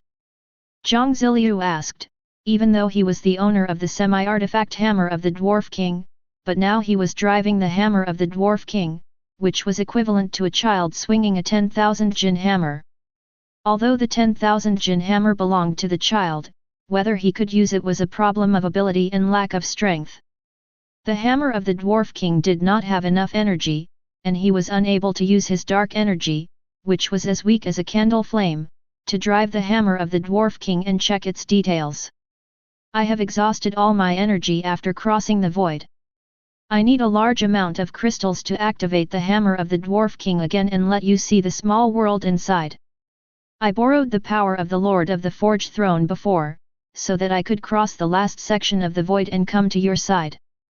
Elan told of a rather troublesome situation. When Jiang Ziliu heard this, he realized that he might be short of other things, but he had no shortage of Yuan Jing at all. While hiding near King Wu's base, he was not completely inactive.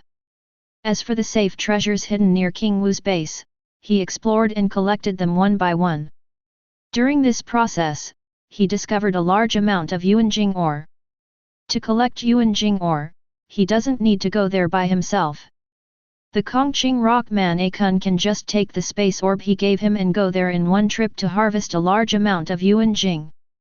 Jiang Ziliu has consumed 70% to 80% of other resources, but he is accumulating more and more Yuan Jing. This is all thanks to the people of Kongqing Rock. Jiang Ziliu directly took out the types. The grades were very diverse, there were various Yuan crystals from D grade to S grade.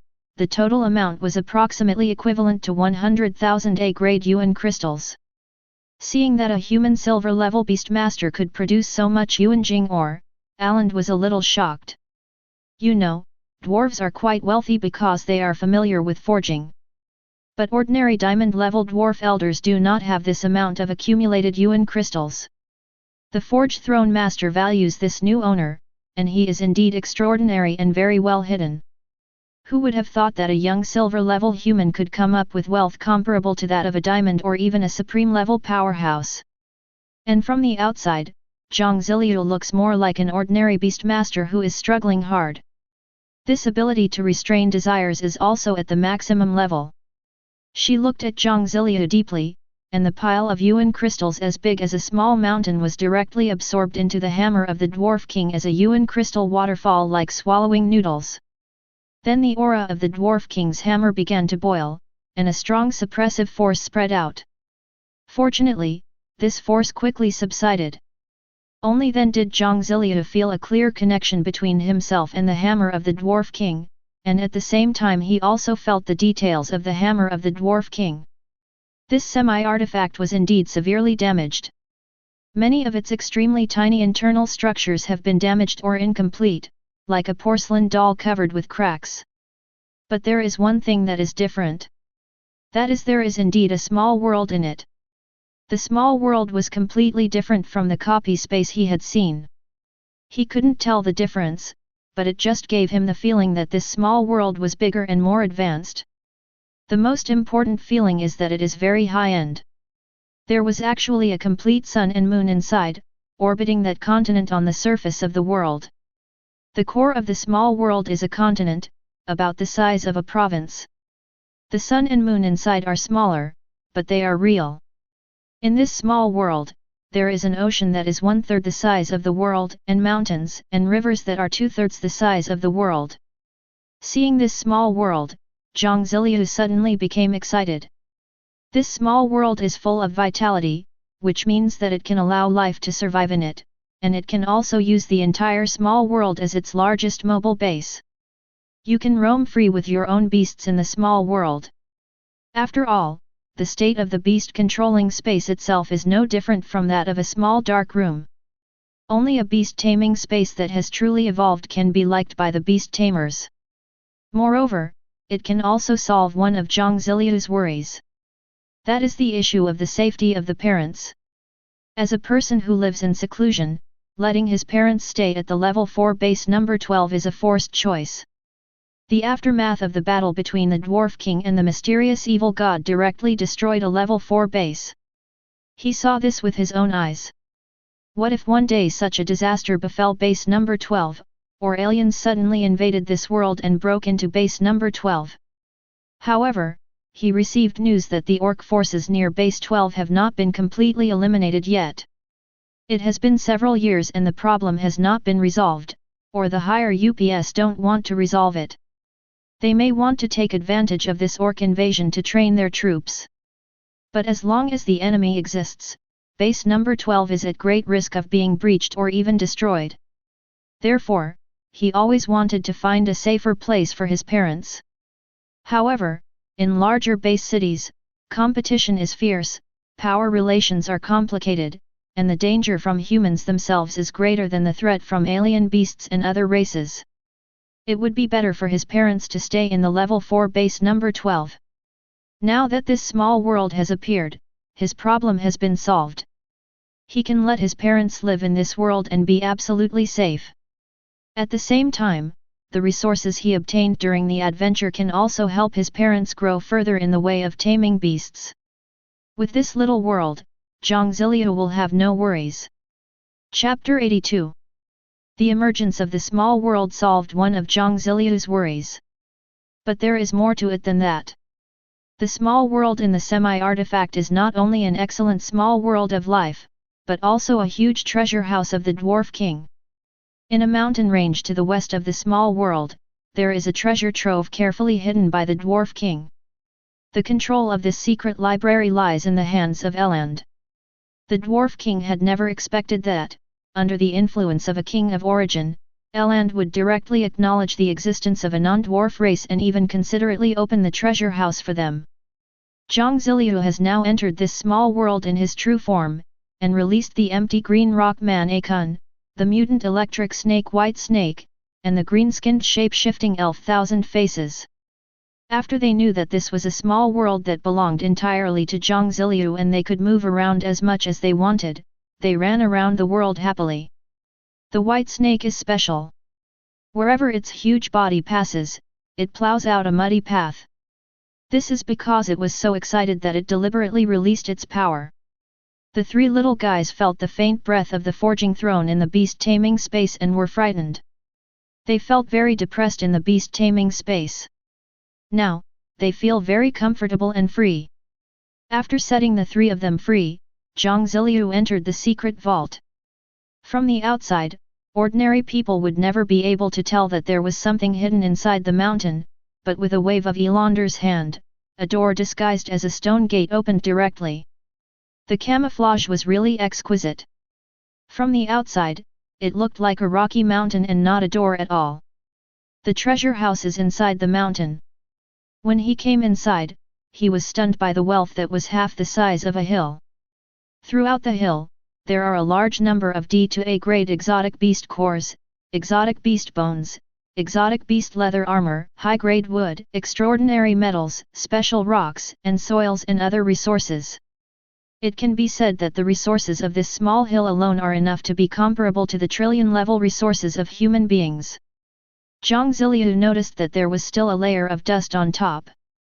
The ash on many resources has turned into rock, while some are still relatively new.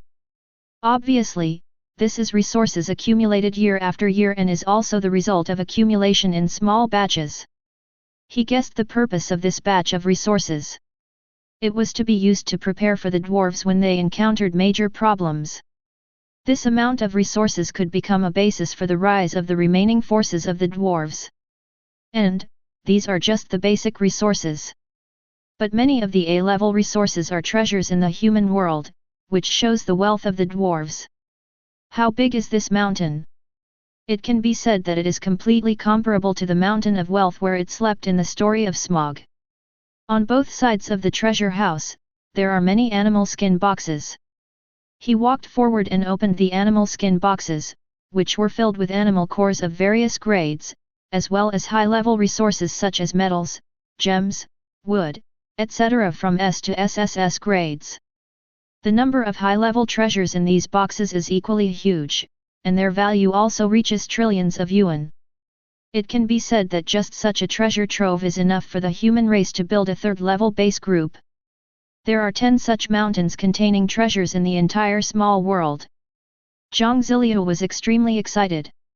With these resources and treasures, he would not have to look for resources anymore. He could completely rely on these resources to develop himself. Moreover, these resources can be used to supply the growth of his 3 beasts, and some of them can also be used for the evolution of the beast space.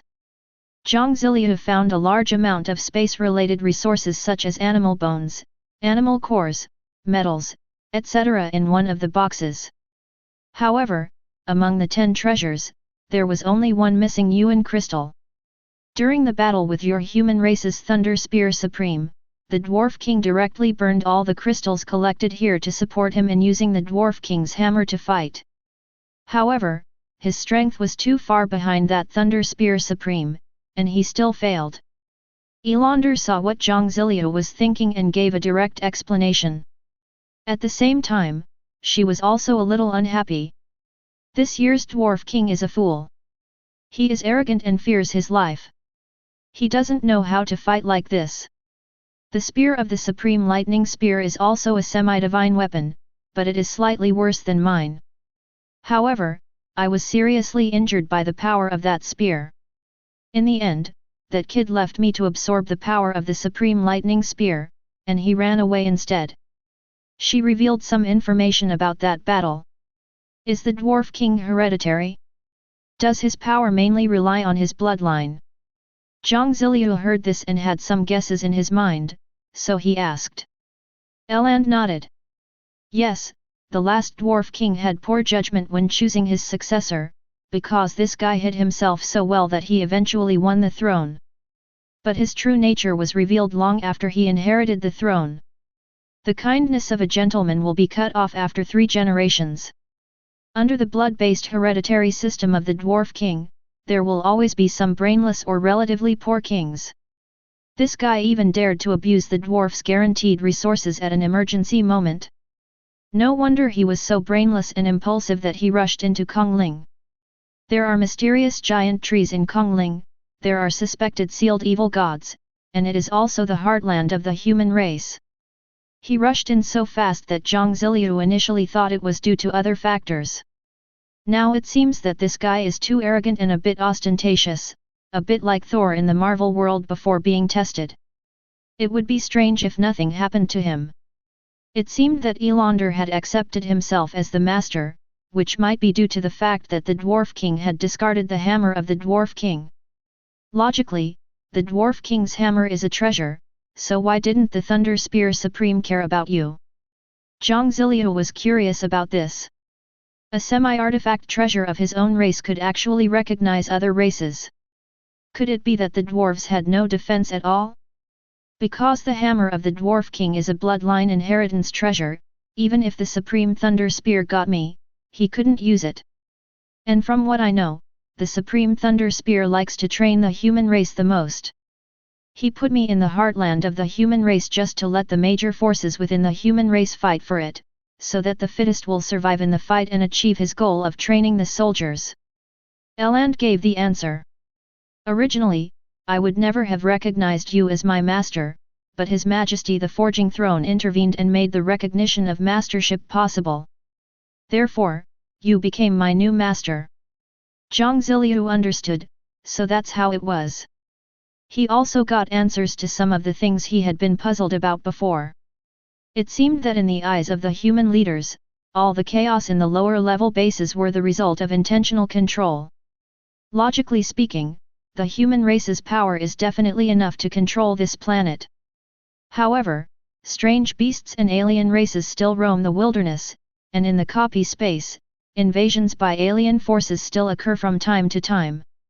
It turns out that everything is for military training, and to gain the true pillar strength of the human race from military training. This routine is not that strange. Next, after observing all the treasure houses, Jiang Ziliu continued on his way, heading towards the direction of base number 12. Chapter 83. Jiang Ziliu, it's been many years since we last met. Where have you been these years? How are you doing? When he stepped into the gate of base number 12, he unexpectedly met an old classmate, who greeted him. When Jiang Ziliu saw the other person's appearance, he thought about it for a moment and then remembered that this person was a student in the special class. The other party has the same B-level talent as himself. Alas, I have been adventuring in various places and have seen many grand scenes. But my strength is too weak, so I can only watch them from afar. Jiang Ziliu replied. The aura he revealed was only 6-star black iron level. But you are not bad, you have already reached the 6-star black iron level. Unlike me, my grades were too poor, and I only got into the worst beast control academy in the 3rd level base. Now I am only a 4-star black iron. This classmate was very envious. Come on, don't worry. I've been through so many near-death experiences. Adventure is fun and can help you grow, but it's also very dangerous. If I wasn't lucky, you wouldn't even be able to see me. Jiang Ziliu responded that he didn't know why, but he felt very close to this old classmate who was almost a stranger to him before. Okay, I won't bother you anymore. You must want to go home now. Let's keep in touch in the future. The time period when Jiang Ziliu returned was exactly the time when all the universities were finishing school. So on his way back, he unexpectedly met 4 old classmates in a row, and everyone was very curious about his appearance. After all, everyone comes back every year to hold some gatherings, but Jiang Ziliu has never shown up, and there has been no news about him. Everyone thought he was dead. But no one expected that he would come back, which made everyone very curious about him. When Jiang Ziliu opened the door with the key, he found that there was no one at home, but the traces of life were still as fresh as before. He also felt the presence of his parents, which meant they were fine. When Jiang Ziliu returned home, he didn't know why, but he felt extremely relaxed all of a sudden, as if he was a fish returning to the familiar ocean. Luer, you're back. That's great. The person who was most excited to see Jiang Ziliu was his mother, and his father was also very excited, but he still restrained his emotions. The two of them often received letters from Jiang Ziliu, but they hadn't seen her for several years and were always worried about her situation. Their son Jiang Ziliu had been sending them various precious resources, allowing their beasts to recover. Moreover, the eldest son Jiang Zikong also came back and talked about the high-level resources he received from his younger brother. However, the 2 elders were still worried about Jiang Ziliu. Because the resources he sent back were so good and so many, they believed that Jiang Ziliu's situation had always been very dangerous and that he had been engaging in some risky adventures, which was why he had such a huge harvest. The family was reunited again and everyone was very happy. Jiang Ziliu also shared some of his less important and less dangerous experiences, to let them understand that he was not particularly adventurous, but that he was much luckier than the average person and always encountered better opportunities. With this set of words, Jiang Ziliu calmed his parents' worries. After comforting his parents, Jiang Ziliu decided to stay at home for a week and then take his parents away. But before that, he had to prepare his parents first. Dad. Mom. This time when I come back, I plan to take you with me. After all, there is an alien invasion now, and accidents might happen. I am really worried about letting you stay at base No. 12. Hearing her son's thoughts, Jiang Ziliu's mother touched his head and said, Silly boy, take us out with you, it's even more dangerous outside. Jiang Ziliu had no objection. He walked to the window, pulled down the curtains, and began to detect the life magnetic field to make sure that no one in the room was watching here. After he got home, he checked the entire house to make sure no one had set up a trap in the house. Dad, Mom, don't resist later. I'm going to take you to see a surprise. The 2 elders didn't know what he was going to do, but they felt a force acting on their backs, so they didn't resist, but instead became a little curious. Then they felt a little dizzy, and when they came to their senses, the 2 elders found themselves on the top of a high mountain. A family of 3 appeared here together. As a father, Zhang Yuan quickly glanced around, and after a moment asked uncertainly, Son, do you know how to teleport? Is this a copy space? Jiang Ziliu's mother looked at her son with joy. Regardless of what his son had done, being able to teleport them must have been a remarkable achievement, and his growth was astonishing. Jiang Ziliu shook his head and told them a bigger surprise. No. This is a real little world, a space-time existence above the copy space. Moreover, it is a small world that belongs exclusively to your son. There are no other exotic beasts here except my beast. It is an absolutely safe place. The old couple were completely shocked this time. Small world. My son actually has his own little world. I once got a semi-artifact. The semi-artifact has recognized me as its master. It is as solid as the contract between a beast tamer and its master. This semi-artifact contains a small world, which is the one in front of me. Before they could ask any questions, Jiang Ziliu gave an explanation directly. Demigods are beings above the supreme beings. The supreme beings are the top figures in our eyes, but there are even more powerful beings above them. After hearing the information given by their son, the old couple was stunned for a long time before they recovered. They were very excited, but also very nervous. Their son had such a treasure, just like an ordinary person winning a jackpot of 10 billion yuan. Would there be any danger or trouble? Zhang Yuan, as a father, asked, but, such a high-level treasure must have its spirituality, right?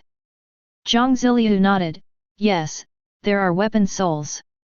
Life with the same intelligence as normal people, or even more advanced than normal people's intelligence in life. Then why should they recognize you as their master? Why won't there be any danger or traps? Zhang Yuan was very rational and felt that there might be something wrong here. At this time, Jiang Ziliu revealed his true realm.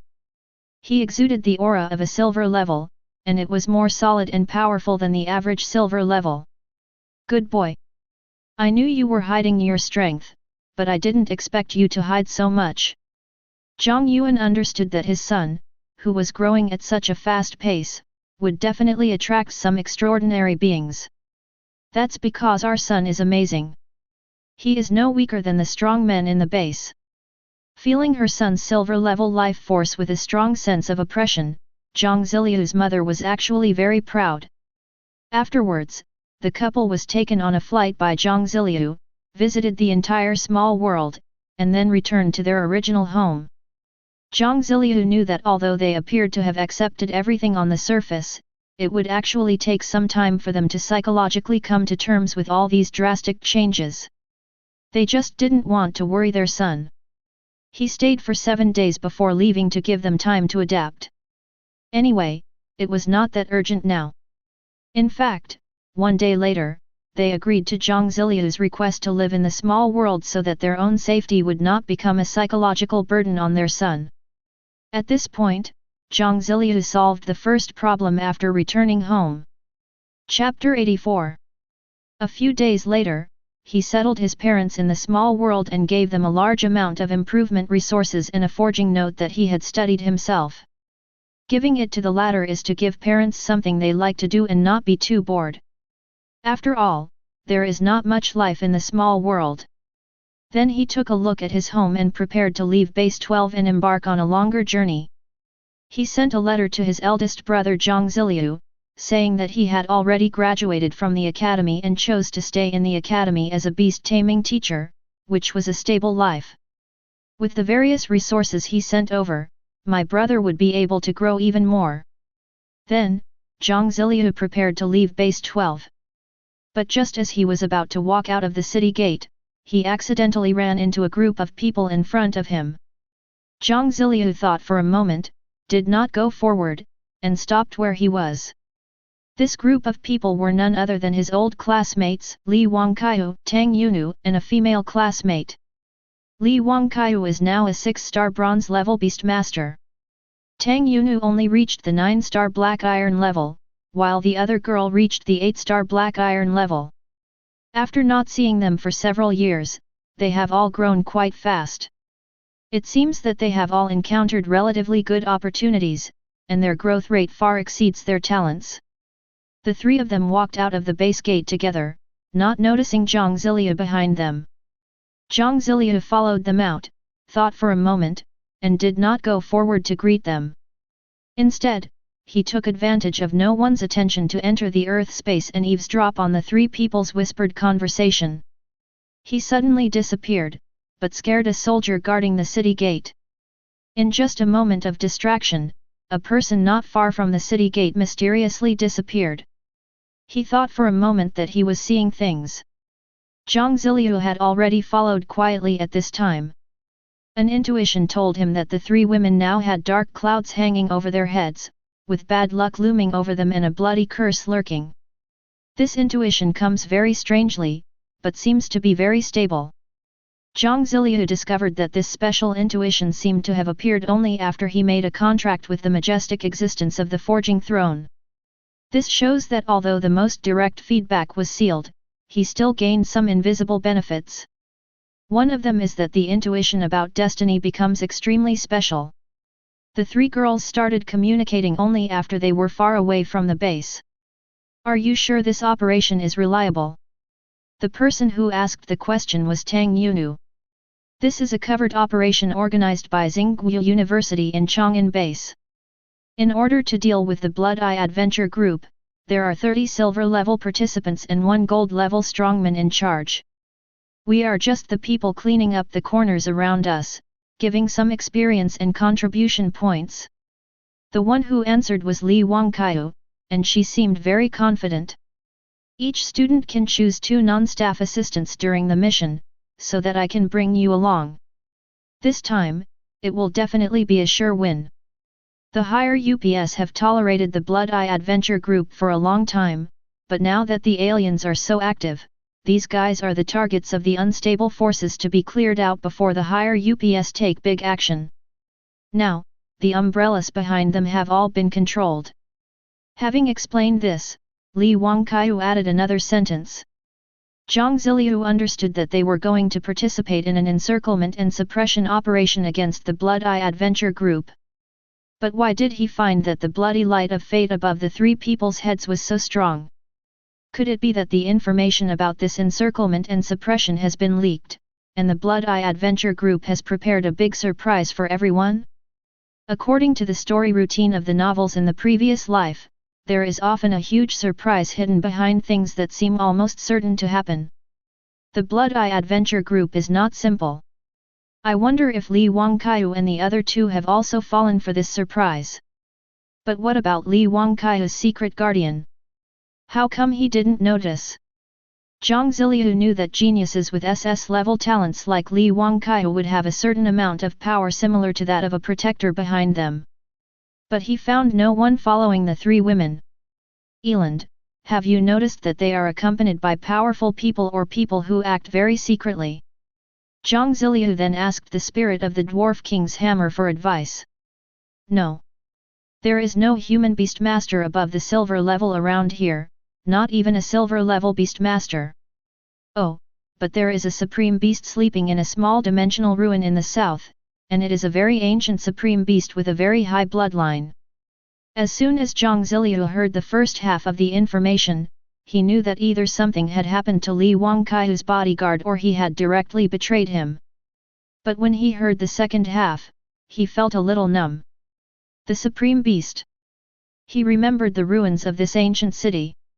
It was the treasure trove where he had once searched for soul crystals. But Jiang Ziliu never expected that there was a Supreme Beast sleeping there. The answer given by probability at that time was that the place was very safe, but now it seems that this safety is conditional. Perhaps it was because the Supreme Beast was in a deep sleep at that time, so there was no danger. At the same time, he was also glad that he took his parents away. It is not a safe place to be near a sleeping Supreme Beast. The Supreme Beast is showing its power, and there is a very high possibility that Base 12 will be destroyed. From this point of view, it seems that the answer based on probability judgment is completely correct. Jiang Ziliu didn't know what the problem was, but he understood that Li Wangkaiu had no guardian by her side, and she had embarked on a journey to wipe out the Blood Eye Adventure Group. There must be a huge trick here. His intuitive judgment was correct. Where is the lair of the Blood Eye Adventure Group? Do you know? Tang Yunu felt a little uneasy. She and Li Wangkaiu had both been attending Beastmaster University for nearly 3 years. In the past few years, she has learned one thing very well, that is to hide herself. She is actually already at the bronze level, but she used special means to hide it to the black iron level. This concealment was something that even Jiang Ziliu could not see. She still remembers the very secretive Jiang Ziliu. The days spent together as her desk mate taught her a lot. One of the things she also learned was to never do anything that was too risky or beyond her control. This time, she was asked by her good friend Li Wangkai to wipe out the Blood Eye Adventure Group, which made her feel very uneasy. The Blood Eye Adventure Group's lair is actually in the mountain less than 300 meters south of the ancient ruins in the south. It has been fenced off, but the mountain has been dug into a maze with complicated roads, so it requires some preparation. We are just peripheral assistance personnel, so I am not afraid to reveal this confidential information. Because they will never escape. Li Wangkai was not a bold person, but because she knew this information, she dared to bring two good friends to act together. Because in her opinion, this kind of sure-win action is just following the trend to take advantage, and it would be a waste not to take advantage. Whether it is the credit afterwards or the spoils, it is a huge profit. Tang Yunu and the other person felt relieved. There was indeed no problem. Even the location of the Blood Eye Adventure Group was announced, proving that they were absolutely sure. But in the underground space, Jiang Ziliu, who was eavesdropping, completely understood the signs of death of the three women. The Blood Eye Adventure Group is too close to the ruins of the ancient city. If any loud noise wakes it up, the danger facing the Blood Eye Adventure Group will turn into a supreme natural disaster. Chapter 85. The Blood Eye Adventure Group has been operating here for a long time. Perhaps they have a backup plan to fight against the counter-encirclement and suppression, and perhaps they have already caused an unexpected event in this encirclement and suppression. But no matter which situation it is, as long as there is a big commotion, the Supreme Beast will be born. Then no matter whether it is the Blood Eye Adventure Group, the backup plan they have prepared, or the encirclement and suppression forces above, they will become insignificant in the face of the absolute power of the supreme level. A sleeping beast wakes up when it doesn't want to wake up. The grumpiness of it is something that not everyone can handle. During this Blood Eye Adventure Group siege, what is the probability that a supreme-level alien beast will awaken and launch a supreme natural disaster? Jiang Ziliu knew where the problem lay and immediately made a probability determination. The answer came out quickly. 95.6%. This result made Jiang Ziliu realize that the real danger came from that supreme beast. No matter how talented Li Wangkai is, even if he has a guardian, he is nothing compared to such power. Strength is strength. In the face of absolute strength, talent and other things are nothing but illusions. What is the probability of the Blood Eye Adventure Group successfully countering the encirclement and suppression? Jiang Ziliu was also quite curious about the situation of the Blood Eye Adventure Group. 71.3%. Wow, the Blood Eye Adventure Group has a powerful backup plan. Facing a gold-level Beastmaster, the power of more than 30 silver-level Beastmasters actually has a 1-in-1 chance of winning. What is the probability of both sides being severely damaged by the power of the Supreme Beast? 87.3%. Jiang Ziliu understood that this time, the Supreme Beast awakened, and both sides would definitely be doomed together. He had no intention of reminding them that the existing upper class of human beings was essentially still an alliance of aristocratic families. To put it nicely, the people at the bottom are called civilians. To put it bluntly, they are cannon fodder and wealth contributors that the upper class prepares to use to fight wars. In the extraordinary world, it is even more difficult for ordinary people. The Blood Eye Adventure Group is not a good group either. But he couldn't just watch Li Wangkai and Tang Yunu go to their deaths. After all, they were still on friendly terms with him. Jiang Ziliu thought about it and decided to give them a reminder. If I were you, I would not get involved in this matter. Instead, I would stay away from it. Jiang Ziliu transmitted his words through the air, using the power of his soul to convey his words directly into their minds, and only Li Wangkai and Tang Yunu could hear it. Who? The two girls were startled and asked at the same time. Then the two looked at each other and noticed the suspicion in each other's eyes. Li Wangkai asked, "Did you hear who said what to you?" Tang Yunu also asked, "I heard a voice speaking to me, Did you hear it too? They both understood, they heard the voice together. But when they asked the third person in the team, the third person said she didn't hear it, and only the two of them heard the mysterious sound. Don't look at it, I am sending a message to your consciousness. Outsiders can't hear it. Jiang Ziliu's voice once again reached the two's minds. He had not continued speaking before, just to give them time to react. The two girls looked at each other, and this time they confirmed that someone was indeed speaking to them. Tang Yunu felt that this voice and tone were extremely familiar. She thought for 2 seconds, then suddenly asked, "Classmate, is that you?" She had a very deep impression of Jiang Ziliu and she still remembers it very clearly after several years. Because she understood that Jiang Ziliu was a hidden genius who would shock everyone one day. Extraordinary people will always be remembered. Jiang Ziliu didn't expect that Tang Yunu could recognize his own voice. It's been a while, but you're in big trouble this time, so I won't show up to meet you. The two girls were a little shocked. They finally knew who was telling them the message. They looked around, but there was no one there. Li Wangkaiu has special reconnaissance skills, and she can even sense traces of life in the underground world. This is also one of the reasons why she dared to take part in this adventure. Her special means and powerful beast-taming abilities allowed her to confidently participate in the campaign against the Blood Eye Adventure Group, a notorious and dangerous group. But her ability is useless now. No matter how hard she looked, she couldn't find any trace of Jiang Ziliu. This showed that Jiang Ziliu was superior to her in both strength and means. Although she knew that Jiang Ziliu was extraordinary, when she actually experienced him, she found that Jiang Ziliu was even more extraordinary than she had expected. At the same time, she also had doubts in her heart. Jiang Ziliu reminded her that there was something wrong with this operation. Did he discover something? Tang Yunu had a look of surprise on her face, but she didn't expect that Jiang Ziliu didn't even show up, and even said that they were in big trouble. Don't ask anything. If I were you, I would immediately ask the strong men in my family to come and help me. And Li Wangkaiu, if you have a guardian, remember that your guardian is not trustworthy. The Blood Eye Adventure Group has a backup plan, but it is not dangerous. Jiang Ziliu decided to say something. If you are willing to listen to me and don't want to die here unexpectedly, then try to find a reliable protector and stay away from here.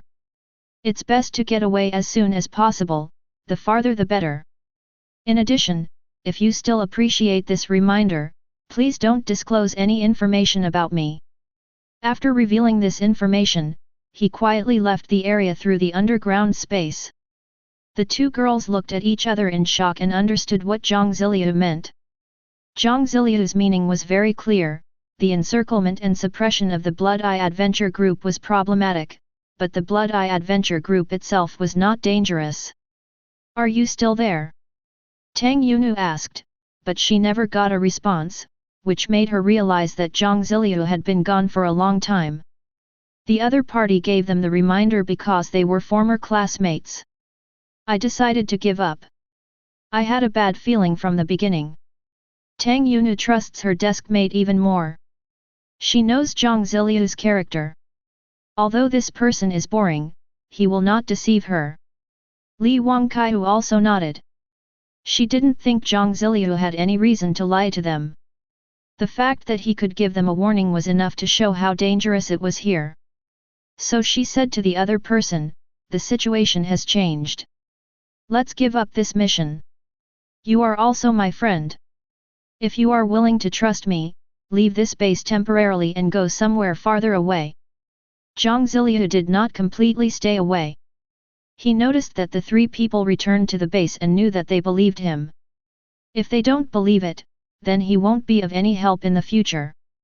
He now began to think about whether he should go and watch this big show.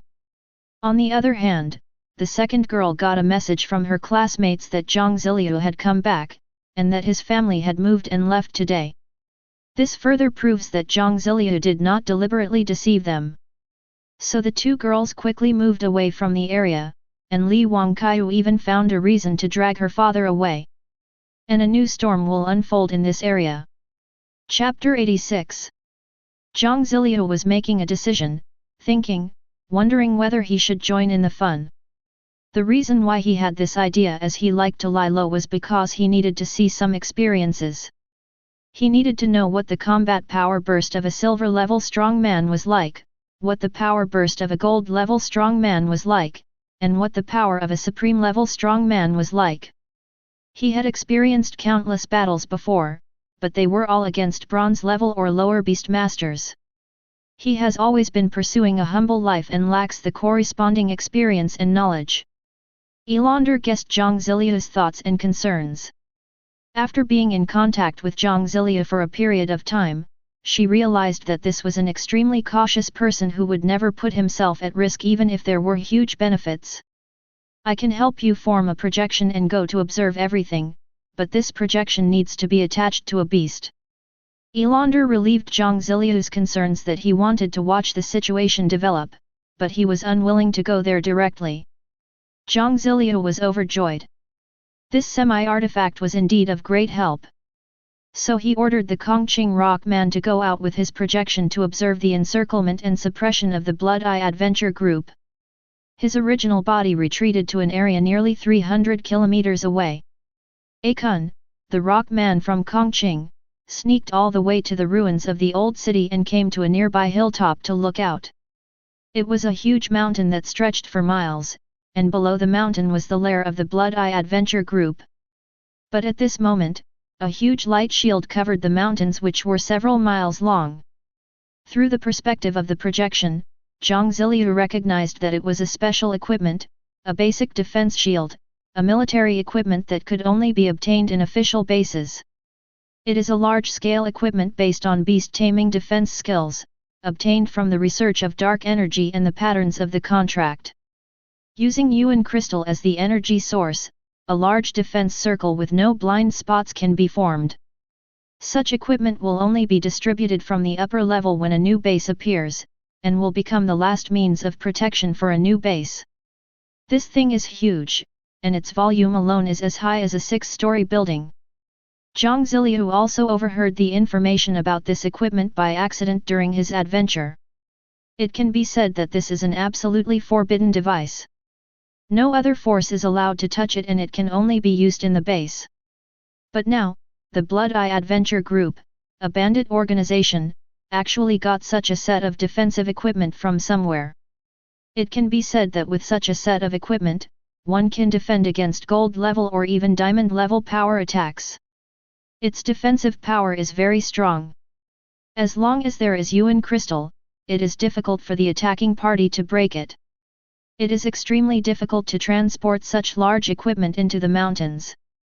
But such an outrageous thing was actually done by the Blood Eye Adventure Group. Jiang Ziliu didn't know how many high-level people in the base secretly cooperated with the Blood Eye Adventure Group to enable them to accomplish such a thing. Don't even think about space equipment. This device itself is a special type of space device with space power. Coupled with its special power, it is almost impossible to put it into space storage equipment. It can only be transported here in a fair and honest way by super-large beasts. Just by seeing this set of equipment, Jiang Ziliu understood the depth of the Blood Eye Adventure Group's background. Perhaps, what the human top leaders have caught now may just be the discarded pawns thrown away by the real big shots, and the real big shots behind the scenes may not be in any trouble at all. Otherwise, there wouldn't be only 3 gold-level beastmasters here. In Jiang Ziliu's opinion, even if there was only one person in public, the actual strength of 3 gold-level beastmasters would still be difficult to break the defense of the Blood Eye Adventure Group. Even though their power has now surrounded us from the sky to the depths of the earth. But Jiang Ziliu soon realized that he had underestimated the human upper echelons. Elander looked at the projection and then told Jiang Ziliu his observations. It seems that you humans attach great importance to this Blood Eye Adventure Group. 2 diamond-level beastmasters are hiding in secret. Jiang Ziliu then realized that this was only a force on the surface, and there was an even greater force lurking in secret. The power revealed on the surface is probably just used to confuse certain beings. But even the encirclement on the surface is extremely tight. Kongqing rock was sensitive enough to sense that there were countless earth-burrowing beasts guarding deep in the earth, ensuring that the Blood Eye Adventure Group had no chance to escape from underground using earth-burrowing skills. Now, the entire Blood Eye Adventure Group has been surrounded by a dense army. An army of over 10,000 beast tamers surrounded their lair from all directions. Moreover, this army did not belong to any base nearby. They were transported here by a large number of drooping winged cranes flying in the sky. This drooping winged crane is 500 meters long, with a wingspan of nearly 700 meters. It is an advanced military operating beast. This super-large beast tamer can transport a number of beast tamers who do not have flying beast tamers at once. The control here is extremely tight, and ordinary people or beasts cannot sneak in at all. The Kongqing rock man also sneaked in from the space level, and hid in a high rock space at the Earth space level, observing everything outside, so that he was able to safely avoid the surveillance here. At this time, the encirclement and suppression personnel had already launched the attack. The number of silver-level beast tamers participating in the encirclement was not 30 or so, but more than 60. This made Jiang Ziliu realize that some remarkable discovery might have been made at the top of the base. Master of the 39th altar of the Holy Beast Sect, I know you are hiding in there. We have also found out that your other identity is the real controller behind the Blood Eye Adventure Group. Now preparations have been made here, and it is absolutely impossible for you to escape. If you come out and surrender, we can save your life and treat you leniently. The gold-level Beastmaster who commanded this operation was a middle-aged man with a face full of vicissitudes and fortitude. At the same time, he was also the one who sent the message of persuasion. As for the other members of the Blood Eye Adventure Group, as long as you surrender and provide important information, you can also get a reduced sentence for your meritorious service. But then there was silence inside the energy shield of the entire Blood Eye Adventure Group, and it was obvious that they had decided to fight to the death. Jiang Ziliu heard a message in the shouting and finally understood where the first possible accident might be. The Blood Eye Adventure Group is not simply colluding with the powerful or aristocratic families. They turned out to be a secret branch of a special and notorious force. This force is the Holy Beast Sect. Chapter 87. In the eyes of all Beastmasters, the Holy Beast Sect is a group of real lunatics. In the age of great destruction, humans conducted frantic and reckless research on the power of alien beasts in order to survive. Because they couldn't care less about so many things. The first priority for humans at that time was to keep them alive from the attacks of alien beasts and natural disasters. One of the studies at that time was to conduct an experiment to fuse the blood and tissues of alien beasts with humans. Humans tried to create a superpowered human with the power of alien beasts. But there is no doubt that almost 99% of the subjects exploded and died, or suffered severe rejection reactions. Later, the path of the Beastmaster came naturally, and the universe itself gave life to mankind. However, research on the nature of the power of alien beasts has never stopped, and the way of understanding things with scientific thinking has been rooted in human thinking. The power of science and technology is strong, but it can also easily break through certain constraints and create terrifying forces or paths. There was a human whose awakening contract talent was only D-level, and he spent his entire life studying the fusion of alien beast bloodlines with humans. Due to the limitation of his talent, he could not go very far on the path of being a Beastmaster. But this man was extremely smart and wise. He worked hard to learn the biological knowledge left over from before the Great Destruction, and gradually gained a very high level of understanding of the bloodlines of strange beasts. In the end, he actually created a blood balancing factor that allowed humans to successfully integrate the power of alien beasts. Some powerful forces and some financial groups are optimistic about his research. They support his research for certain purposes and secretly capture living humans as his experimental subjects. Every blood fusion is successful. But as time went on, they discovered something horrible. Humans who have merged the blood of exotic beasts are not evolving, but degenerating in intelligence. These bloodline fusions are becoming more and more like strange beasts, no matter their body structure, external appearance, or psychological will. Not only their physical appearance and tissue structure, but also their intelligence is rapidly degenerating, turning them into low IQ, cruel, and highly aggressive life forms similar to alien beasts. Even after their degeneration, their intelligence is far inferior to that of ordinary beasts, and their aggressiveness and cruelty are higher than that of ordinary exotic beasts. Moreover, after they transform into beasts, they become even more hostile and aggressive towards humans. Ultimately, all the supporters and funders of the experiments came to the same conclusion. The blood of the alien beasts was not merged with them, but they were eroded by the blood of the alien beasts. What's even more interesting is that human technology is simply unable to unlock the genes of the alien beast, and it is even impossible to conduct microscopic observations of it. Because the deeper levels of the alien beast's tissues, such as cells, are blocked by a mysterious force, direct observation or experimentation is impossible. Humans have not found a way to break this blockade. Therefore, the path of fusing the blood of exotic beasts was completely banned. Those who supported and sponsored this experiment carried out a bloody purge of all the participants in the entire experiment in order to cover up their own shady dealings. But no one knew that while the entire laboratory was being secretly cleaned up, there was one person who had been alive, and that person was the host of this experiment. He created clones of himself. He himself had been secretly withholding various resources and secretly established a new laboratory in a secret place. His own body is in that laboratory. This person then conducted blood fusion experiments with his own clones, but without exception, they all failed. This man was unwilling to be ordinary and finally went crazy. He guessed that it must be because he had no personal experience, so he could not find a solution. In the end, he simply used his own body to conduct experiments, integrating the blood of an unknown and powerful alien beast that he had previously secretly collected.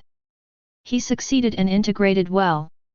He also failed because he felt that his wisdom and knowledge were fading away, he himself was changing into a strange beast, and he was powerless to stop this terrible blood erosion. But one day after he was corrupted, this guy came up with a crazy idea. He began to pray to his own exotic beast bloodline, imagining the other party as a god of exotic beasts that he believed in. This time, he succeeded. He regained his knowledge and wisdom, and allowed the alien bloodline and his own human bloodline to reach a balance, coexisting perfectly in his body. But he became the most loyal believer of the mysterious beast, the kind that cannot be redeemed. He then used his own clones to conduct the same prayer experiment and successfully created a group of humans with alien beast blood. And they all obey him, and they also have fanatical beliefs, normal human knowledge and wisdom, and terrible power. This group of beings is the original Holy Beast sect. They believe in strange beasts madly and can even communicate with the mysterious beasts from behind the gate of the end and ask them to lend them mysterious powers. They began secret missionary activities, trying to deceive the lower-class common people or the low-level talented beastmasters in the aristocratic families into following their path, as long as they could offer their faith in the exotic beasts. This evil organization, calling itself the Holy Beast Sect, exchanged faith, freedom, and independence of will for power. Strictly speaking, they are already lackeys of the monsters that are trying to destroy humanity. The Holy Beast Sect is the result of humans trying to control forces beyond their own capabilities, and seeking death.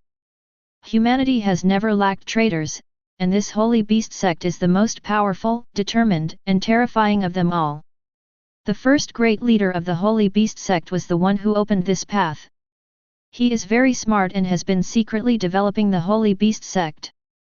The human leaders have also noticed it, but a large number of people from the aristocratic families have gained power from the alien beast sect. They use the power of the aristocratic families to delay as much as possible and prevent the human leaders from investigating and taking action against the Holy Beast sect. The Holy Beast sect also created many vests, attracting human attention from other angles in a very subtle way, and even cooperated with alien races. When the human leaders truly discovered the threat posed by the Holy Beast sect, they united with humanity's alien enemies, the strange beasts, and launched an attack on humanity from the outside to the inside.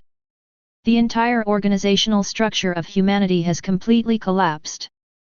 That battle lasted for nearly 100 years and was known in history as the Rebellion of Dark Faith. The last human hero rose from the chaos, and with his powerful talent and top-level beast-controlling power, he suppressed everything, beheaded the first great leader of the Holy Beast sect, and cleared more than 98% of the Holy Beast sect's power. He also fought off the invasion of alien races and strange beasts. In the end, it was this hero who laid the foundation for the current system of the Human Alliance, uniting the power of mankind as much as possible while preventing the unrestrained growth of the power of the aristocratic families. This hero ultimately chose to hide his name, allowing history books to record everything about him as an unsung hero. Because he didn't want his descendants to develop into a family of parasites. He understood the benefits of fame and rights that his reputation could bring to his descendants. But countless years later, this hero disappeared from the eyes of the world, and the Holy Beast sect revived again. This sect is still the biggest internal destabilizing factor for humanity. As for those who dare to collude with the Holy Beast sect, the human upper class has only one way: forcibly deprive them of their beast control and then execute them or imprison them for life. Jiang Ziliu did not expect that the Blood Eye Adventure Group would also fall into this trap. Their members must be crying now. After all, they either resist or face the most terrible punishment. The previous call from the gold-level Beastmaster was probably just a routine one. Because everyone understands that their resistance and desire for death are much better than being caught. Chapter 88. The Blood Eye Adventure Group's actions were already a dead end, and now that they have established contact with the Holy Beast sect, how can they possibly get true forgiveness? Except for a small number of surrenderers who are extremely useful, everyone else will be extremely miserable. At this time, the Blood Eye Adventurers' determination to resist was probably at its peak. The Encirclers knew this very well and would not waste too much time. Make a tentative attack. The commander, who was the leader among the 3 gold-level Beastmasters, issued the order to attack. Then one of their gold-level Beastmasters launched the attack first. This gold-level Beastmaster summoned his 3 powerful beasts. They are a golden lion, a white-black thunder unicorn snake, and a red flame dragon orc. The 3 beasts were all gold-level beasts. Each of them had an intimidating aura. Their mere presence gave people a strong sense of soul oppression, as if they were just tiny bugs that could be easily killed by these beasts. Although, this is true. The first to launch an attack was the Golden Lion, who had a more aggressive personality. It flew directly into the sky, and its proud head with golden mane looked down at the earth. The golden figure was majestic, as if it was the king of the sky. Once life reaches the golden level, it can directly float into the air and fly in the sky. Flying will no longer be an obstacle to golden level life. The golden lion roared angrily. The roar was as powerful as thunder from the sky, shattering the clouds and making all things between heaven and earth tremble. Then it moved downward, and a golden waterfall of energy gushed out directly from its huge lion's mouth. Breath of the Golden Lion. This is the name of this move. It is an energy attack stream that can turn everything into gold. However, the existence turned into gold will not become an entity, but will turn into golden powder shortly after the gold transformation ends. This petrification and crushing skill is very powerful, but it still cannot break through the specialized base defense energy facilities in one blow. The powerful Golden Lion Leaf's breath hit the energy barrier, causing only ripples, but without any signs of breaking. At the moment the Golden Lion launched its attack, the other 2 gold-level beasts also launched their attacks. A large number of dark clouds soon appeared in the sky. They gathered together to form a dark cloud that seemed to be pressing down on the city and threatening to destroy it. The terrifying power of thunder and lightning kept flashing in the clouds. Then the black thunder unicorn snake soared into the sky, with its horn pointing straight to the sky. The lightning power in the dark clouds quickly gathered together, forming a huge lightning ball in front of its horn. Its body, which is hundreds of meters long and dragging a ball of lightning, looks like a monster like god from mythology. The lightning ball was dazzling, like a small sun. The breathtaking electric light kept dissipating from it, making sharp crackling sounds, and its momentum seemed to destroy the world. The Black Thunder Unicorn Snake continuously gathered the power of thunder and lightning between heaven and earth, brewing a terrifying attack. The third gold-level Beastmaster, the Red Flame Dragon Orc, also took action. It roared at the sky, and soon after, the original dark clouds were dispersed by a terrifying force. The sky suddenly turned fiery red, and a meteorite carrying a terrifying red flame fell from the sky and pierced the earth. Red Flame Meteorite Summons. This is the ultimate attack move of the Red Flame Dragon Orc, which can summon void meteorites to form a powerful meteorite impact.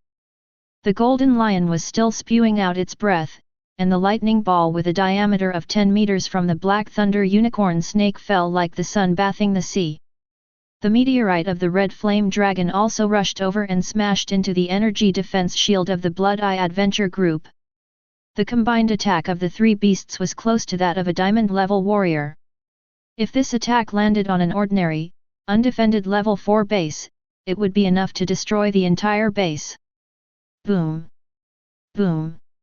The massive attack stirred up waves of air one after another, and a visible shock wave passed between heaven and earth, destroying the surrounding trees and grass, breaking them into pieces and scattering them everywhere.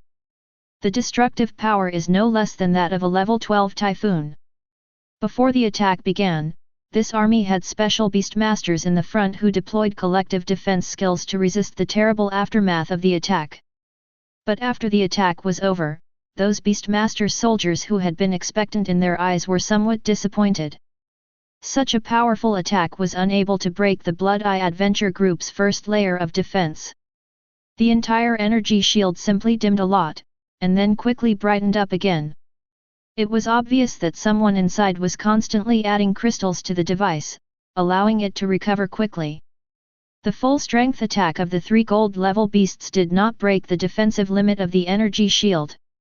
Now, people have a new understanding of the power of the Blood Eye Adventure Group, and their attitude has become cautious. Originally they thought this was a sure win, but now reality tells them that this operation involves great risks. The three gold-level beasts did not launch an attack immediately after the joint attack. Anyone with a discerning eye could see that although this attack was powerful and was launched by three gold-level beastmasters, it was just a test. Humanity's greatest advantage has never been strength itself, but the wisdom in how to use strength. A gold-level beastmaster took off into the air together, and after a secret discussion in the air for a while, they came up with a new move. Everyone understands that these three are the main force to break into the Blood Eye Adventure Group's lair. The other silver-level warriors and the large number of troops were only responsible for establishing encirclements and clearing out the small fry.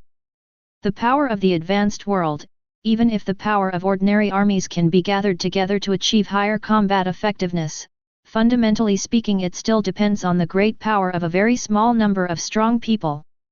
This is a world where strong individuals protect the race, rather than the race protecting the individual. All they have to do is make sure no enemy escapes. After discussing for a while, the three gold-level beastmasters took action together. One of the gold-level beastmasters summoned a gold-level wind attribute giant eagle to patrol the sky to act as a precaution against unexpected events. It is unknown whether he secretly sent out other beastmasters. The other two gold-level beastmasters were suspended in the sky together. One of them summoned a giant rabbit-like beastmaster that was completely snow-white, had 5 layers of mysterious halos on its head, and was nearly 30 meters long. This imperial beast also made Ziliu very curious. Because he had never seen such a beastmaster before. I saw this gold-level free-form beastmaster flying high into the sky, and then a green halo flew out from his body and turned into a mysterious star chain. This star chain has 3 connection points that look like light balls. The 3 nodes fall on the heads of the Golden Lion, the Black Thunder Unicorn Snake, and the Red Flame Dragon Orc respectively. They are connected together with a blue star chain, which seems to have some special function. The aura of the 3 gold level beasts rises again, and they are about to launch a second attack. Jiang Ziliu judged that the blue star chain might have some mysterious function that could allow their new attack to break through the defense of the Blood Eye Adventure Group. The strategies of the 3 gold level beast masters must have a special purpose. To understand what this intention is, we have to wait and see what happens next. Chapter 89. The Red Flame Beast Master first summoned a meteorite, but this meteorite was magically cone-shaped. What's more interesting is that it is a meteorite containing metal. It was suspended in the sky, with red flames burning on its surface, but it did not fall down. Next, the Black Thunder Unicorn Snake moved. It did not launch an attack directly, but continued to gather lightning. Then the power of lightning appeared under the meteorite, forming a special lightning ring wall. Moreover, the operation of lightning made Jiang Ziliu feel inexplicably familiar. He thought about it carefully and reacted quickly. Isn't this the path model of the lightning power of the electromagnetic gun? Jiang Ziliu also understood instantly the metallic nature of the meteorite and the lightning operation mode of the electromagnetic gun model. This is clearly the rhythm of electromagnetic launch. He felt that he seemed to have underestimated the people of the world. How could humans not know how to use the terrifying power of electromagnetic cannons when they knew it? The metal meteorite, coupled with the power of thunder and lightning, proves that this gold-level beast master knows the operating principles of the electromagnetic cannon and uses it frequently. It turns out that he is not the only one who understands how to use the power of science. Jiang Ziliu also understood what the blue star chain was used for. It is actually an auxiliary skill that amplifies or has a special synthetic effect. It can only be achieved with the help of this blue star chain and the cooperation of the 2 beasts in casting the electromagnetic cannon mode. The golden lion also moved. It actually slowly released its golden lion's breath and added it to the crimson meteorite, adding a golden stripe to the red color. Obviously, this is a special combination of skills, which can reasonably use the power of various skills without any conflict and integrate them into one. The power of the golden lion is also integrated into the conical meteorite. Next, without hesitation, a conical meteorite with alternating red and gold colors was launched. People only saw a special red line running through the sky and the earth. Even after dozens of seconds, the entire sky and the earth were still marked by a red mark. Snap! A big hole was directly pierced in the Blood Eye Adventure Group's originally powerful energy defense shield, and then the energy barrier continued to tear apart with this big hole as the center. The cracks expanded rapidly, and finally the energy barrier turned directly into countless energy fragments, scattered throughout the world, and finally turned into star-like rain of light and disappeared. The first line of defense of the entire Blood Eye Adventure Group was directly broken. After the protective shield was broken, the entire Blood Eye Adventure Group acted as if nothing had happened and there was no movement. However, both those who participated in the encirclement and suppression and Jiang Ziliu who was watching the battle understood that things were not that simple. There was no movement, which meant that the other party was making some preparations and was unable to spare any time. The Blood Eye Adventure Group must be planning something big. Humph, if you don't come out, then there's nothing I can do to you. The 2 gold-level beast masters looked at each other, understood each other's plan, and nodded to each other. The mysterious Halo Star Rabbit Beast Tamer once again used the Halo Auxiliary ability. The Golden Lion, the Black Thunder Unicorn Snake, and the Red Flame Dragon Beast Tamer once again cooperated. The celestial phenomena in the sky continued to change, and the combined skills of the meteorite golden electromagnetic cannon were once again displayed.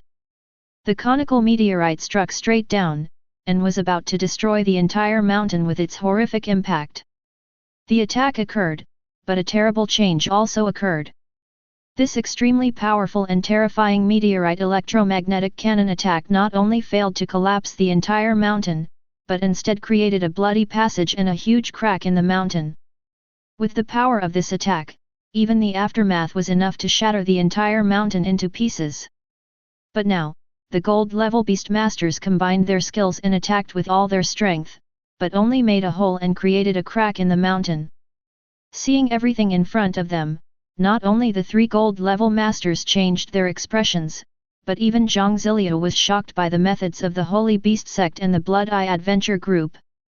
I saw that the inside of the cracked mountain was not made of pure rock and soil at all. Instead, it is a kind of rock, soil, and a flesh and blood network that resembles a spider's nest. The lines of flesh and blood network seem to be completely integrated with the entire mountain rock like silk. As the flesh and blood squirmed, the broken parts of the mountain and the cracked parts were rapidly merging together, just like an evil flesh and blood monster healing its wounds. Seeing this scene, everyone understood. The entire mountain was transformed into a terrifying, huge flesh and blood monster. Holy Beast Sect, what have you done again? Boom! Amid the huge sound, the entire mountain squirmed and merged, and gradually a huge human-shaped head appeared on the top of the mountain. Flesh, blood, rock, and soil together formed a huge and terrifying human face. The monster opened its mouth and responded to the question of the leading gold-level beastmaster. Of course, it is the final step of my experiment. This earth flesh and blood fusion beast is my masterpiece that I have been researching for many years. Today I finally completed it. Surprise, right? Ha ha ha. A twisted, evil, terrifying aura as if from the black abyss spread from the head. Countless people felt nauseous and uncomfortable, as if they were looking at a horrible monster that they could not accept psychologically. I am the one you have been looking for, the leader of the 39th altar of the Great Holy Beast sect. You didn't expect that, under the protection of those noble families within your sect, I founded the Blood Eye Adventure group and asked them to do the dirty work for the noble families while collecting the flesh and blood of humans, exotic beasts, and beast masters. I accumulated and studied them bit by bit, and finally I completed this last step. Seemingly extremely satisfied with his work, this person told everything very generously. And this time, I was the one who led your siege. If I hadn't revealed the information, how could you have known that the Blood Eye Adventure group was controlled by my Holy Beast sect? With your presence, those cunning members of the Blood Eye Adventure group had to gather together, making it easier for me to make them give up everything they had and complete the last step of my fusion beast experiment. Having said that, the giant face looked at the densely packed circle around it, and became even crazier, revealing a kind of happy madness. Hee hee. You are here, and you have brought so much strength with you. Not only can you help my work verify its combat effectiveness, but you can also replenish my wounds with flesh and blood. That's great, that's great. It would be even better if more of your people came. He seemed to be in control of everything and spoke everything boldly. This made Jiang Ziliu see a trait of this guy: madness, arrogance. Obviously he thought he had already won, but such people often crashed in the end. This time, the incident was actually caused by the leader of the Holy Beast sect himself. The encirclement and suppression activities of the Blood Eye Adventure group were indeed a trap. Wake up completely, my little baby! The altar master roared, and then the entire mountain began to rapidly wriggle and merge, as if a terrifying flesh and blood demon had completely awakened. Retreat quickly! Retreat quickly! The gold-level beastmaster in charge quickly gave the order. After a while, a gigantic monster nearly 1,000 meters tall appeared before people's eyes. The giant monster of flesh and blood fused together that was born in this incident appeared before the eyes of the world in a completely shocking way. Even people hundreds of kilometers away could see it clearly. Chapter 90. A mountain turned into a giant monster 1,000 meters tall, made of a mixture of flesh, blood, and rock. Its upper part is a 500-meter-tall humanoid body. It has a human head, arms, and torso, but no human legs. Judging from the appearance of that head, it must be the controller of this fusion monster, and he himself may even be the core of this fusion monster. On the chest of the human-shaped torso, there were human faces, tiger faces, lion faces, rabbit faces, dog faces, cat faces, Pig faces. Countless faces were pressed densely onto its chest and back. The combination of those things is extremely creepy, it's simply a horrible and dense hodgepodge. If someone with trypophobia sees this thing, he will definitely get goosebumps or even faint from fright. What is even more special is that it seems that each of these faces is a special life. It is as if their souls are imprisoned in them. The expressions on each face are full of pain and hideousness. It can be said that the horror revealed by this wall of faces that looks like an abyss of hell is extremely evil, enough to make any real demon or monster feel defeated when seeing it. Jiang Ziliu looked at the upper body of the fusion monster and couldn't help but sigh that it was indeed a deformed fusion monster created by evil forces. The body with 10,000 faces alone is more terrifying than the Thulhu mythology depicted in the stories of previous lives. Its lower body is actually 8 flexible octopus tentacles, which are covered with corrosive mucus. Whether this mucus sticks to trees or falls on small animals that have died in the drastic changes, it will cause them to turn black quickly and be corroded at a speed visible to the naked eye. Obviously, this tentacle itself is a terrifying creature that combines the two basic abilities of corrosion and toxicity. Each of its tentacle is about 600 to 700 meters long, and is extremely flexible and resilient. They fully support the efficient movement of the huge body above. Not far away, a gold-level beastmaster carefully sensed the aura of the monster and said with certainty, "This fusion beast has a 9-star gold-level life force. But its true combat power has definitely reached the diamond level. The 1,000-meter-tall beast's basic physical strength alone is comparable to that of an ordinary gold-level beast." They would never think that the fusion beast created by a leader of the Holy Beast sect, who could be called the Immortal Cockroach, after decades of hard work, would be so simple. If it is only at the gold level of life, the besiegers have full confidence that they can destroy it. All beastmasters below the silver level should retreat to 10 kilometers away. Silver level beastmasters should retreat to 3 kilometers away. The gold-level beastmaster in charge of the command quickly responded and issued new orders. He didn't want to see the basic strength of the military being damaged here. At this moment, the giant monster moved. 3 of its 8 tentacles waved upwards, and then quickly split into thousands of thinner and longer tentacles, stabbing towards countless low-level beastmasters.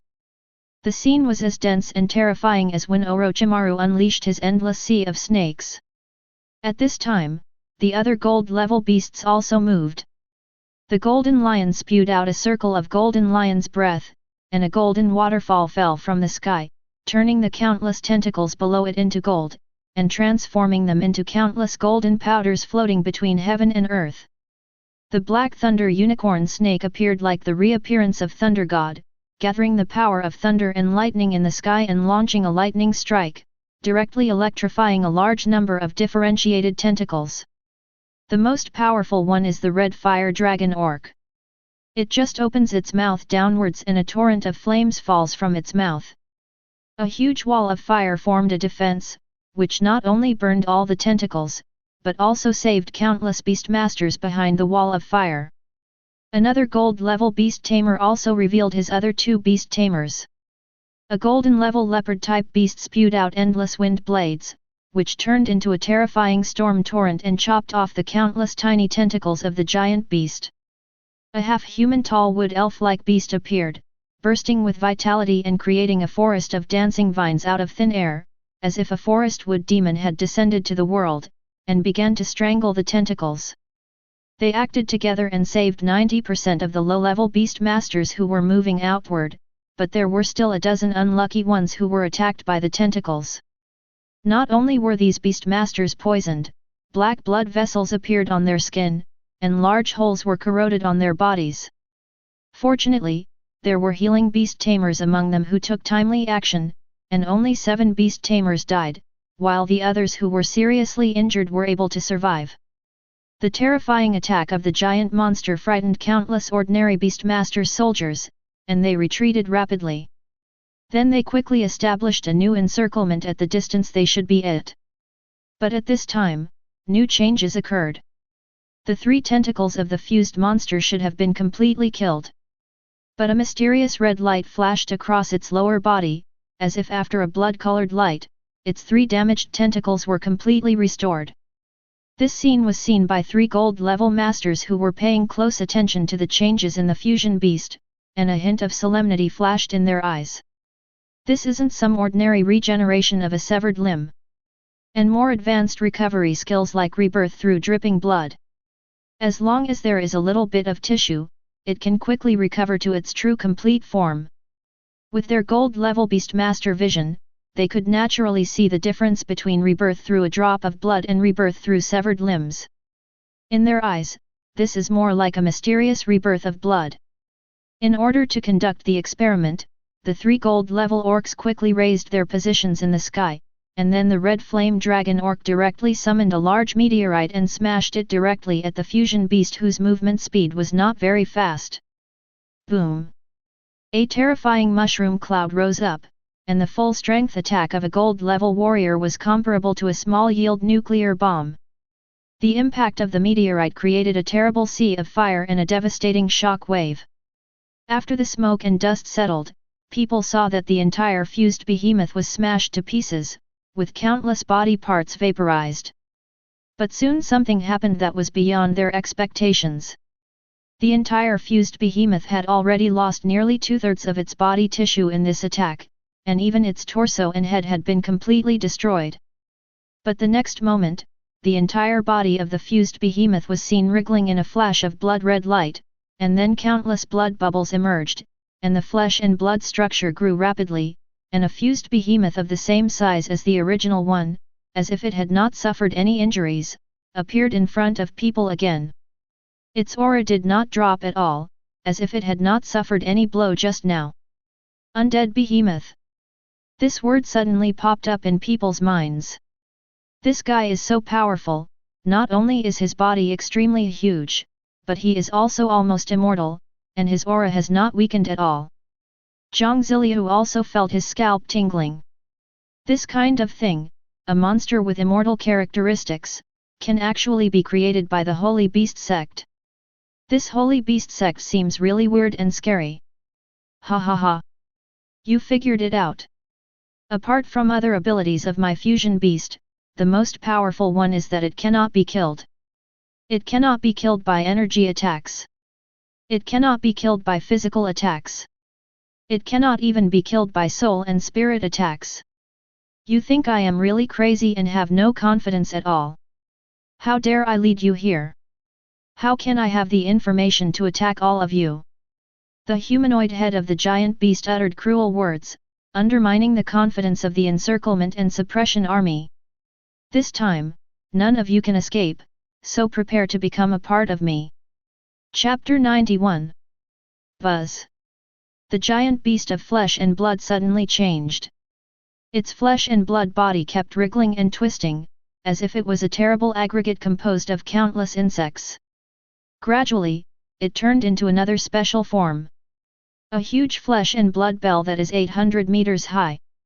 Moreover, the head of the leader of the Holy Beast sect who created this fusion beast also appeared on the top of the giant bell of flesh and blood, scanning the surroundings with its cruel and bloody eyes.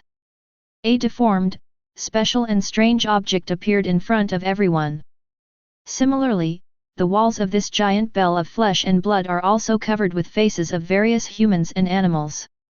No matter how it changes, this wall of faces seems to be the eternal mark of the fusion beast. Boom! The huge bell rang throughout the venue, and all living beings felt their heads dizzy and their souls trembling. The Kongqing Rock people and Jiang Ziliu also faced this attack. If it weren't for the protection of the power of the semi-artifact Soul Island, the Kongqing Rock man would definitely not have had an easy time under this range of attacks. Even Jiang Ziliu's projection almost shattered. This is a powerful mental attack. The eyes of countless beastmasters around who were below the gold level became vague and then turned pale. They fell down like wheat being cut. No matter if they were iron, bronze, or silver level beastmasters, they all fainted and became part of the pile of unconscious corpses lying on the ground. Only a few members with special defensive skills managed to hold on. But even if they managed to hold on, they felt weak all over. their spirits were shaken, and they lost the ability to move. All of their beasts that had not reached the gold level were struck by the power of this mental skill and fell into a coma. Good fellow! No wonder this fusion beast moves so slowly. The person behind it even dared to make a plan to attract these human beast masters to encircle and suppress it. The terrifying mental attack of this giant bell of flesh and blood is the real backup plan of the leader of the Holy Beast sect. Jiang Ziliu felt that the development of this incident was indeed full of twists and turns and ups and downs. In such a situation, if Li Wangqiu, Tang Yunu, and the other three came, it would be extremely dangerous, and the star of death is looming. This flesh and blood fusion beast has almost complete immortality. Not only is it invincible, but even after recovery, its strength will not be weakened at all. Such means and such strength are definitely the enemy's nightmare. The leader of the Holy Beast sect is qualified to plan a counterattack against the forces sent by the upper echelons of the entire base group simply by relying on the power of his fused behemoth beast. The power below the gold level cannot withstand this attack, and the gold level powerhouses are not in a good situation either. The three gold level beast masters already had blood flowing out of their mouths. Although they forcibly resisted this mysterious and powerful spiritual shock, they still suffered some trauma. Because 90% of the mental attack of this giant bell of flesh and blood was directed at the three gold level beast masters. As for the other beast masters, they only enjoyed less than 10% of the power of the spiritual attack from the giant bell of flesh and blood. But even this 10% can make them all unconscious and completely lose their fighting power. In the world of beast masters, numbers are just a joke in the face of absolute power. Ha ha ha! I know you will have a backup plan. Let your backup plan, the diamond level beast masters, come out. Only guys at this level can test the true strength of my creation, the fusion beast. A giant bell of flesh and blood appeared in the sky, and the huge human head on top of the bell issued a declaration of war. The next moment, two strange men and women, whose auras were like the ocean, appeared in the sky. They were the two diamond-level beast masters that Elander had mentioned to Jiang Ziliu as backup. The two men looked terrified. After they appeared on the stage, they waved their hands. Their power actually controlled countless unconscious beast masters and beast masters out of thin air, and took them to quickly escape to the southern direction. Then, no one knew what kind of secret communication they had, but the three gold-level beast masters who were originally in the sky also changed their expressions, and each ran to their own sky beasts, letting them take them quickly to the south. It doesn't look like they are facing an encirclement, but rather like they are escaping from some great terror. Hee hee. You want to run? Now you know how powerful I am when I fuse the beasts. But it's a pity that you are finished. What's next is the real big move I have prepared for all of you. The giant head on the giant bell of flesh and blood let out a triumphant roar, making Jiang Ziliu feel as if it was the villain's final declaration before he met with misfortune. Buzz! The giant flesh and blood bell floating in the sky suddenly turned sideways, pointing the huge bell mouth at a escaping diamond-level beast master. A torrent of red energy was brewing rapidly inside the giant bell.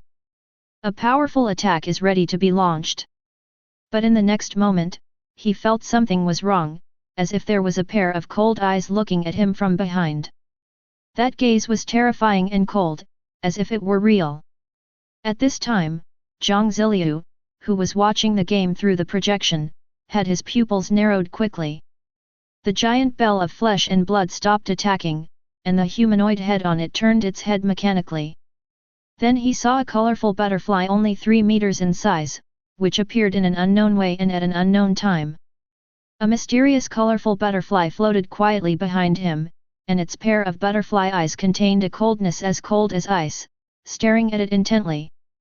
At this moment, a certain altar master in the core of the flesh and blood bell had a horrifying thought in his mind. Supreme! This is a supreme-level alien beast, the absolute overlord among all the alien beasts on the entire Blue Mercury, an existence like a natural disaster. The battle here had already awakened this sleeping terrifying existence. But the spiritual attack of the giant bell of flesh and blood had a wider range, which completely disturbed its peace and completely angered it. It is the mysterious giant colorful butterfly in the ruins. Something unexpected happened to the original maze of ruins, and coupled with the influence of the flesh and blood fused giant beast on the surroundings during its transformation, the original maze of ruins was completely solved, allowing the entire ruins to appear silently in the real space. This giant beast, which was originally as big as a football field, has now shrunk and appeared behind the guy who dared to disturb its sweet dream. Die! The leader of the Holy Beast sect at the core of the giant bell of flesh and blood saw something in those eyes. Then the scene before his eyes changed, and he fell into a deep sleep. During this sleep, he continued to experience a cycle of horrific dreams. With each reincarnation, he would be tortured by an extremely terrible fate and then die tragically in a dream. Every time he dies, a piece of his soul will be shattered. After only 9 reincarnations, the soul of this Holy Beast sect's altar master level human ruler completely collapsed and shattered. But then a mysterious force appeared, and his soul was miraculously resurrected. Interesting. Soul substitution technique. No wonder those humans are unable to kill you. Unfortunately, the number of deaths in my dreams is infinite, but the number of your soul substitutes is limited. I can also make them all sleep in my dreams and reincarnate with you. Let's see what you can do. The sound of the supreme colorful butterfly beast echoed between heaven and earth. The strange beasts that have reached this level have already possessed complete intelligence and can even speak like humans. It saw through the immortal nature of the flesh and blood fused beast. Every face in the fusion of flesh and blood is a trapped soul. Those souls include those of humans and those of strange animals. These souls have lost their consciousness and have been tortured into mad souls in madness and pain. In this state, they have become substitutes for the immortality of the altar master himself. Every time those people killed a flesh and blood fusion beast, it would be either the body that died or the soul that died. The souls he imprisoned can all burst out with a great power, at the cost of their own annihilation, to die for him, allowing him to be reborn in the most complete state. Unfortunately, he met the supreme colorful butterfly today, who saw through the essence of his power at a glance. Countless faces and souls on the giant bell of flesh and blood, along with the main soul of the altar master, fell into a deep sleep and entered the cycle of dreams, experiencing tragic deaths time and time again. Every tragic death is a deprivation of soul power. Their soul dreams seem to be numerous and countless, but in the real world, it is only a blink of an eye and they have experienced countless dream cycles. The time of the two is totally inconsistent. The huge bell of flesh and blood suddenly turned into flying ashes and completely disappeared. In the distance, Ziliu couldn't see clearly from the projection angle, but he could see clearly what was happening around him, and he explained to him all the changes that had taken place in the meantime. Chapter 92. If Elander hadn't given him a special perspective and explained it, Ziliu would have had no idea what was going on here. After the flesh and blood fusion monster miraculously turned into ashes, nothing was left but a black gem the size of a football falling from the sky. The colorful butterfly beast with supreme strength took a look at the black crystal and revealed a trace of fear. After thinking for a moment, it ignored that thing and turned its attention to the humans around it who were running away. You dare to disturb my deep sleep and ruin my good deeds, don't even think about having a good life. Go to hell. The voice of the supreme colorful butterfly resounded between heaven and earth, and the supreme power enveloped heaven and earth. That colorful butterfly beast was previously absorbing a special dream power to transform, and it has already reached the final step. If it completely completes the transformation, it will undergo a bloodline leap and be promoted to a demigod-level life form. Elander understood the situation best and explained it to Ziliu. But the flesh and blood fusion monster created by that crazy guy among you humans touched a trace of forbidden power. This power had an impact on the dark energy environment of heaven and earth. In addition, the aftermath of this battle affected this strange beast, causing it to fail in the last step of its transformation and wake up.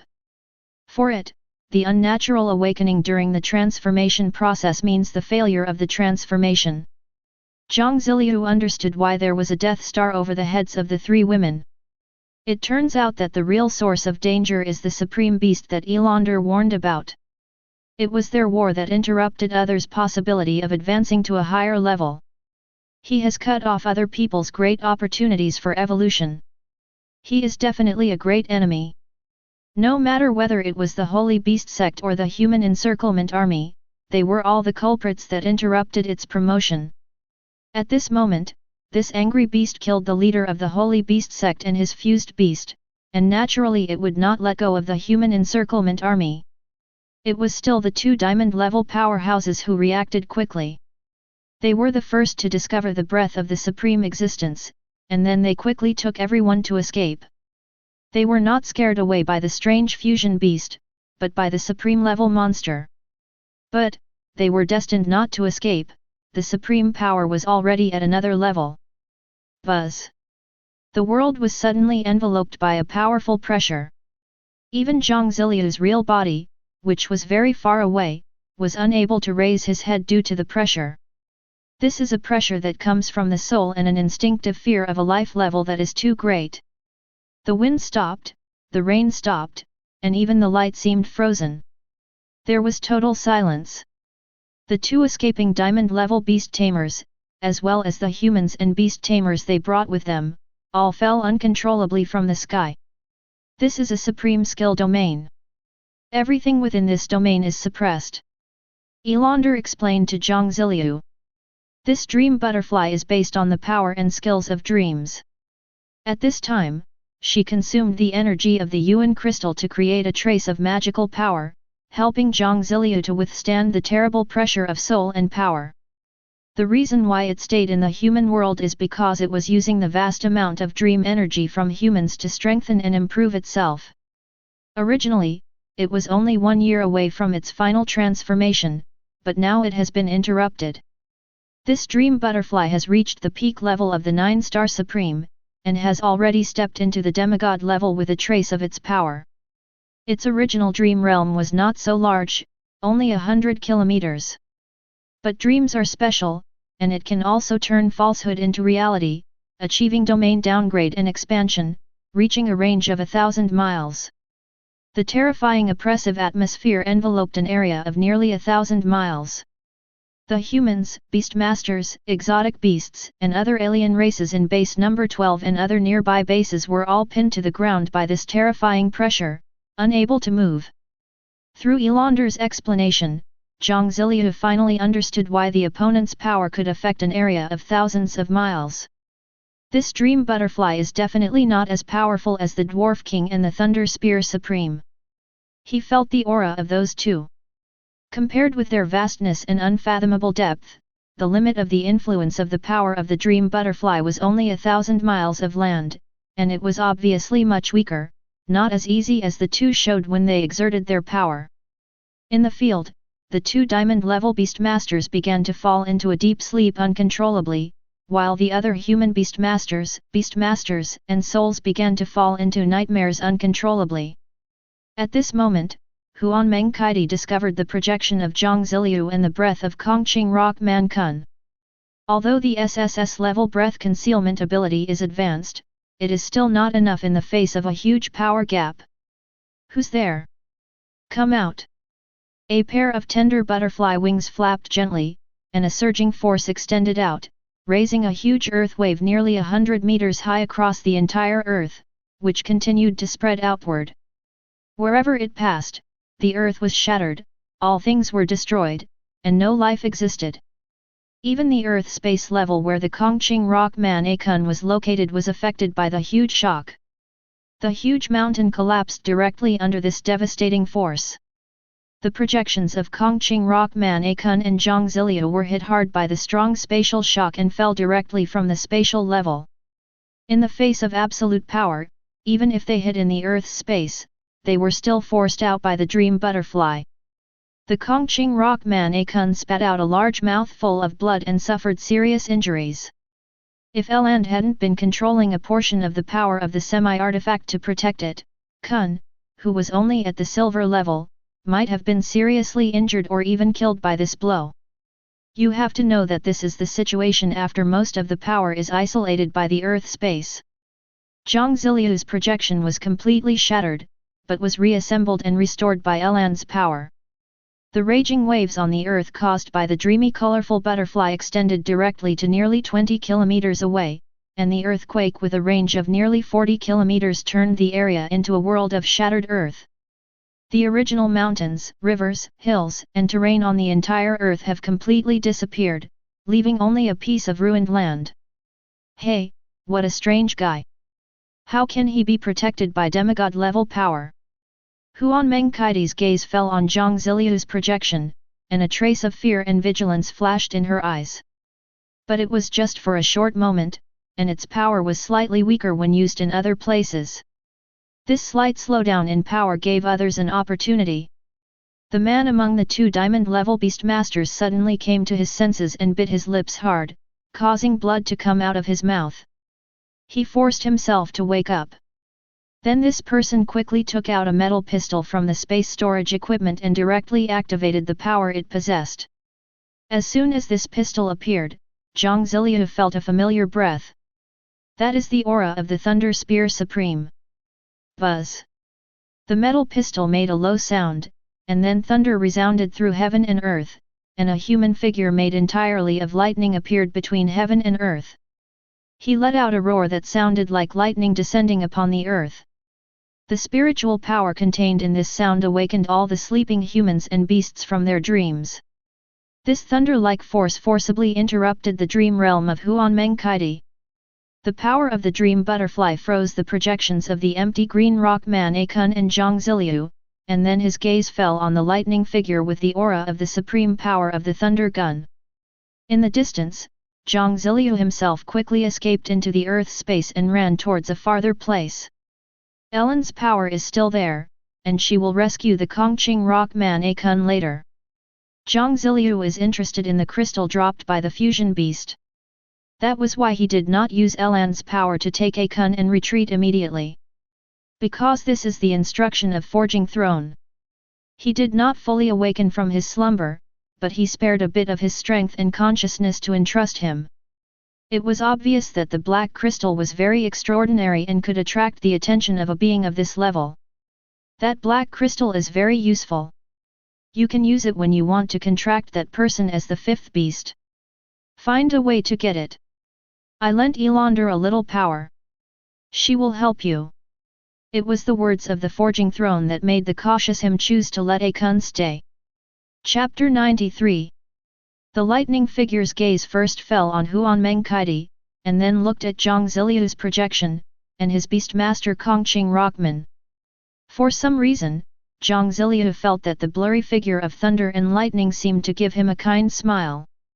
This reaction made Jiang Ziliu feel very strange. Could it be that this being, who is suspected to be the projection of the Thunder Gun Supreme, knows me? You have to know that even in the projection state, you are using another identity.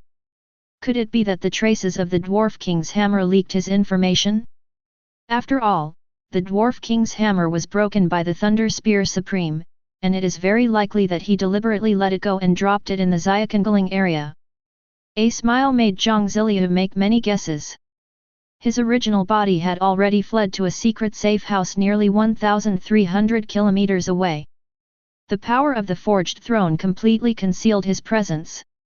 Now others can lock onto the Kongqing rock man Akun and his projection, but it is impossible to lock onto him himself.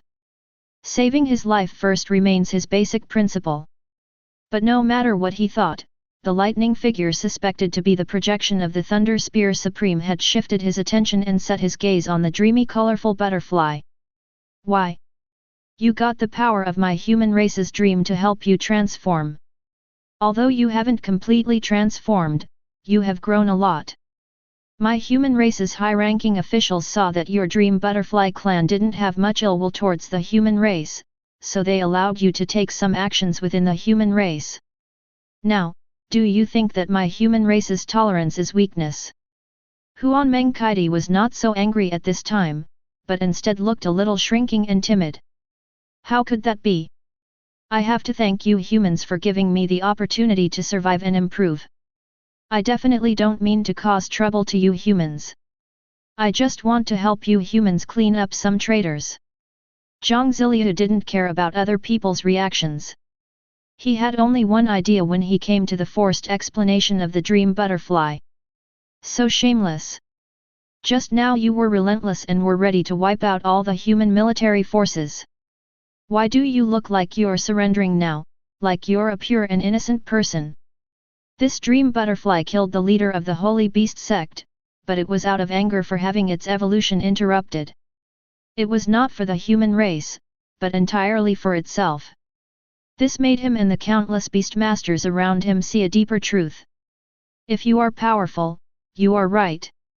If you are strong, your enemies may not necessarily be your enemies but may be your friends instead. The dream butterfly is very powerful, possibly more powerful than the projection of the Thunder Spear Supreme, but once the Thunder Spear Supreme himself arrives, it's basically just a dish on the table, eat it as you like. Tell me, do I believe your lies? Faced with the shameless look of Huan Mengkaidi, even the Thunder Gun Supreme couldn't help but twitch his lips. He never expected that normal dream butterflies were like proud fairies, unwilling to pay attention to anyone and with extremely strong personalities. Although they don't do evil, they are not good people either, they are just arrogant. But this person seems to be a weirdo. He has mastered the shameless method to such an extreme degree. He is a complete disgrace in the dream of colorful butterflies. I think your excellency can trust me. How about I leave the human race now and not cause trouble to everyone in the human race? Huan Mengkaidi probed carefully. She had some guesses about the Thunder Gun Supreme's thoughts, but over the years, she had been constantly absorbing the dreams of human beings and had learned a lot from their dreams. What touched it the most was that shameless people often live very well among humans and even in the whole world. The person who is completely mentally bound by so-called morals and rules lives a more tragic life. From a macro perspective, the existence of rules and morals is beneficial to the entire life race. But those who don't talk about these things, who are shameless and can judge the situation and go with the flow, actually live very well. There is always a certain contradiction between the macro whole and the individual. It is a dream butterfly, without any parents to look after it. It is all alone, so it will naturally behave in the way that is most beneficial to itself. The shameless point is that it is something that it has learned very well and remembered very deeply. I have acquired the power of human dreams and completed my transformation, and have reached the 9-star Supreme. This is great strength, but my human race believes that everything has its own cause and effect, and debts owed must be repaid. Don't even think about running away, my true self is already watching you in the starry sky. The projection of the Thunder Gun Supreme had no intention of letting a supreme-level combat force escape. So what do you want? Don't go too far, or you'll lose both of you. The dreamy butterfly sensed a sharp presence in the sky and knew it could not escape. She glared at Jiang Ziliu's projection viciously. If this kid hadn't been so weird and attracted his mind and defense, there wouldn't have been any loopholes, allowing the diamond-level Beastmaster to summon the projection power of the Thunder Spear Supreme. If it hadn't been for this accident, she would have killed all the lives here in anger and then escaped from the human territory. Instead of being forced to negotiate terms by a strong human being like now. In her mind, this mysterious guy Jiang Ziliu may not be easy to mess with, but he is the culprit that caused all the subsequent changes. Jiang Ziliu also felt the malice of the supreme strong man. He was a little confused at first, wondering how he had offended this person. But then he realized that it was his appearance that created a special gap and caused a major change in things. If he hadn't come, everyone here would have died, including the 2 diamond-level Beastmasters who would have died in the horrific dream cycle of the dream butterfly. But his unexpected appearance triggered changes, which gave these people a chance to survive, but also put Huan Mengkaidi itself into trouble. The source of this series of changes is indeed myself. Jiang Ziliu discovered the source, but he didn't care because he had the semi-artifact hammer of the Dwarf King on him. If he is forced into a corner, he can burn the Yuan crystal to activate this semi-artifact and hit the dream butterfly with a hammer to see if it can withstand it. The Huanmeng colorful butterfly was a spiritual dream-like strange beast. It sensed that Zhang Ziliu realized why it hated him, but the other party was not panicked at all, but rather seemed to be expectant. This made it wonder in its heart, could this kid have a backup plan that can kill me? After absorbing countless human dreams, she realized that there are some special and weak people among humans who should not be underestimated. You think they are weak, but when they explode, you will find that their real hidden power is extremely terrifying. Could this kid also be this kind of person? Thinking of the traces of demigod power that it had initially sensed from this person, as well as an even more terrifying, fog-like danger, Huanmeng Kaidi couldn't help but feel that this kid's true form might really have some terrifying tricks up its sleeve. It couldn't help but move away from Zhang Ziliu. The little movements of Huanmeng Kaidi made Thunder Gun Supreme very strange, but after noticing that the source was Zhang Ziliu's projection, he did not react. I will give you a temporary contract. You need to guard this land for our human race for 100 years. During this 100 years, our human race will not stop you from absorbing the power of dreams. After 100 years, we will let you go. How do you deal with this? The Thunder Gun Supreme gave Huanmeng colorful butterfly a way out, and the faint breath in the starry sky made it understand that if it didn't make a choice, it would die. Okay, I agree. After hesitating for a moment, this supreme-level beast agreed reluctantly. Zhang Ziliu's small influence caused a huge reversal of the whole situation. The fate of all the beast masters here went in a completely different direction. None of them noticed that the Thunder Spear Supreme himself was standing in the starry sky, with the river flashing in his eyes, but the river forked. The smell of the reefs in the river that caused this fork is exactly the same as that of Zhang Ziliu. Chapter 94. The matter ended so suddenly and calmed down. Zhang Ziliu naturally couldn't find out what was wrong with the Thunder Spear Supreme. He didn't know that the Thunder Spear Supreme was not only a martial arts expert, but also mastered the secret destiny skill. This ability of destiny is the foundation of one's rise. After all, there are countless exotic beasts in the world, and each of them has countless skills. No one knows what kind of exotic beast they will encounter and what skills it has. Fortunately, the Thunder Gun Supreme did not take any action and just observed him secretly. On the other hand, Zhang Ziliu's main focus is still on the mysterious black crystal. When the dream butterfly was suppressed by the Thunder Gun Supreme, he quietly broke free from the dream butterfly's power. He asked the Sky Green Rock Man Akun to sneak over and take away the black crystal from the Earth's space level.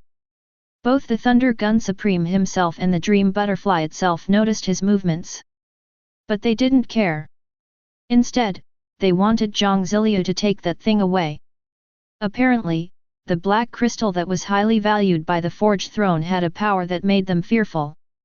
The stone man Akun from Kongqing Mountain fled along the underground space with this treasure. Zhang Ziliu also shattered his own projection by himself to reduce the contact with these powerful beings as much as possible. Then he moved in a farther direction, maintaining a stable distance from the Kongqing Rock Man, and kept moving in a curve. He had a feeling that the Thunder Spear Supreme might have already discovered his existence and even knew that he had the semi-artifact hammer of the Dwarf King. Moreover, Huanmeng Kaidi also noticed his projection, but he was not sure whether it noticed his real body. This feeling made him very uneasy, and he instinctively wanted to stay away from the area where the projections of the Dream Butterfly and the Thunder Gun Supreme were. He chose to go south and came to the southernmost base group of Chang'an Base.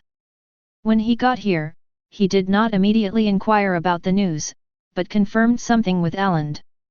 Is anyone paying attention to or following me and my Beastmaster Kun? Elander was shocked by Zhang Ziliu's cautious attitude, but she was still very obedient and responded after sensing for a while.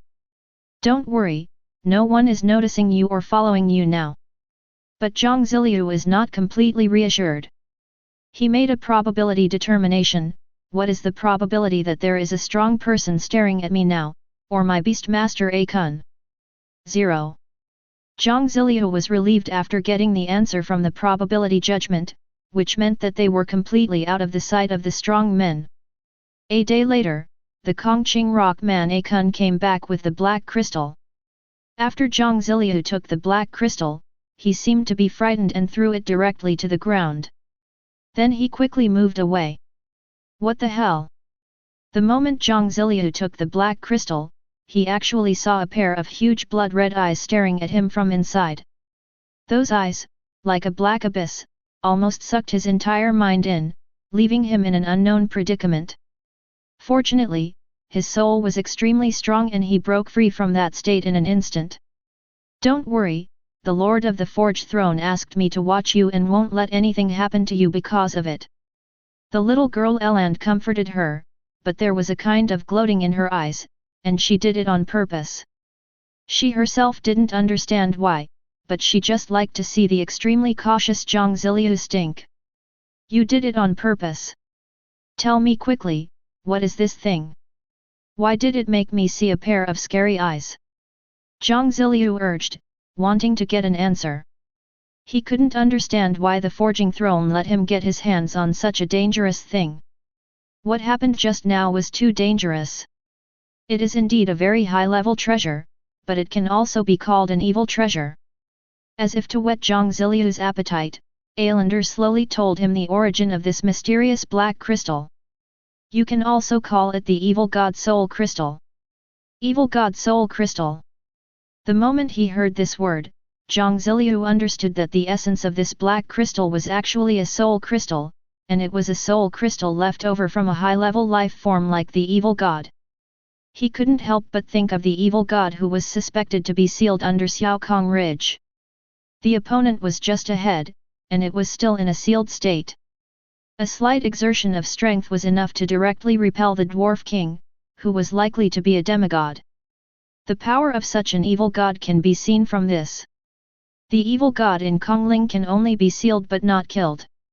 But now he has such a special evil god soul crystal here. Obviously, this is the relic of a real evil god after his complete death. It also means that a life of this level has completely fallen. Only when a being is completely dead, the remaining power of the soul will turn into a treasure like soul crystal. The evil god has an evil character in his heart, which made Jiang Ziliu see terrifying eyes, so it is not surprising that he almost got into trouble. He also understood why Huan Mengkaidi had no urge to collect the black crystal when she saw it, but instead showed a hint of fear at that time. What exactly is the evil god? Jiang Ziliu asked. He judged that the evil god must not be a high-level life form, but a large category of high-level beings. The evil god is an evolutionary branch of the supreme-level alien beast after it reaches the demigod level.